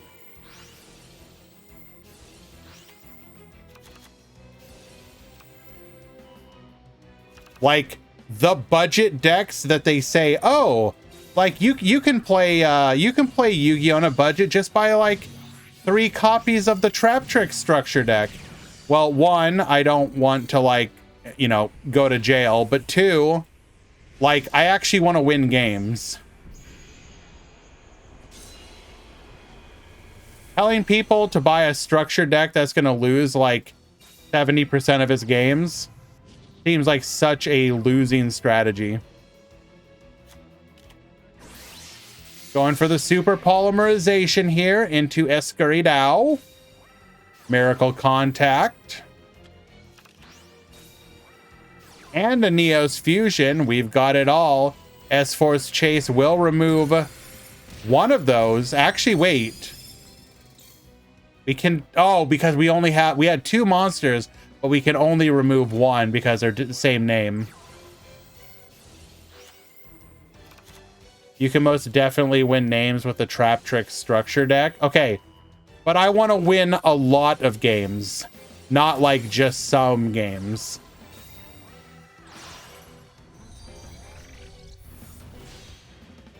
You tell, if I go up against, if I take the Trap Trick structure deck to a YCS, how am I going to be doing in like rounds 4 through 10?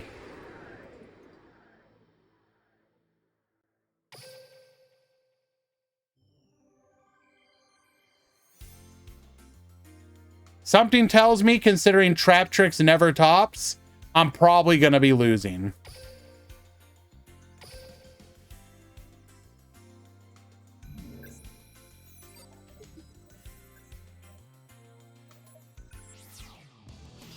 Now, I understand it's also kind of silly for me to complain about this because I technically do own a meta deck in the form of Labyrinth, but I would like to diversify the decks that I own, but again, I don't want like every deck that I buy to cost me like, you know, rent or half of rent. Warning point to negate the Razor here. We will not be able to summon out an additional copy. MST, pop in the field spell, so we will not get the search. We do have 2 back row, however.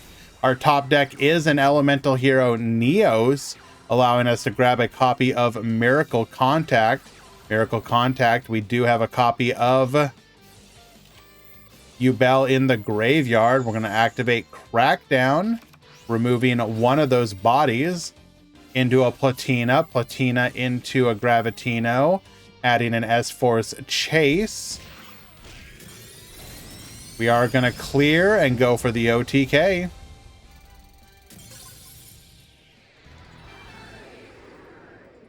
Yusei takes game number 2. Game 3.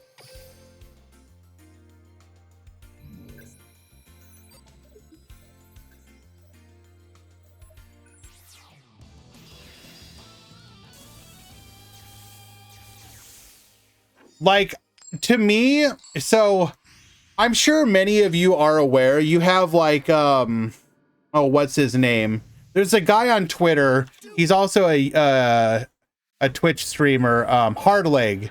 He posts, is there a top 32 breakdown? Yes, top 32. Hardleg posts every single day, right? You know, ban Max C. Day 732 of asking for the ban of Max C.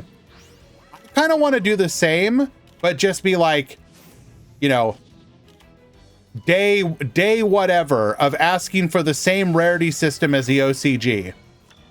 Just give us the same rarity system as the OCG. Is that really so much to ask for?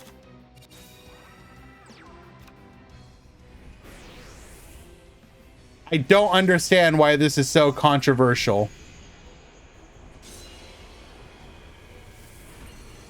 Literally just treat your customers the same. That's all I'm asking.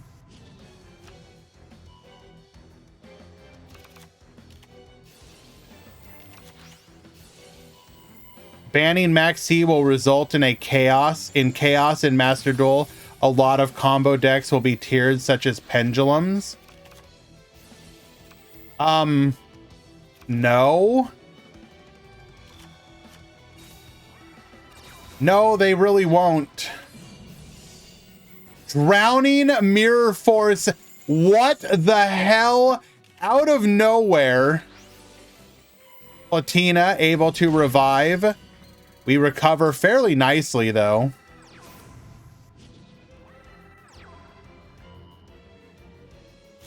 Have I heard of Lorcana? Yes. Why do you ask? We're going to Super Poly here into Escaridao, going for a copy of Miracle Contact, getting out a copy of Kluger, Reinforced Truth into the Retroactive. Retroactive into the Chiwamaru. We're going to go ahead and Banish here. We will then bring out the Gravitino after sending it back to the deck. S-Force just claps heroes. It's crazy how good this deck is against heroes. And I know it does well against other decks too, but specifically this matchup, it just handles it very well. Edge Razor into Gravitino, searching for a copy of S-Force Showdown. We will go in and get lethal. What are my thoughts on it? I've literally seen one gameplay video of it. I don't really feel like I can make a judgment call. I will say that I've never been a big fan of games that don't involve directly competing with your opponent. So a game like Lorcana, where it's like, you just go like, well, I'm basically like studying, I'm reading books and gaining book points, the lore points or whatever. I don't like mechanics like that.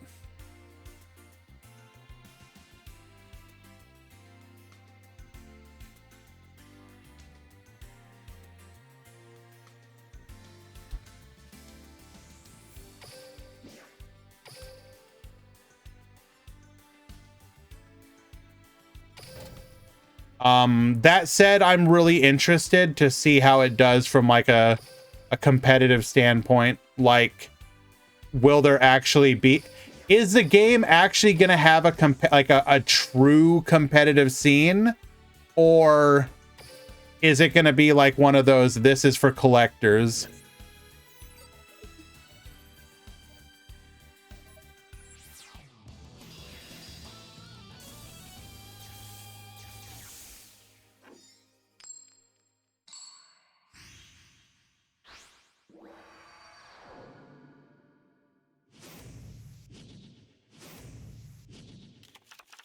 Duel.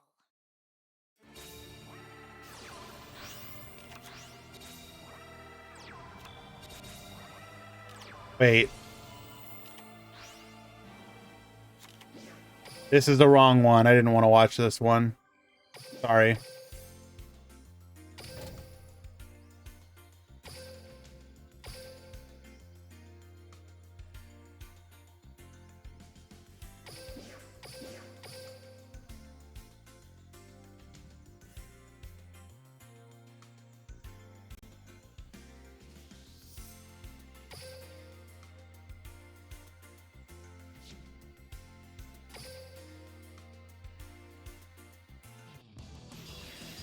Fair, though you can interact with opponents' points to a degree. Again, I don't like the idea. Okay, I think the way to think of it is like, typically there are a couple ways that you can determine how you beat somebody, right? You can either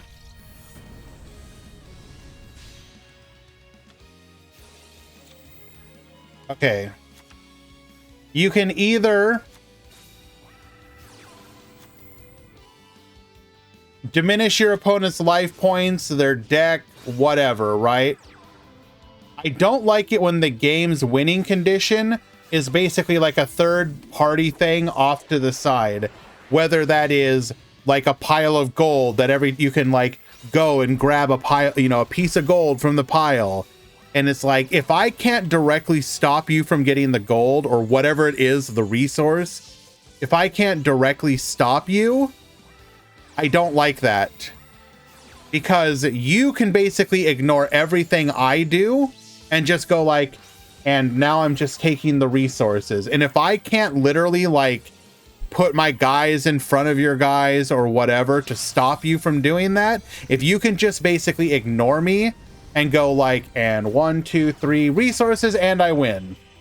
I don't like that. That doesn't lead to good interactive gameplay, at least not in my opinion. Again, that said, I've literally only watched one gameplay video, so I don't really feel like I can judge. But based on the rule systems and what I watched, it looks kind of eh. Also, like, because this is, how to put this? I'm not big enough of a Disney fan to like really care about the IP either. Like, I like a couple Disney properties, but that's it. Like, I think it's obviously fantastic for people that are huge Disney fans. They'll probably thoroughly enjoy it, but it's just, I'm just like, eh.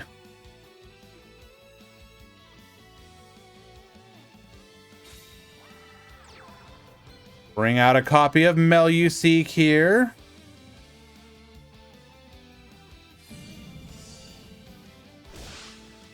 We are going to attack directly. We're going to be able to get sending here. Like, I'm the type of person, I do not understand the appeal of, like, Kingdom Hearts at all. I look at something like Kingdom Hearts and I'm just like, why? Why is this a thing?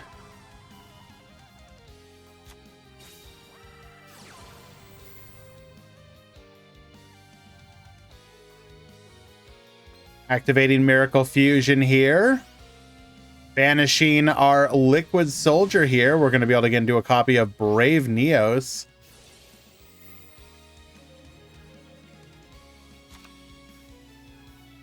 We do know what that back row is. It is a Canadia, which we gave to our opponent.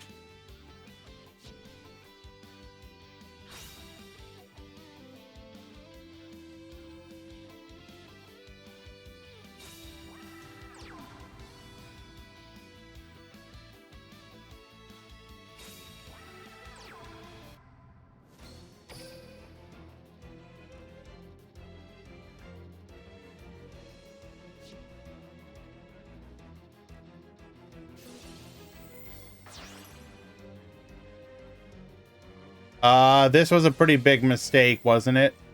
We'll have to... No, wait, no. We will have to Canadia here, though.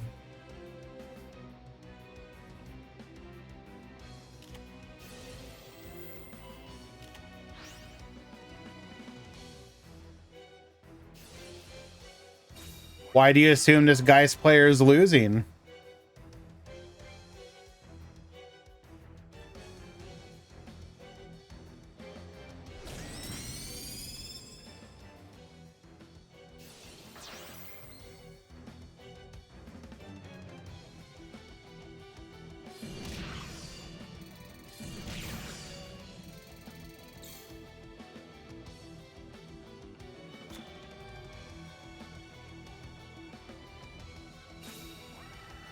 All right, one unknown back row.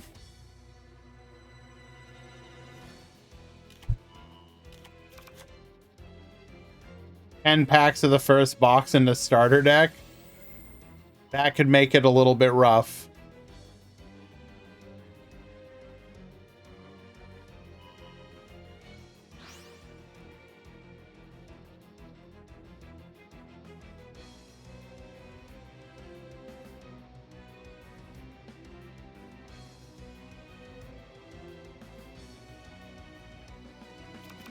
What is even our hand here?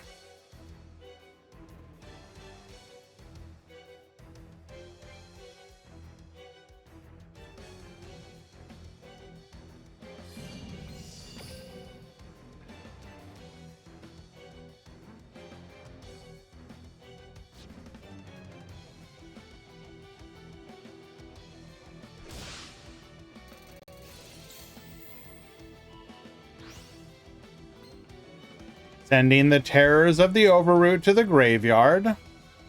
You have Manifestation in the graveyard, which can theoretically grab us back a multi-faker into Silcoidus.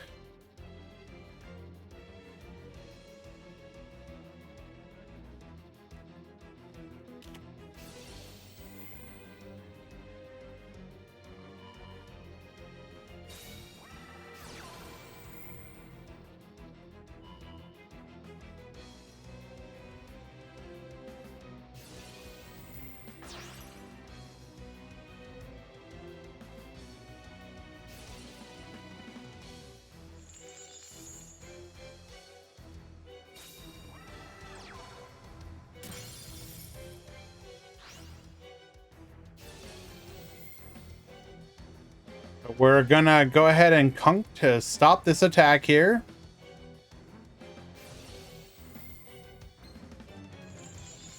We're still in a pretty rough spot, though.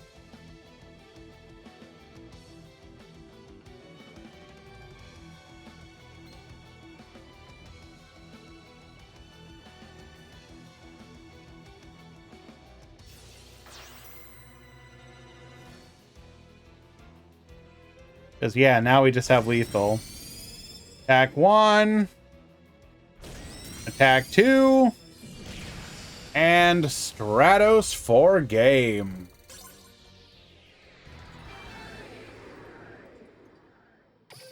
Well done.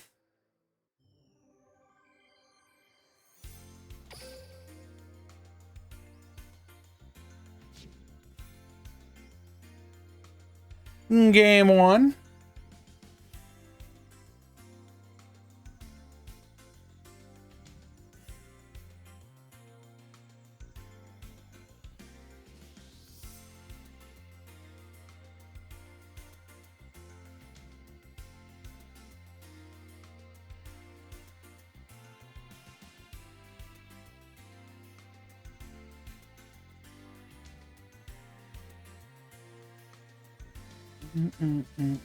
Game 2.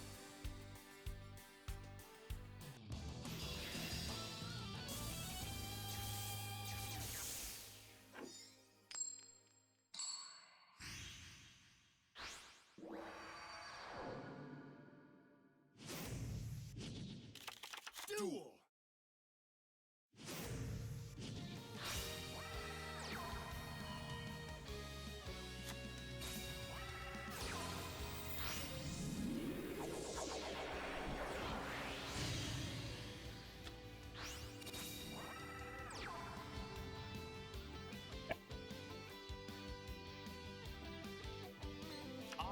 The original hero triple back row special. We have a Neos Knight boosted up to 3,300.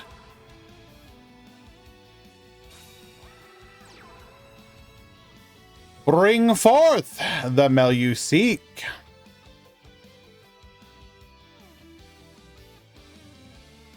There's no way this attack goes through. Book of Moon. Get flipping.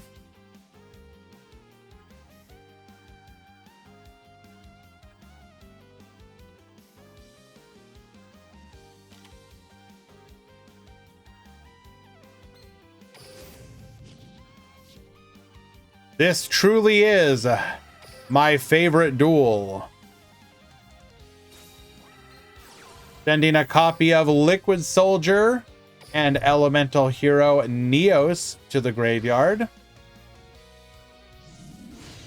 We're going to be able to get a copy of Brave Neos here. Draw 2, discard 1.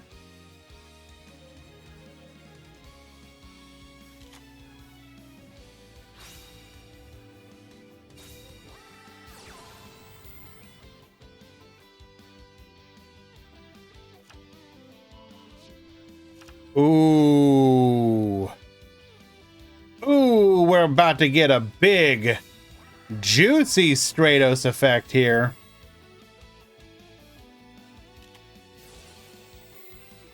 Or not. Warning point. Negate.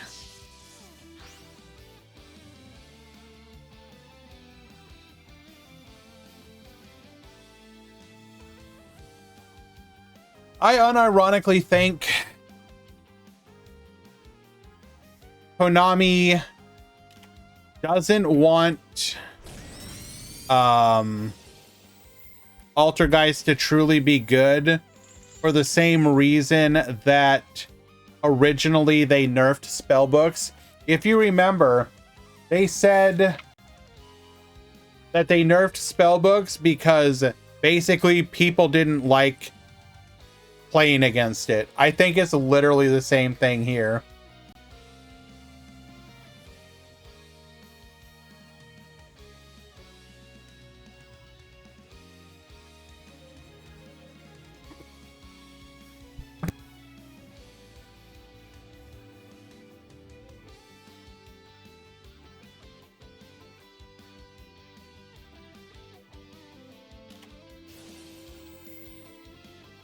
I'm just saying justice for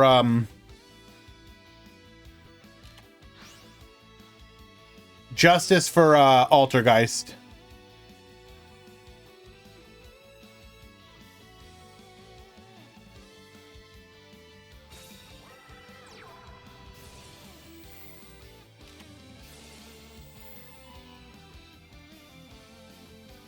What in the Lost Wind negating the multi-faker?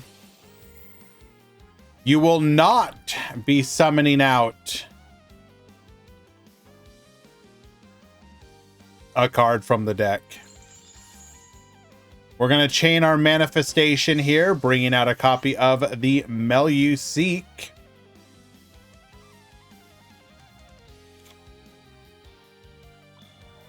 No one really wants Altergeist mirrors. I do, Giga Chad.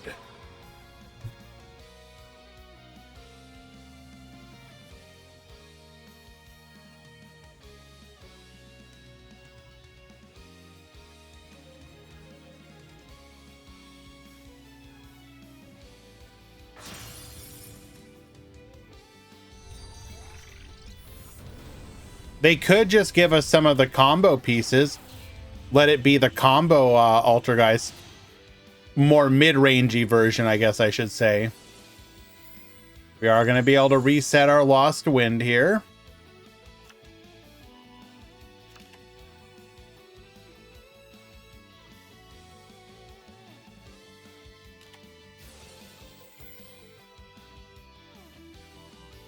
Heirs of the Overroot. We are going to go ahead and get rid of that Hextia. You can go ahead and have that Canadia back.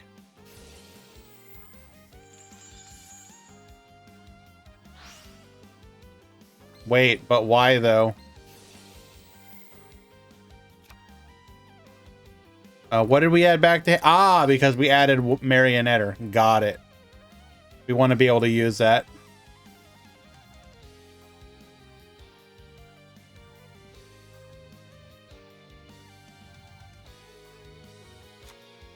I still think Geist deserves a playable skill.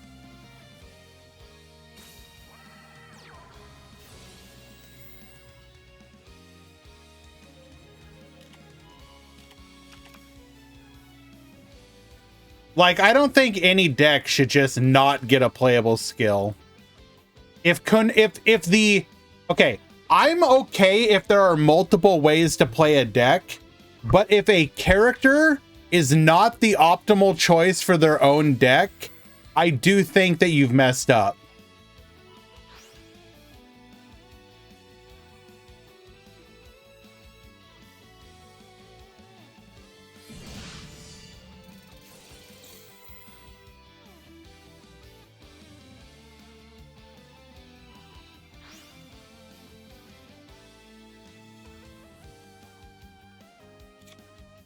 Is there any unusual decks in the top 16? Top 16 is Live Twin, BLS, Ubel, Magistus Charmers, Penny, Altergeist, Favorite Duel, Rocket, Madolche, Tenyi, Madolche, S-Force, Tenyi, Live Twin.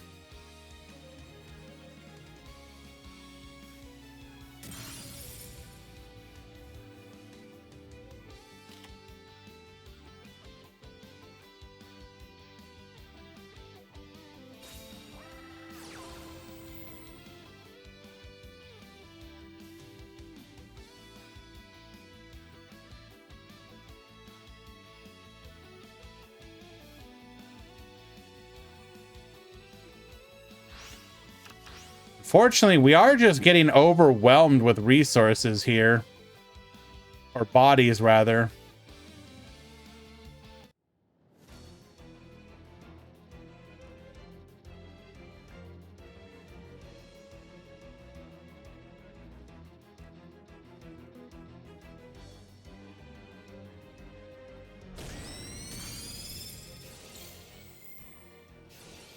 Fict is on Medolce, but Fictinium unfortunately did lose in top 16.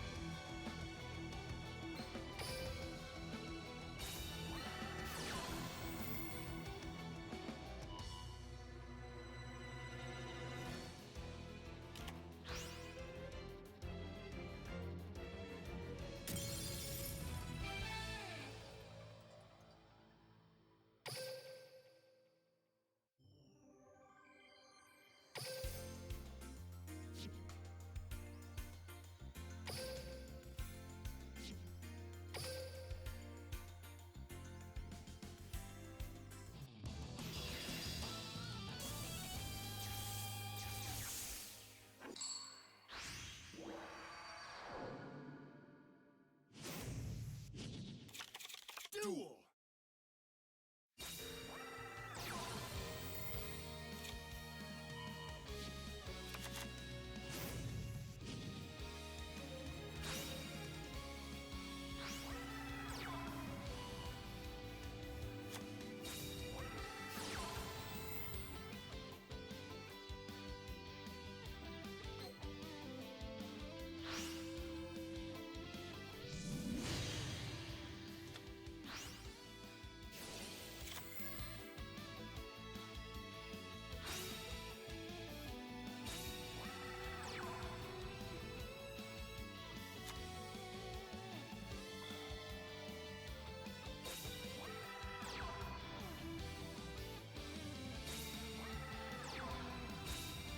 Oh, I've been talking this whole time and I've been muted.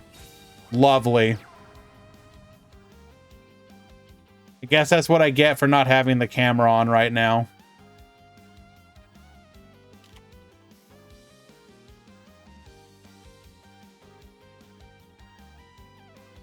Only one back row here is kind of crazy.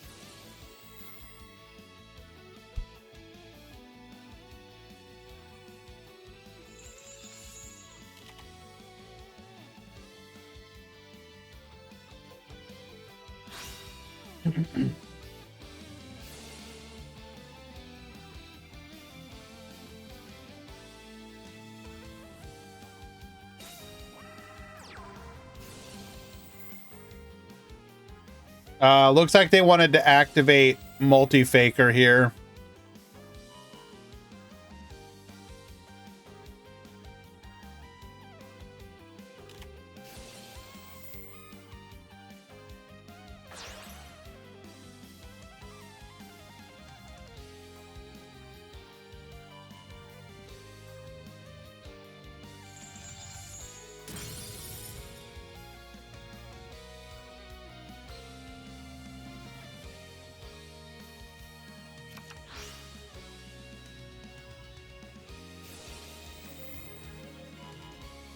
We're going to be able to negate the Stratos here. No attacking for you.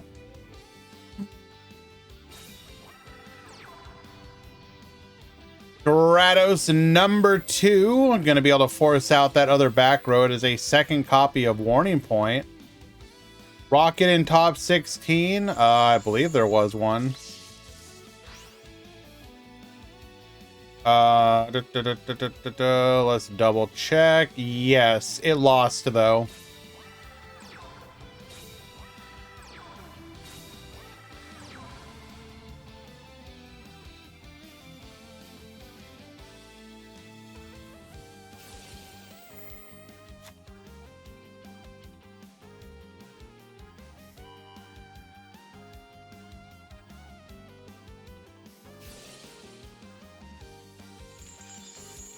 We are dangerously low on resources here. Did you not hear where I said they lost, Gabriel?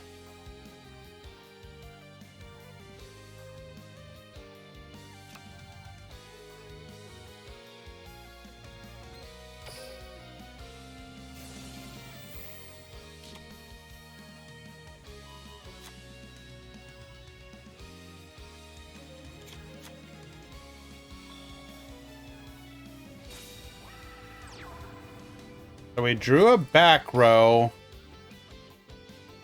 Best thing that could be is a manifestation or a spoofing.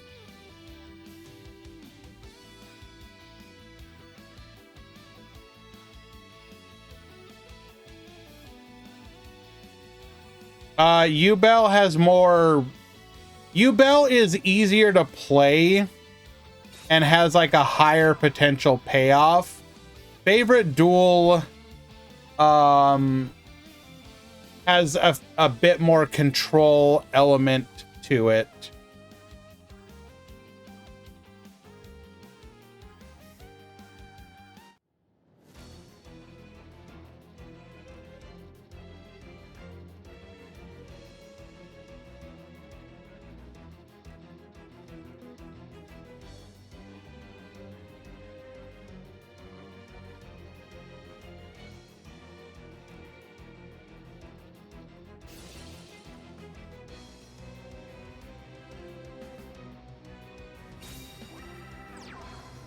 So we're going to be able to stop 2 attacks here.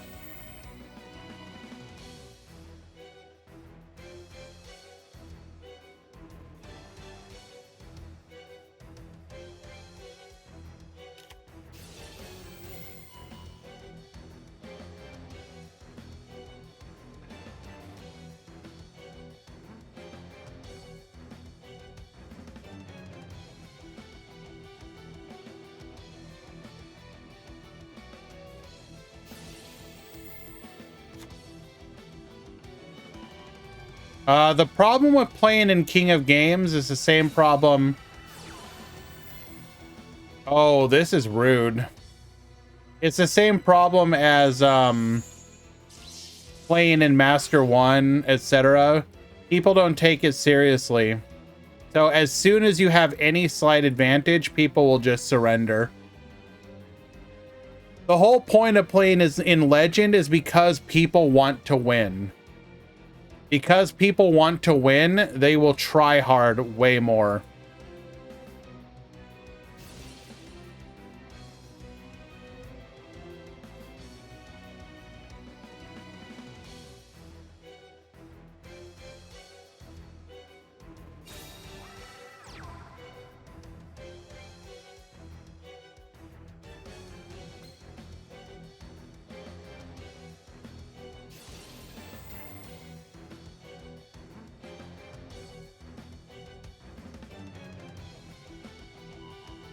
And typically if you're doing a cog run stream or like a ladder stream, the people watching want to see actual interaction. They want to see how the deck actually plays. And again, yeah, as mentioned, if everyone's like either scooping or playing meme decks or whatnot, it's just not as interesting.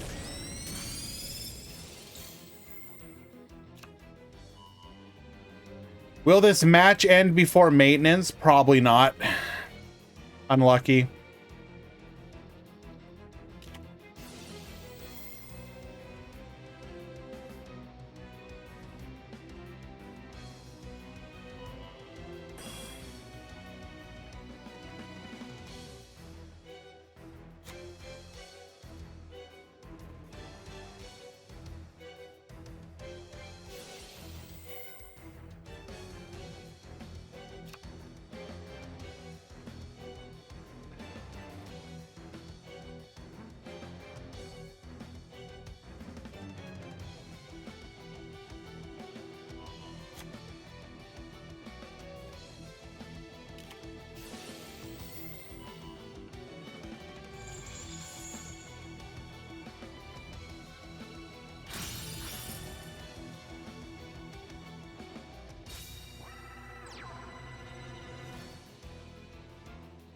Normal summon Meluseek here.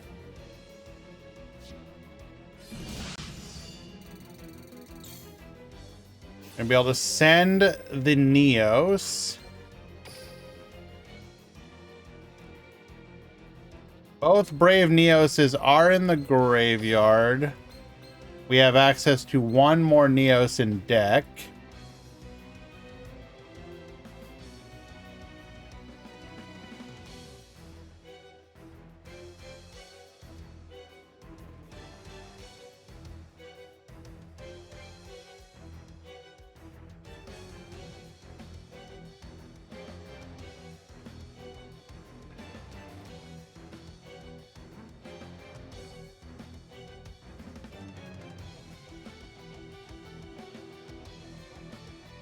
No coaching, please.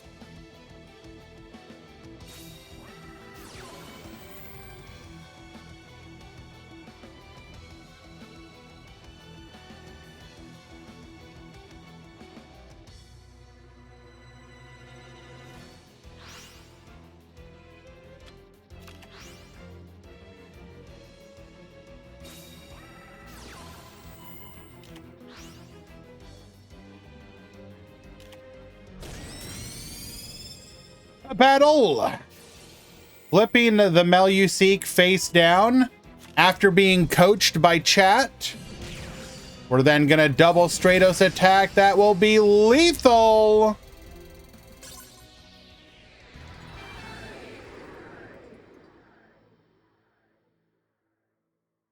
Well done. Mako pin using the what on the Who Wants to Be a Millionaire, there was the three options were what? Like phone a friend, and then it was like poll the audience. So we just polled the audience.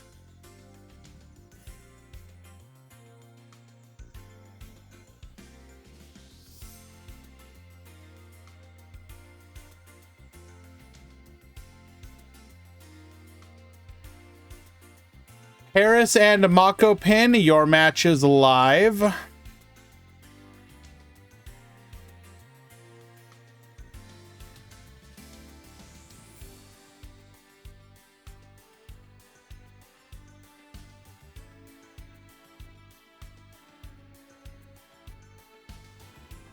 Let us see if Quebra can continue to be the meta destroyer.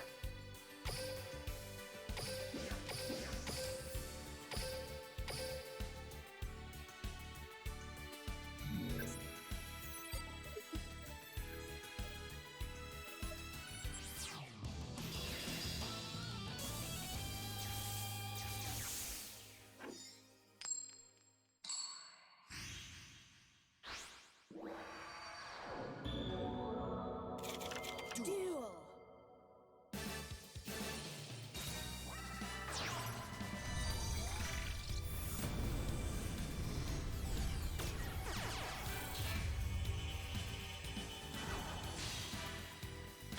All right, we got Tenyi at the top, Quebra at the bottom.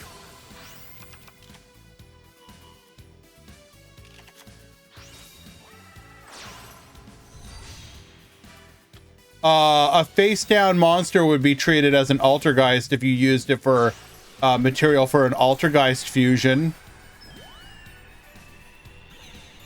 What do you say about that?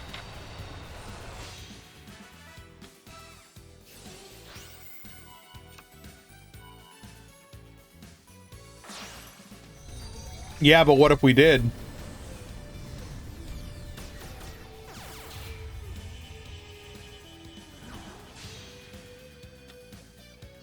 Okay. Draco Okay, well, that was one way to handle the Draco Berserker. How many live twin? All the live twin are out. Your top 8 is live twin and hero Yubel. Yubel won. We have favorite duel versus Tenyi. We have Madolche versus Tenyi. And we have S-Force versus Tenyi.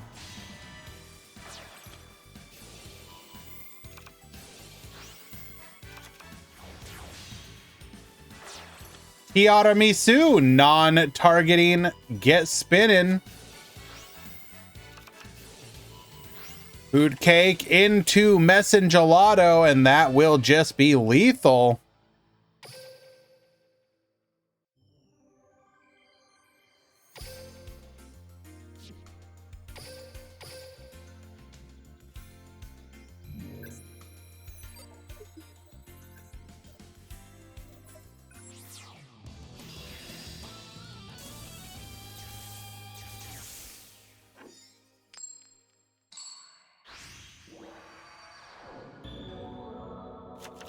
Duel.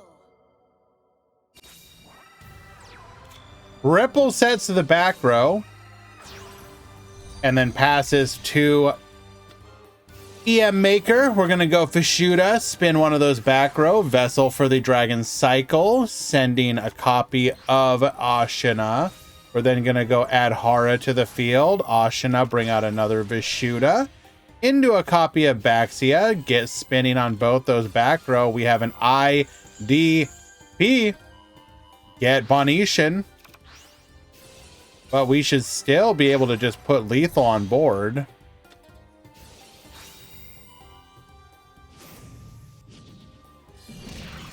We can't put lethal on board? Ah, we got the Heavenly Circle. Okay.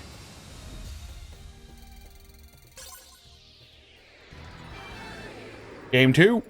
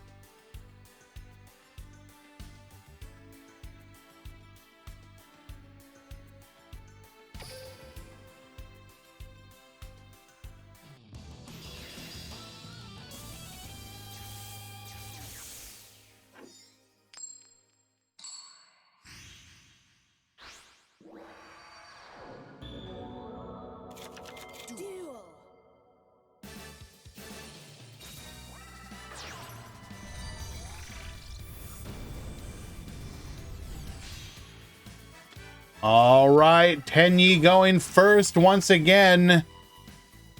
Unfortunate. We do want to go second here. It's all going to come down to what Quebra opens. We are going to be able to get to our Draco Berserker here.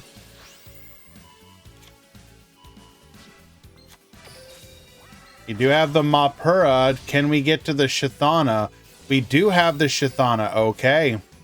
We do have the ability to revive. Not that it matters. We're going to seal the tombs. Bruh. Bruh. We do have a Veiler here, though. He is going to be able to stop us from making any plays. However, being under sealed tombs, there's literally nothing we can do. And Quebra will take it. Literally sealed his own tombs. Come on, bro. Come on, bro. You knew what it was, right? Okay, to be fair, his opponent... EM Maker allowed that seals tombs to happen. Hopefully, going forward, they will realize that you should not have done that. That said, well done to both players.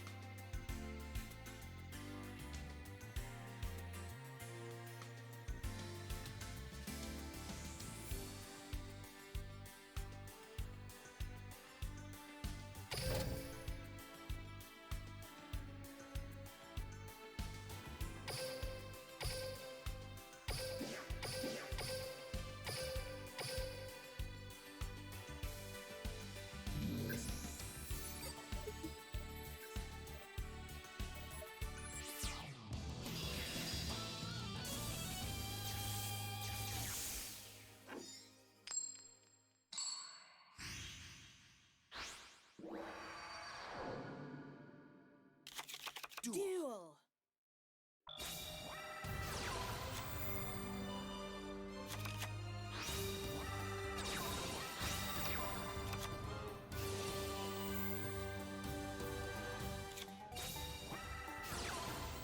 All right, can we play against...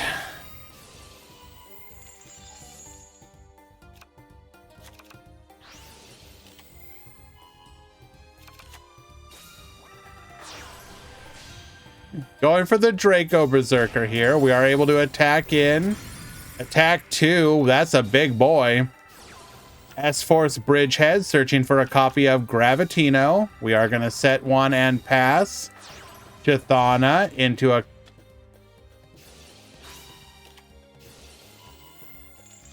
Okay. Heavenly Dragon Circle, allowing us to get into a copy of the Ashina. We're going to go Lapsawell into Platina, into Gravitino, searching for a copy of Chase. We're going to get into a Monk and then scoop it up, because what else are you supposed to do?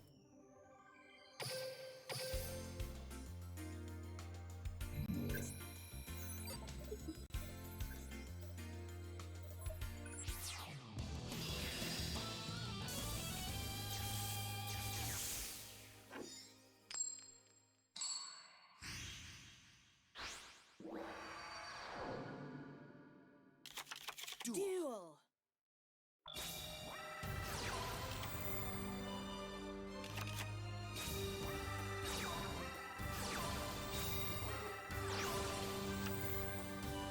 Simply go first both times. You better do the top 8 easy. There will be consequences if you don't.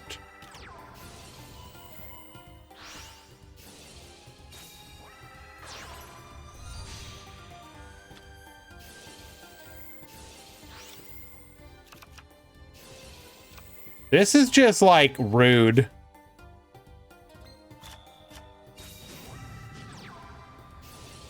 Effect Veiler to negate.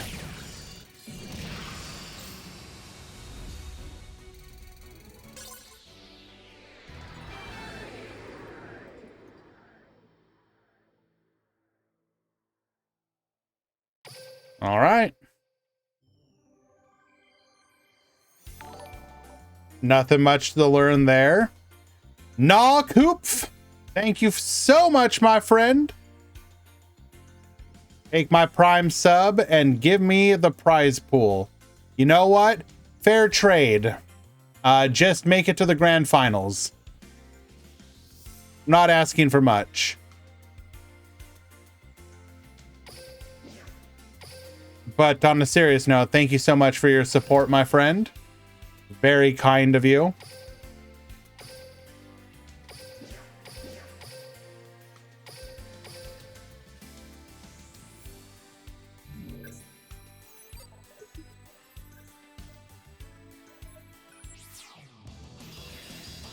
Oh, wait, hold up. Did we just get a raid?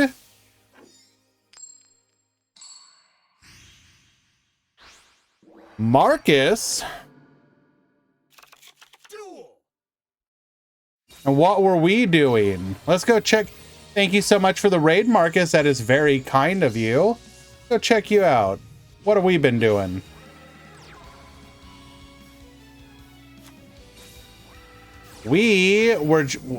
Were we hosting a tournament?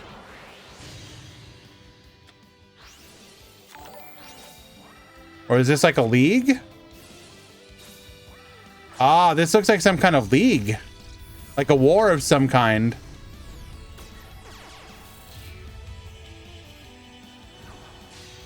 Well, thank you once again. That's very kind of you.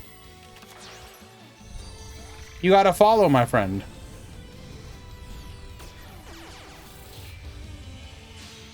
All right, we are in game number 1, Tenyi versus Favorite Duel here. We got 2 back row. We're going to be going for the board break. I sometimes stream WhatsApp leagues in Brazil. Fair enough. Okay. It's always interesting to see some of these Oh, we got the circle going for lethal here, and we're able to get it successfully. It's always really neat to see some of these other tournament organizations that exist kind of like outside of the periphery that we don't normally get a chance to see. So an example, aside from what you're describing there, is like the what is it? Tonemel, that some of the Asian regions use, for example, that is like, there's like this whole extra section of like competitive tournaments that people just don't realize, or not people don't realize exist. People like myself just never get exposed to.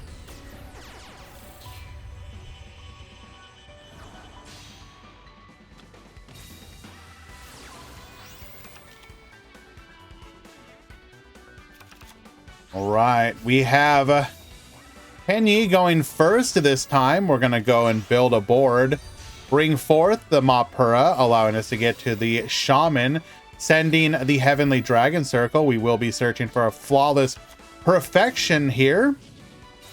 Going to give us a valuable draw 2. We do have an Adhara in hand, allowing us to get to a Draco Berserker. This is the perfect hand.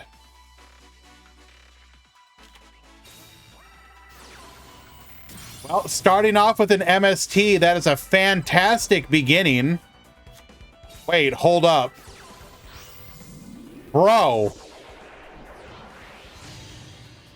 The Neos Knight will allow us to successfully beat over here. Copy of Neos Fusion as well.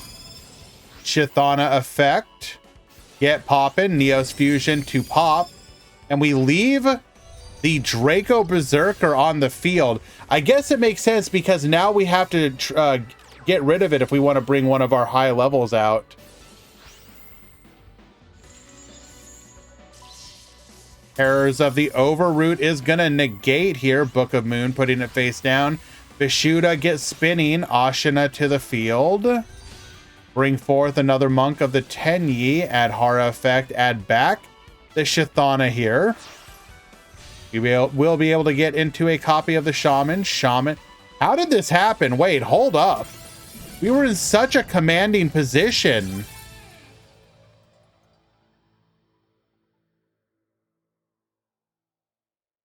absolutely turns it around despite the fact that it seemed like Mako Pin just had it. What the? Did we misplay by targeting and allowing the Mapura to negate the terrors of the Overroot?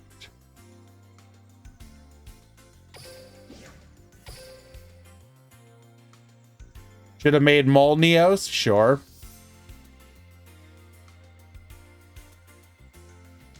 Mako Pin announcing that they in fact likely made a misplay. We can respect it. Self-reflection is always a good thing there. It's going to be a 2-0 for Paris. Moving on to the top four. So your top four will be Hero Ubel versus Tenyi and Madolce versus S-Force.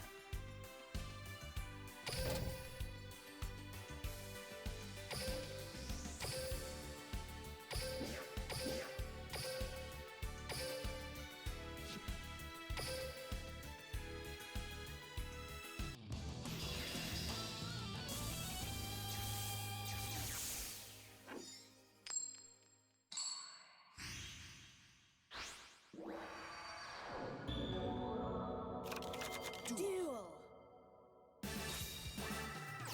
Commanding. Okay, Giorfio, you know what I mean. You break the opponent's board or like basically close to it.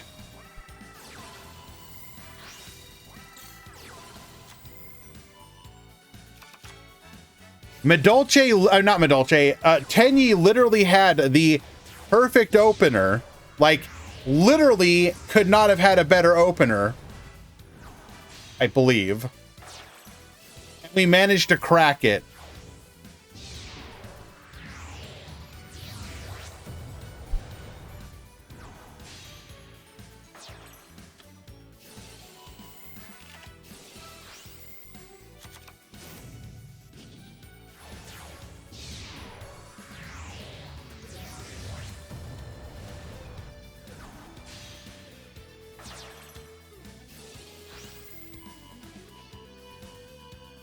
All right, get spinning.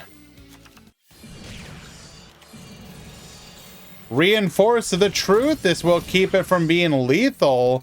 But we are on one card and we draw into nothing.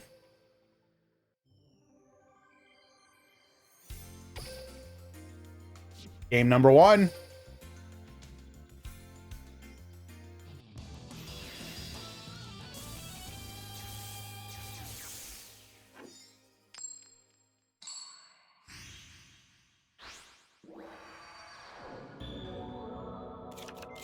Duel.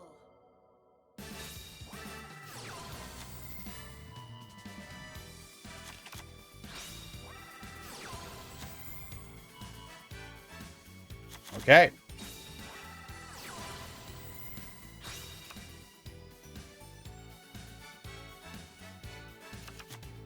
We are going to get into Platina. Platina bring it back Gravitino.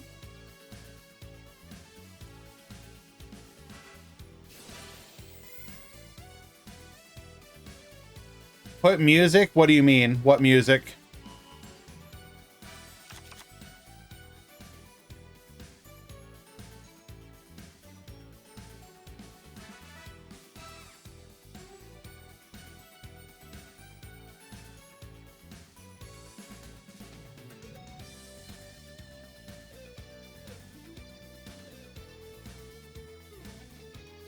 I shall sing the Argentinian national anthem.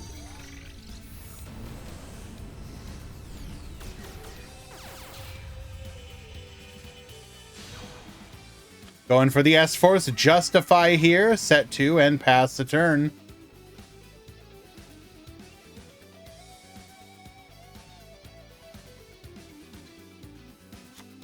Give me my top 8.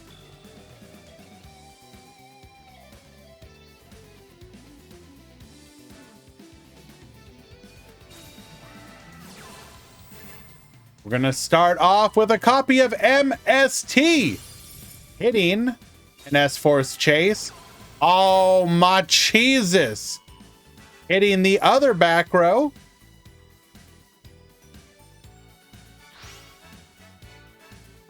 It is a copy of Terrors of the Overroot. Now the question is, can we deal with a monster negate?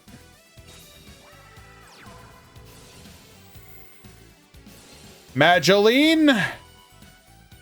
Negate. Show us that you already have it in hand. Show us. You already...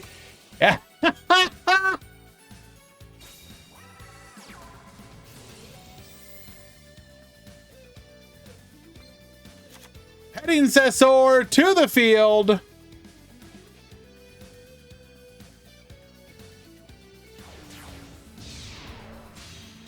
Come forth, Glass Souffle. It's already Jover.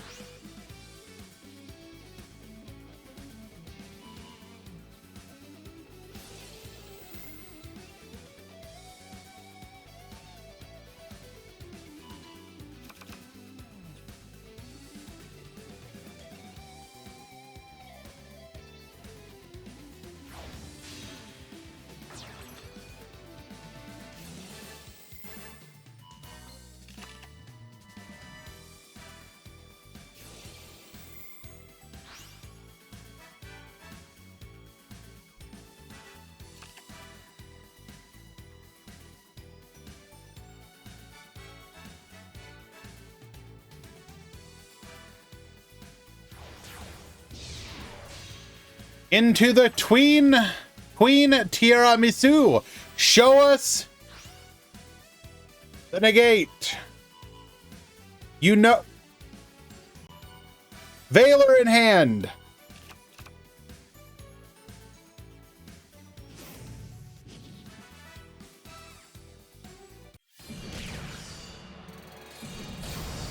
And just like that, Madolche moves on to the grand finals.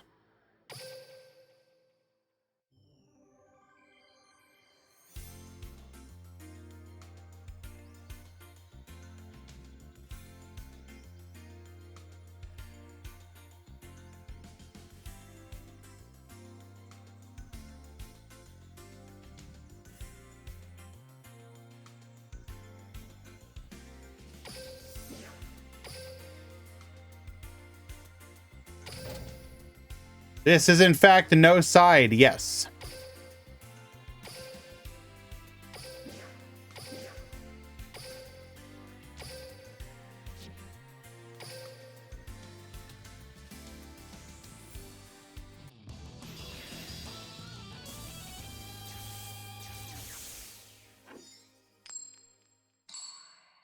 Why is it no side again? Because I made it no side.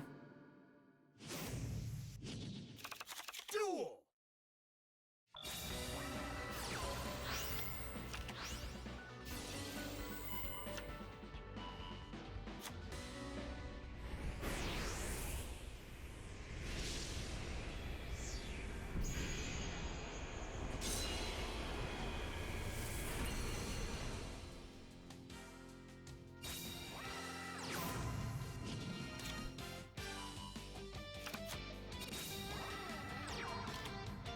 Okay. Kenny versus Ubel. Will Swiss plus side come back? I mean, I'm not saying no. I evaluate on whether or not I think side or no side makes the meta more interesting.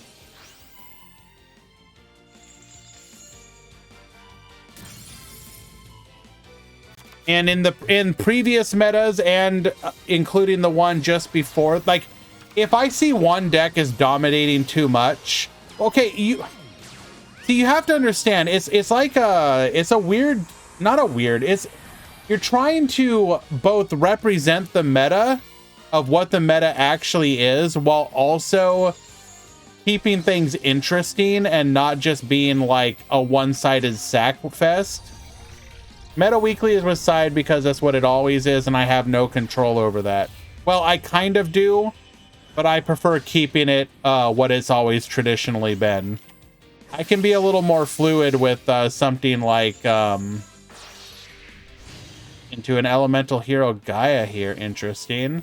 I like being a little fluid here with something that I more directly control.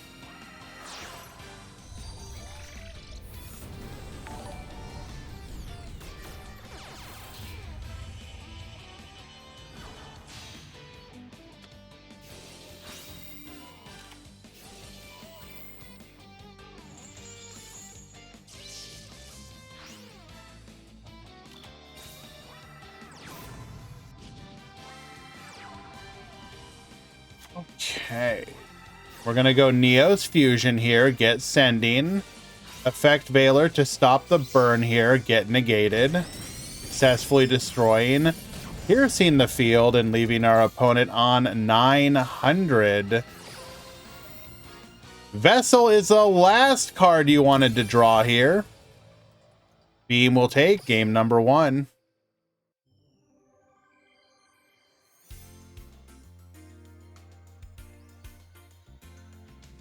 Like, here's the thing. If I can have... let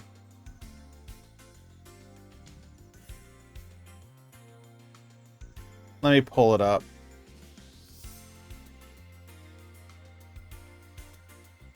If you can represent what the meta actually is, and also have a diverse format, I don't think forcing side deck is necessarily the answer.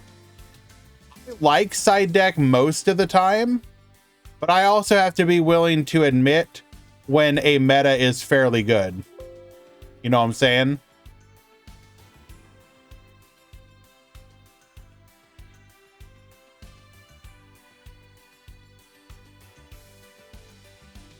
Like this was the previous week, the breakdown of the top 32.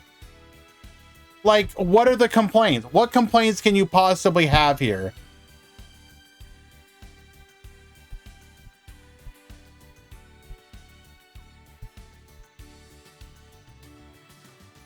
I like side deck because when you're against them, yes, that's the whole point of side deck.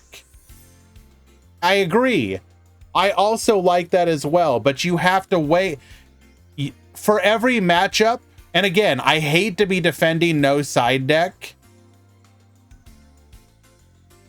Again, I love side deck, so I do not want to have to be the one to defend no side, but there are times if the meta is healthy that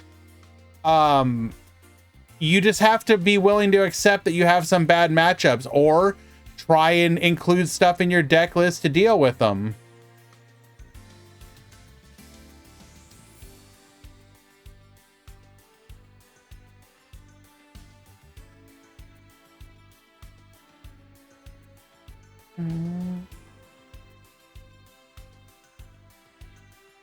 I mean, I'm okay with removing Gandora.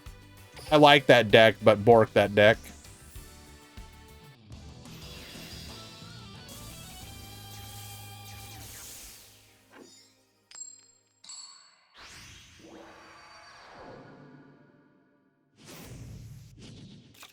Duel. The problem with that, Hans, is people will screw up submitting a side or in no side like months. We have literally been doing no side for like 2 months now, and you will still occasionally get people submitting a side, and you're like, now imagine switching every other week.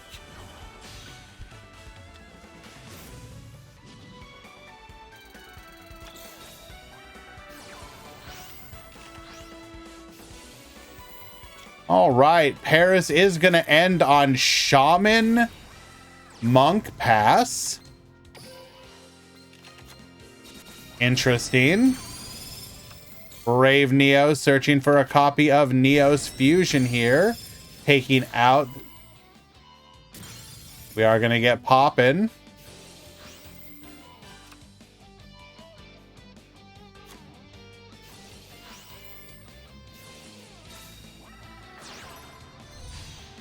Another Shithana is going to get us a monk. We're going to go for the vessel here, dumping a copy of the Ashina. Nahada to the field.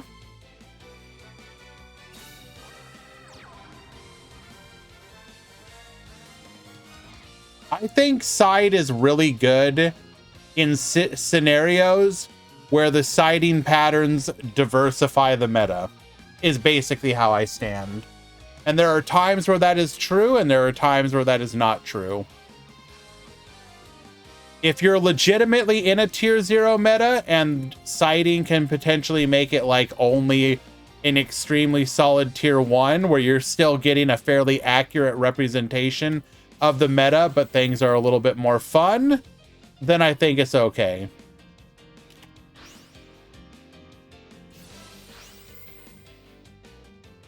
Did the COG deck submission change? I don't think so.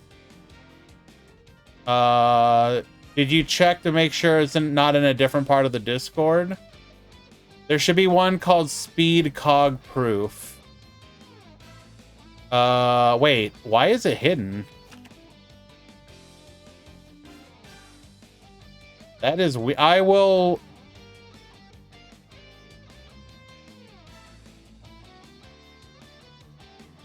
Oh, I don't think there's a proof anymore.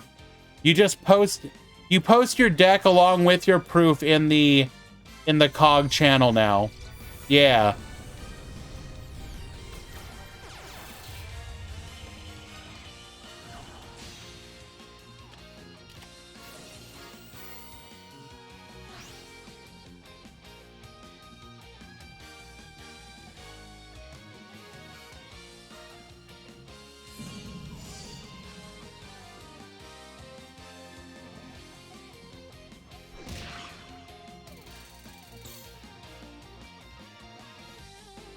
Alrighty, can we break this board once again?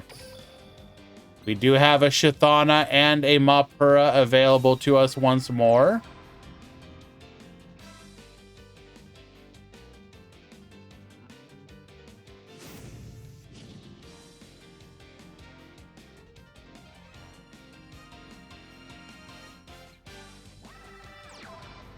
Adding a copy of Miracle Contact. We do have the protection of Neos Fusion in our graveyard.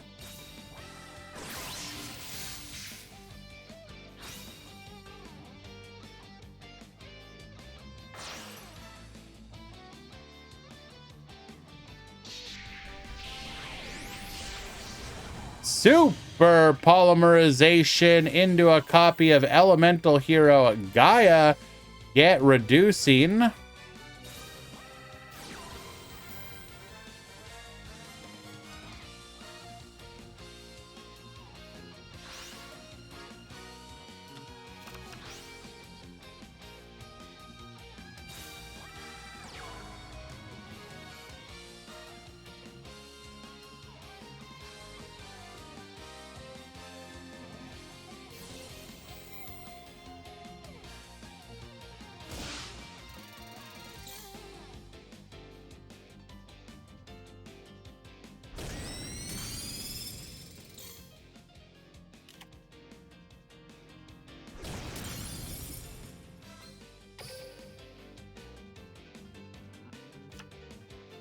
Two set, but we do have Mapura and Shithana.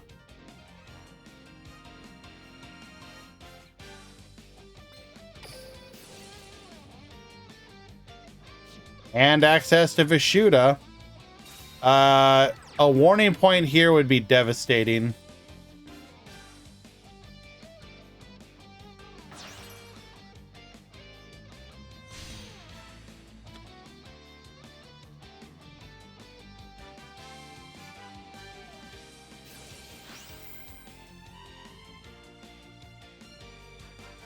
We are going to be able to send the Kluger here. Get out of here.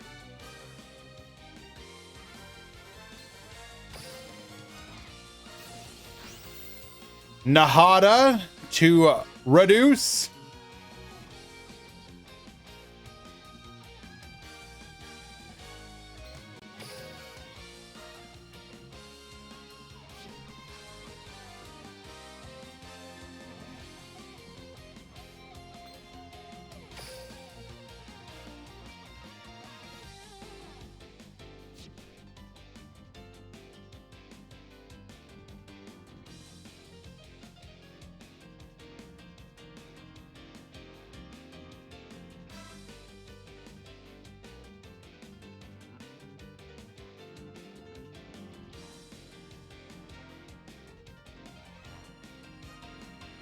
We're likely only running one Ubel. Specifically for the Kluger. Chalice? A boost!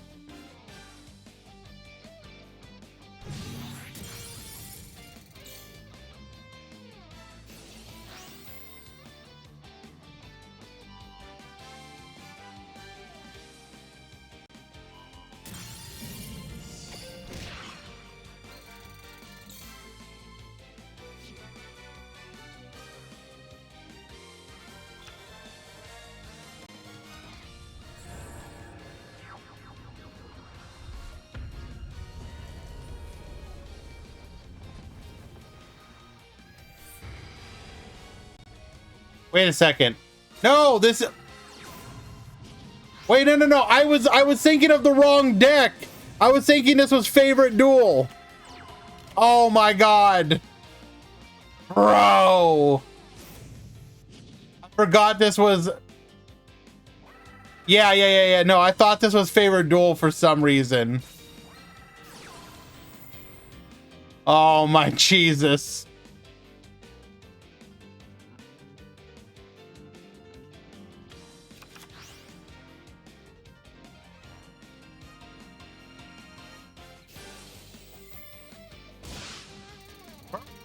For 500 lethal over the monk. Am I okay? No. I'm not.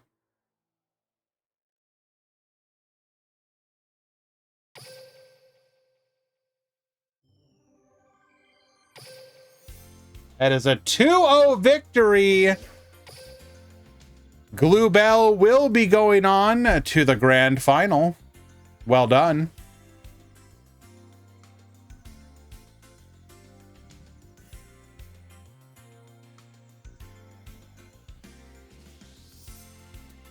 Why is Ubel called Bluebell?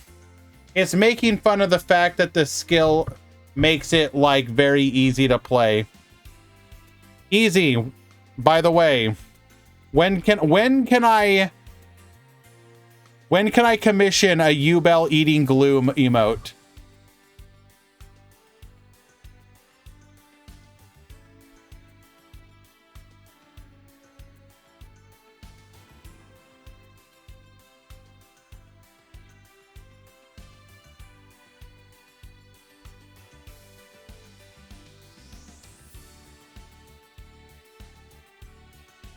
It's really sad how they ruined Duel Links with these skills. What are you talking about? What do you mean ruined? If you have any complaint with a skill, it's gonna go away or be like a rogue level deck in like 3 months.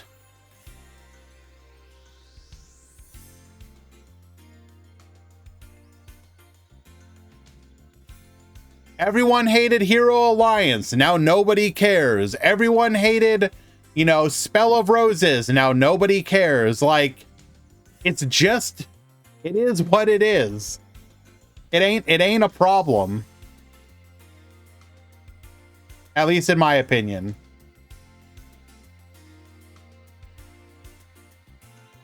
No predictions.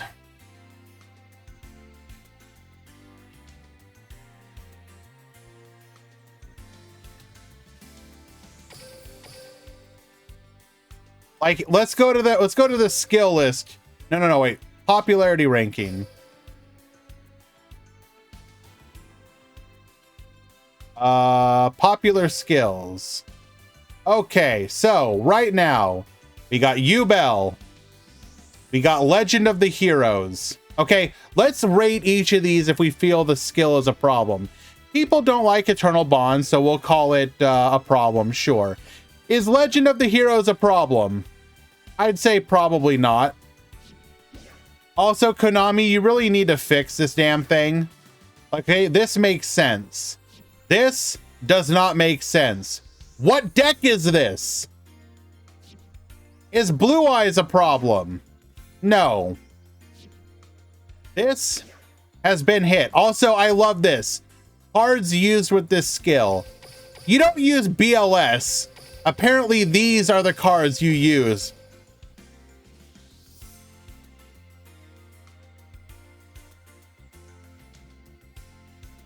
Ah, yes. What I think of when I think of BLS. Magician's Magic, is this a problem? No.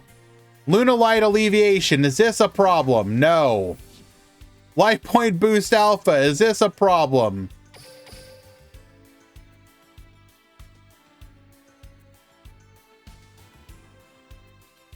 Konami, this information is literally worthless.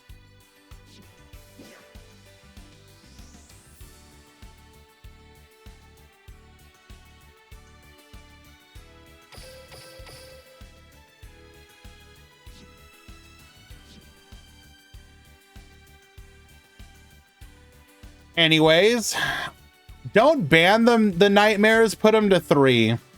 The Lunalight skill is broken. Yeah, that's why Lunalights are like just tearing everything up right now.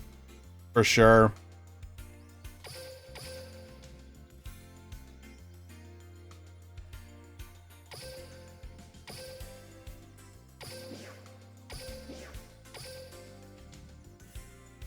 Yep, I said it. Nightmares to 3.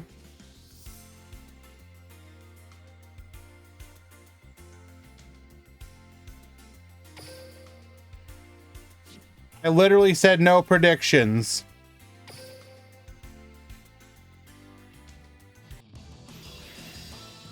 Nightmares are fine? Yeah, put them to 3. They'll still be fine.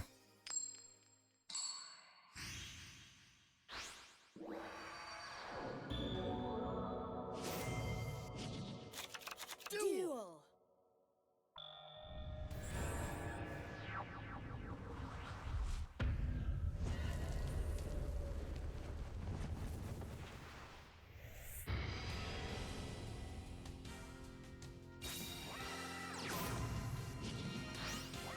Also, I'm sorry about the edges. I didn't realize that we were already going to do edge.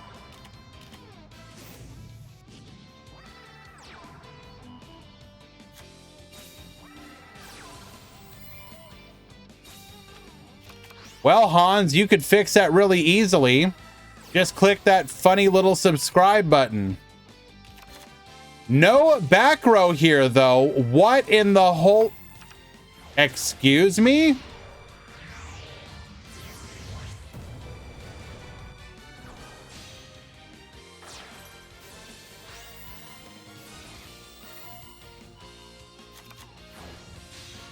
Into a copy of Chocolate a la mode effect. We're gonna get hit with a Veiler here. Set 2 back row and pass. We are gonna attack in, successfully destroying. Ultimate Nightmare gonna get burning here, leaving our opponent on 850. Another back row to protect, hopefully.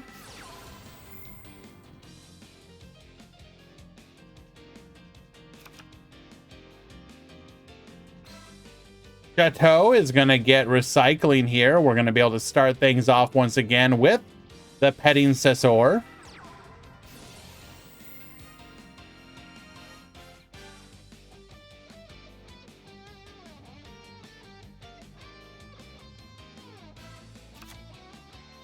Bring forth the Pudding Cess once again.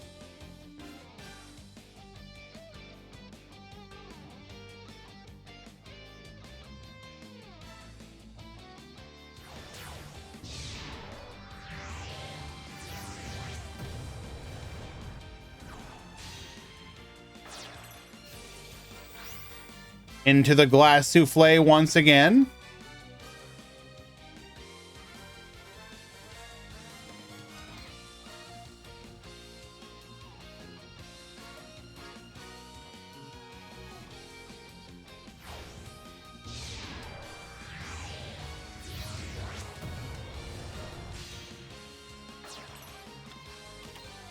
We're gonna go for the Book of Moon here. Do we have the Lance? We do! Negate!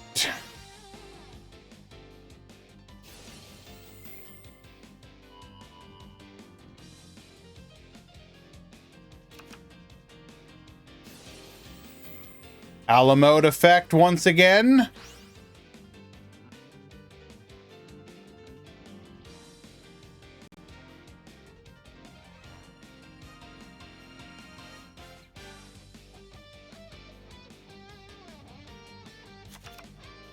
Into the Magdalene.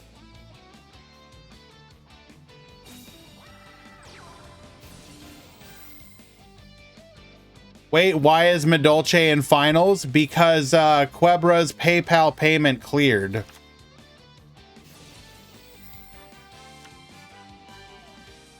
Adding a copy of Medolce Nights off of the Messengelato. That looks like a 4 and a 4 to me. I don't know about you.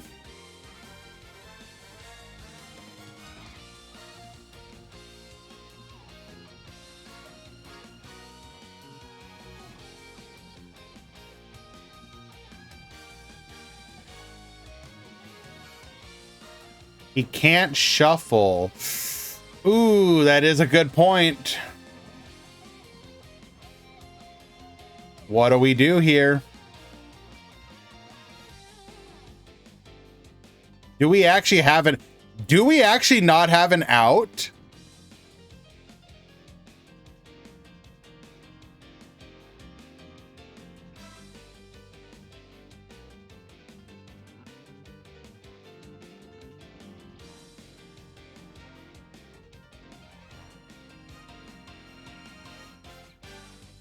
Because we don't have any in the graveyard.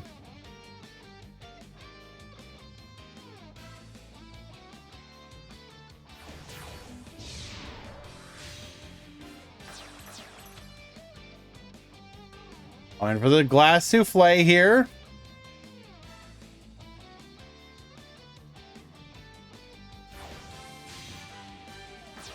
Into a chocolate a la mode once again.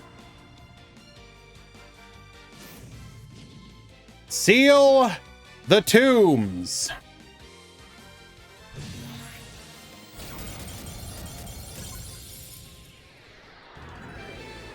Honorable Sudoku. Beam takes game number 1.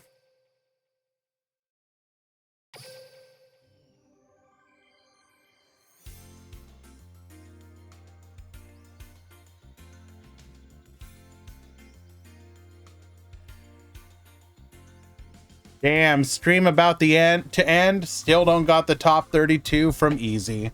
Feels bad, man.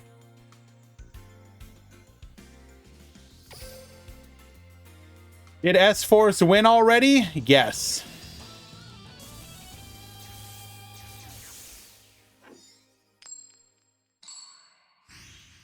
Alrighty. Here is where I would put my Medolce link, if it existed.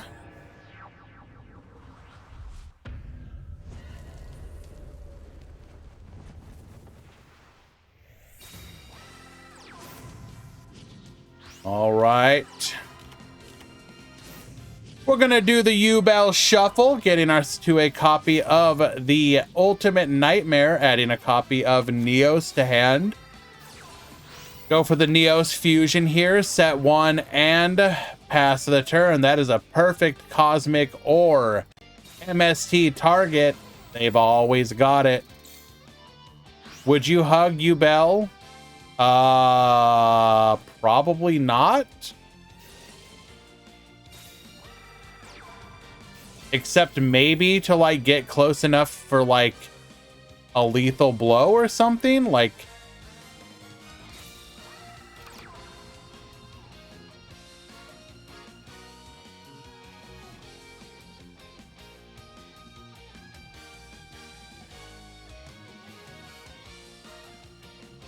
stop it.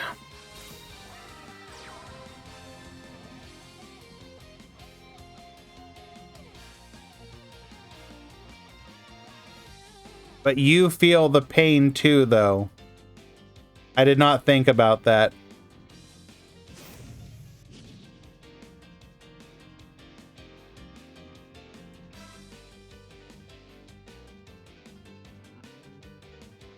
And we are unable to do anything past the turn.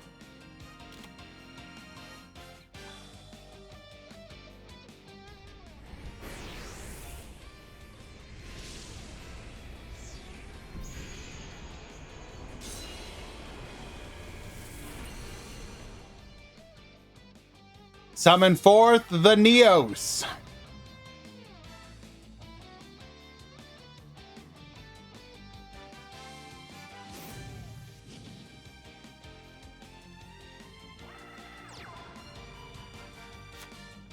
Activate Eternal Bond, getting us a copy of the Miracle Contact.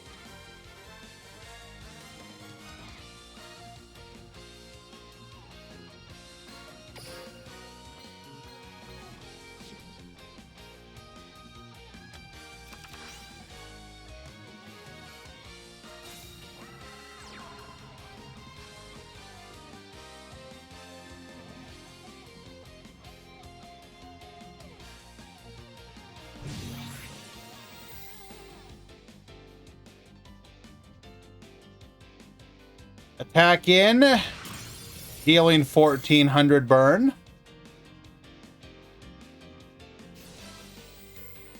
Fluger effect, burn for 900. Get poppin'.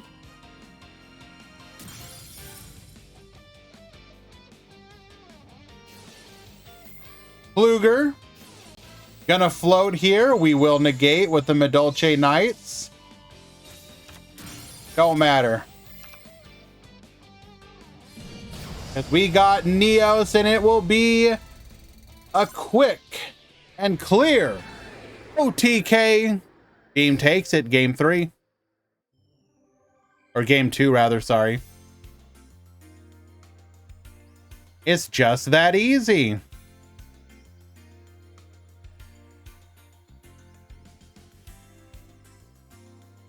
I heckin' love glue.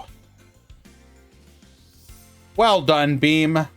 The best glue eater amongst us all. Let it be known. No, nobody eats it better than Beam. Quebra with the surprise Medolce coming in at second. We can look at some deck lists, sure.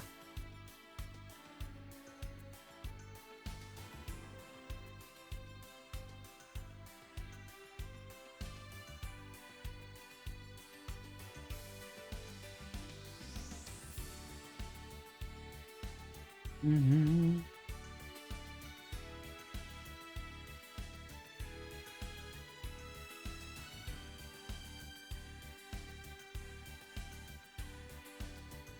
Mm-hmm.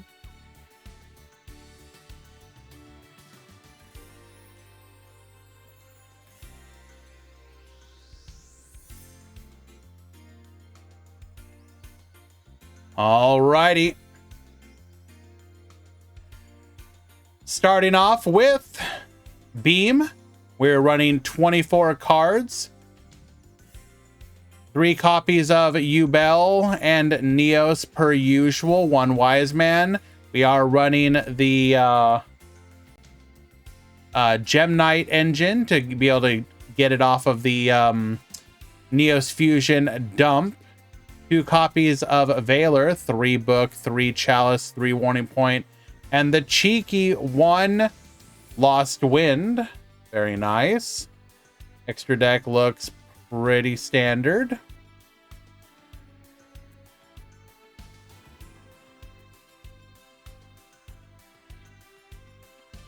Medolces, we are running 1 MST, 1 Book, 1 Chalice, Ripple Cosmic, 1 Dark Hole, 1 ADP, 1 Knights, 1 PTH. We are running triple of the Petting Sisor.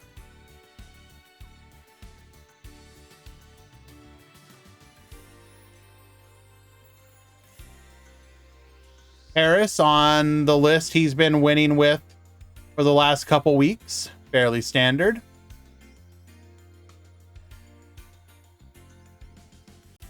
Zeko on Glue Force.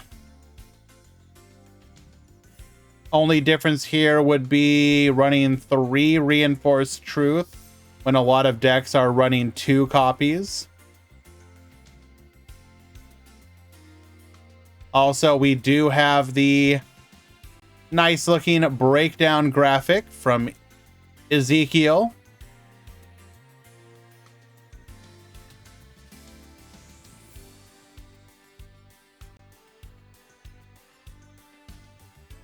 Thank you very much, Easy. Appreciate you. Looking forward to the top 8 as soon as possible. Or you're fired. We got Wostis.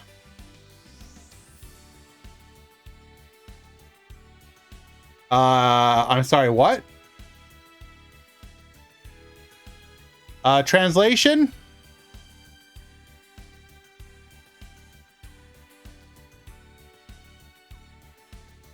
Also, what do we got going up in here? Telegram news bot? What about PokeDL? What's going on here?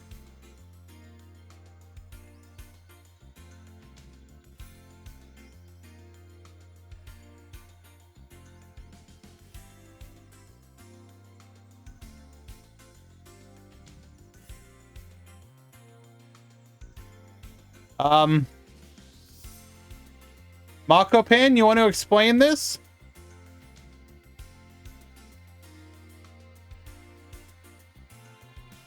Why is there a random penguin soldier?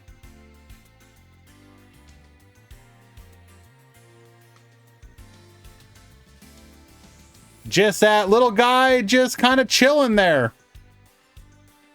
Did we ever use the penguin soldier during the entire tournament? That's what I need to know. Why is there a random penguin soldier?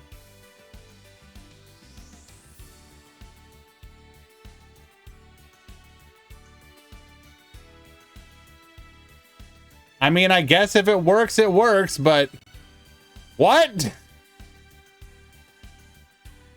Mortenyi.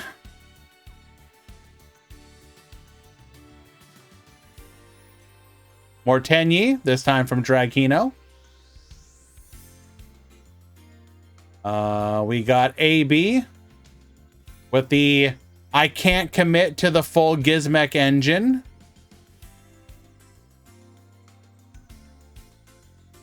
Ash Jackson on what you can expect BLS to probably become. Or something similar. Shu on Magistus Charmers.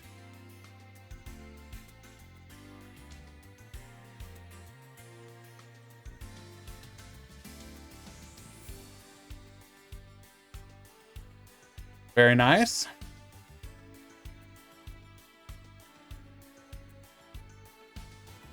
Chris with Altergeist.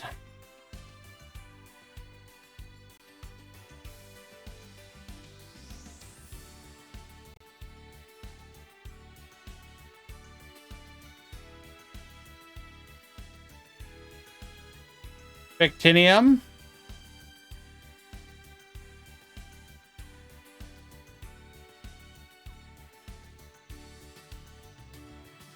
On Madolce, QWERTY.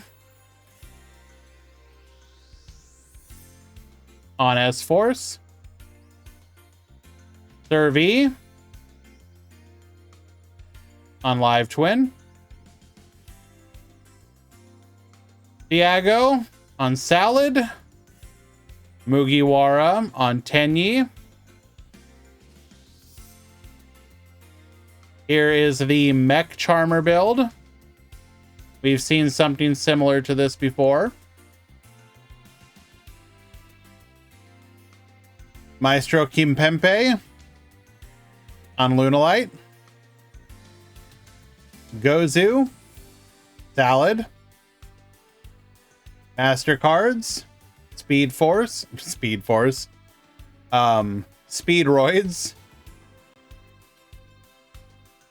Fictinium's been playing for a while now. Just kind of like off to the side. Reagan on Tenyi. Chimera on Ubel. Acne Frog. Salad. Andrew, who's never been the same since they took Galaxy Eyes away from him, on Trickstar. Hans on Triple Gizmek.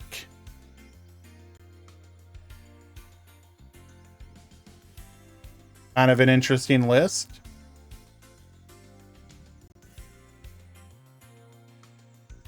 Ramon, Rocket.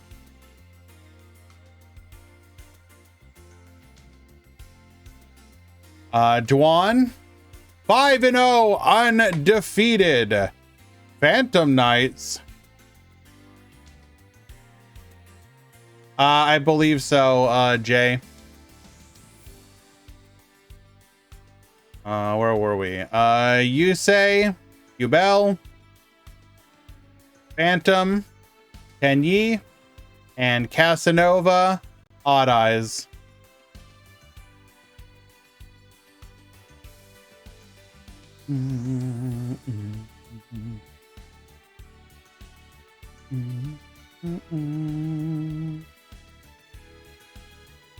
Alrighty. We have come. It wasn't actually a side deck.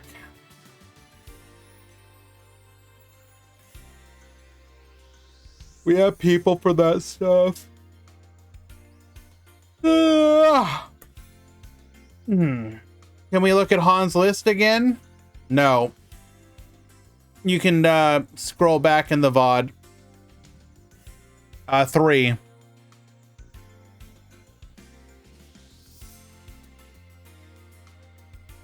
Let's go ahead and go raid Quantum. Wish him a happy birthday. Thank you, everyone.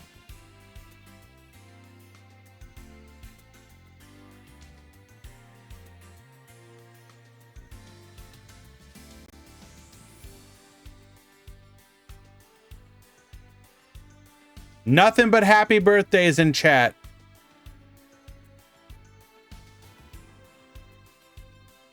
It's for real this time.